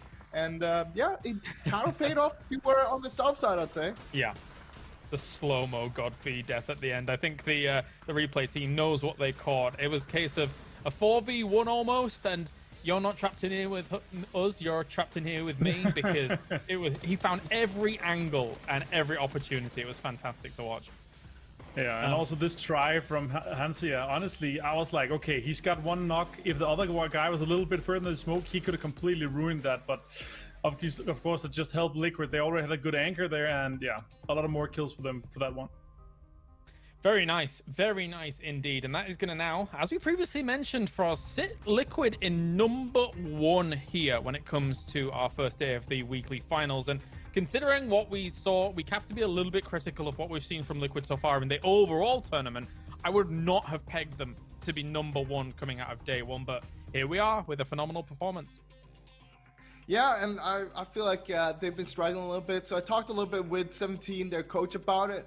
He's saying, well, this is the first time we're playing live with Clib. This is the first time Clib playing live as well, more or less, in a global stage like this. So having a kind of a slow start doesn't matter. What matters is that we want to have we want to finish strong. And that's what they're doing right now, at least. They're going stronger and stronger. It's just looking better and better the further we go with them. It bodes well. 26 points in one game pushes them up very nicely. FaZe getting themselves 13 points off the back of this game as well. It has been an up and down day for FaZe Avenger, but they managed to finish nicely. 2 16th places and a 12th besides their win, and their 4th place here with 9 kills was kind of outside, but like if you're able to perform nice in the 2 good games, it's obviously fine. EB here with 7 kills. What a standout performance for him. Good to see from them, of course. But yeah, FaZe, a mediocre day for them. 31 points, I believe they ended on. And in the previous picture, James looked like he'd eaten some spicy food and wasn't particularly pleased with it. But Clib standing up to the spicy food here with 754 damage done. His flex out against Africa Freaks. I guess, Froz, did he have to do it? He knew that he should have known, I guess, the angles were being taken against him. Well, he was trying to do that to make sure that Africa Freaks couldn't get the utilities and start looking towards James and Ibi. And if he didn't do that, they wouldn't have won the game. There was no chance that they would get that far without it. So I feel like that's the whole game-winning moment that they had, was Clip actually pushing there. Even though it looked a little bit like he just pushed into a suicide going towards Africa Freaks, having the high ground against him there. Sure. I guess you can also say that man advantage is also a resource that's kind of expendable as well in this game, which, you know, if you're able to push other members of your team into a better position because of it, then you can make magic happen. And that is the points coming in from this game. Eventually, we're going to look at the overall standings and see how that has shaken things up. But, I mean, what a day it has been for European teams as well as Korean teams here, Avenger, as we take a look at the winners from today. They have taken everything, all the chicken dinners. Yeah, it's looking good here coming into the weekly finals. It's obviously the meta that it looks like that the European teams and Korean teams they have been more happy with. Gen G is obviously not on the board with a win, but they were able to play extremely well today as well. Ending on 34 points, 2 second places and a third, extremely respectable for them as well. And Freaks obviously getting 2 wins and a second, so super nice to see with the performance from them here. And 50 points for Liquid, 49 for Freaks, just clutching it there in the end with Liquid with a 26-point chicken dinner. A massive gap forming, relatively speaking, between second and third. So Team Liquid and Africa Freaks really getting the leg up here today. And Froz beyond that, though, very, very close between third all the way down to 13th, I want to say, to be honest with you. It's still anybody's game to get into top prize pool. But let's hear an interview as we continue things on. 첫날부터 굉장히 치열한 접전이 이어졌는데요. 현재까지 종합 포인트 1위를 기록하고 있는 팀 리퀴드의 4명의 선수들과 함께 이야기 나눠보겠습니다. 축하드립니다. Congratulations, guys. Yes, thank you. 와, 일단 1주차 파이널 우승에 한 발 더 가까워졌습니다. 소감이 어떠신지 듣고 싶은데요. What are you feeling? You're getting towards the weekly final winner. I mean, I'm feeling super good. We had some rough games today with the Los Leons. We started off pretty rough. And I mean, you know, our mentality, we just keep going. And look at the last game, 16 kills, 17 kills, just like that. Super happy. 너무너무 기쁘고 처음에는 경기가 잘 풀리지 않아서 긴장했었는데 가면 갈수록 잘 돼서 팀원들을 다독이면서 끝까지 잘할 수 있었습니다. 아마 많은 팀들이 오늘 경기 좀 힘들었을 것 같아요. 자기장이 오늘 모든 경기가 좀 극단적이었습니다. 좀 선수들의 반응은 어땠는지도 듣고 싶은데요. What were your reaction to the magnetic fields? It was rough tonight. Like the last game? Every game. Can you repeat the question one more time? The magnetic field was... Oh, the zone going to the field. But like the last game or... 전반적으로 모든 경기에서 좀 극단적인 자기장이 잡혔잖아요, 초반에. The position of the magnetic field was rough throughout all the games. What were your reaction to that? Okay, yeah, no, sure. Yeah, it's possible. Some days you get rough zones, some days you get easy zones. Just got to make the best out of it, play together, maximize each game, get points, and maybe tomorrow the zones are going to be easier, but super happy how we played, so that's nice. 자기장은 어떤 경우에라도 뭐 어려울 수 있고 쉽을 수도 있기 때문에 그거에서 최대한으로 잘 해내는 것이 우리의 몫이라고 생각하고 내일도 잘할 수 있을 것이라고 생각합니다. 네, 클립 선수에게도 좀 묻고 싶은데요. 마지막 치킨을 가져갔던 매치, 야스나야 쪽으로 이 세 번째 페이지에 깊게 찔러 들어간 선택이 굉장히 주요했다고 보는데 어떤 오더를 내리셨는지. What were your orders in the last match? Going deep into the field? I mean, we had a pretty rough zone too, where we went north into like Yes City basically. So we started from north and we just like took it slowly, getting further and further in, like saying, okay, these buildings are free, and we just like took a chance and getting really fine by being brave, I guess. 북쪽에서 오는 적들의 상황을 파악하기 힘들었지만 계속해서 천천히 안쪽으로 들어가면서 잘할 수 있었던 것 같습니다. 위클리 서바이벌보다 훨씬 더 좋은 경기력을 보여주고 있는 것 같은데요. 짐준 선수에게도 좀 질문을 드려볼까요? 짐준 선수 마이크를 좀 받아주시면 좋겠는데요. Take the microphone, please. 지난 휴일이 있었죠. 이틀 동안 좀 어떤 부분을 보완하려고 집중하셨는지 듣고 싶어요. Throughout the holidays, what were your focus on up the game? We started after the weekly survival week here to just have a couple off days, get our mind off of PUBG. And during the holidays, we have had 1 day of scrims, some VOD review, and just talking about what we have seen in the VODs and stuff like that. 처음에는 PUBG에 대해서 좀 생각을 끄고 쉬는 시간을 가졌고 그 이후에는 스크림도 하고 또 비디오를 함께 리뷰하는 시간을 가지면서 보강하려고 노력했습니다. 네, 마지막 질문은 우리 맥시 선수에게 좀 드리고 싶은데요. 자, 내일이 정말 중요한 날입니다. 팬들의 응원이 무엇보다 필요한데 픽댐 챌린지 현재 순위가 10위예요. 팬들에게 좀 응원을 부탁드린다고 한마디 좀. Tomorrow is a big day for you, and you guys have ranked in 10th in Pick'em Challenge. Do you have anything to say to your fans for more support? I mean, thanks for all the loyal fans who keep supporting us, even if we have up and downs. Those shows the true colors, and well, we'll see after tomorrow if we're gonna have more votes and who voted wrong and who didn't. So vote for Liquid next week if you want to win some skins. 힘든 경기도 있었고 또 잘했던 경기도 있었지만 계속해서 응원해주고 있는 그런 충실한 팬들 여러분들에게 너무 감사드리고 내일도 계속해서 응원해주셨으면 감사하겠습니다. 네, 인터뷰 감사드립니다. 오늘 고생 많으셨습니다. Thank you for the interview, guys. 자, 이렇게 해서 오늘 누적 포인트 1위를 기록한 팀 리퀴드 4명의 선수들과 함께했고요. 계속해서 분석되는 Indeed, our hosts in South Korea wore the right colors, it seems, as Team Liquid comes out on top as well. The deep blue showing through. And as Mexi said, in terms of wearing the right colors here, if you've picked them in the Pick'em Challenge, so far they're looking pretty good. We'll see if more will continue on from here. And today, that is the day done. What a day it has been. It has been wild for us when it comes to the circles. It's been some rough circles for all of the teams, but we've seen some of the EU teams, some of the Korean teams that has done a little bit better when it comes to them. It's still anybody's game. We know that the first and second place right now is a little bit ahead, but with everyone so close, anything can happen tomorrow. Definitely. So final thoughts, Avenger, before we wrap things up? Yeah, some of the most crazy games I've ever watched and lived through here for today. I'm really excited to see tomorrow. Like, I'm kind of hoping for some easy circles tomorrow to see what other teams are going to be doing. But insane day. I can't wait for tomorrow. Absolutely. It's going to be good, just like today was. Thank you very much, ladies and gentlemen, for tuning in around the world. Tomorrow we are back, same time, same place. 5 more games to determine who becomes our weekly final winner.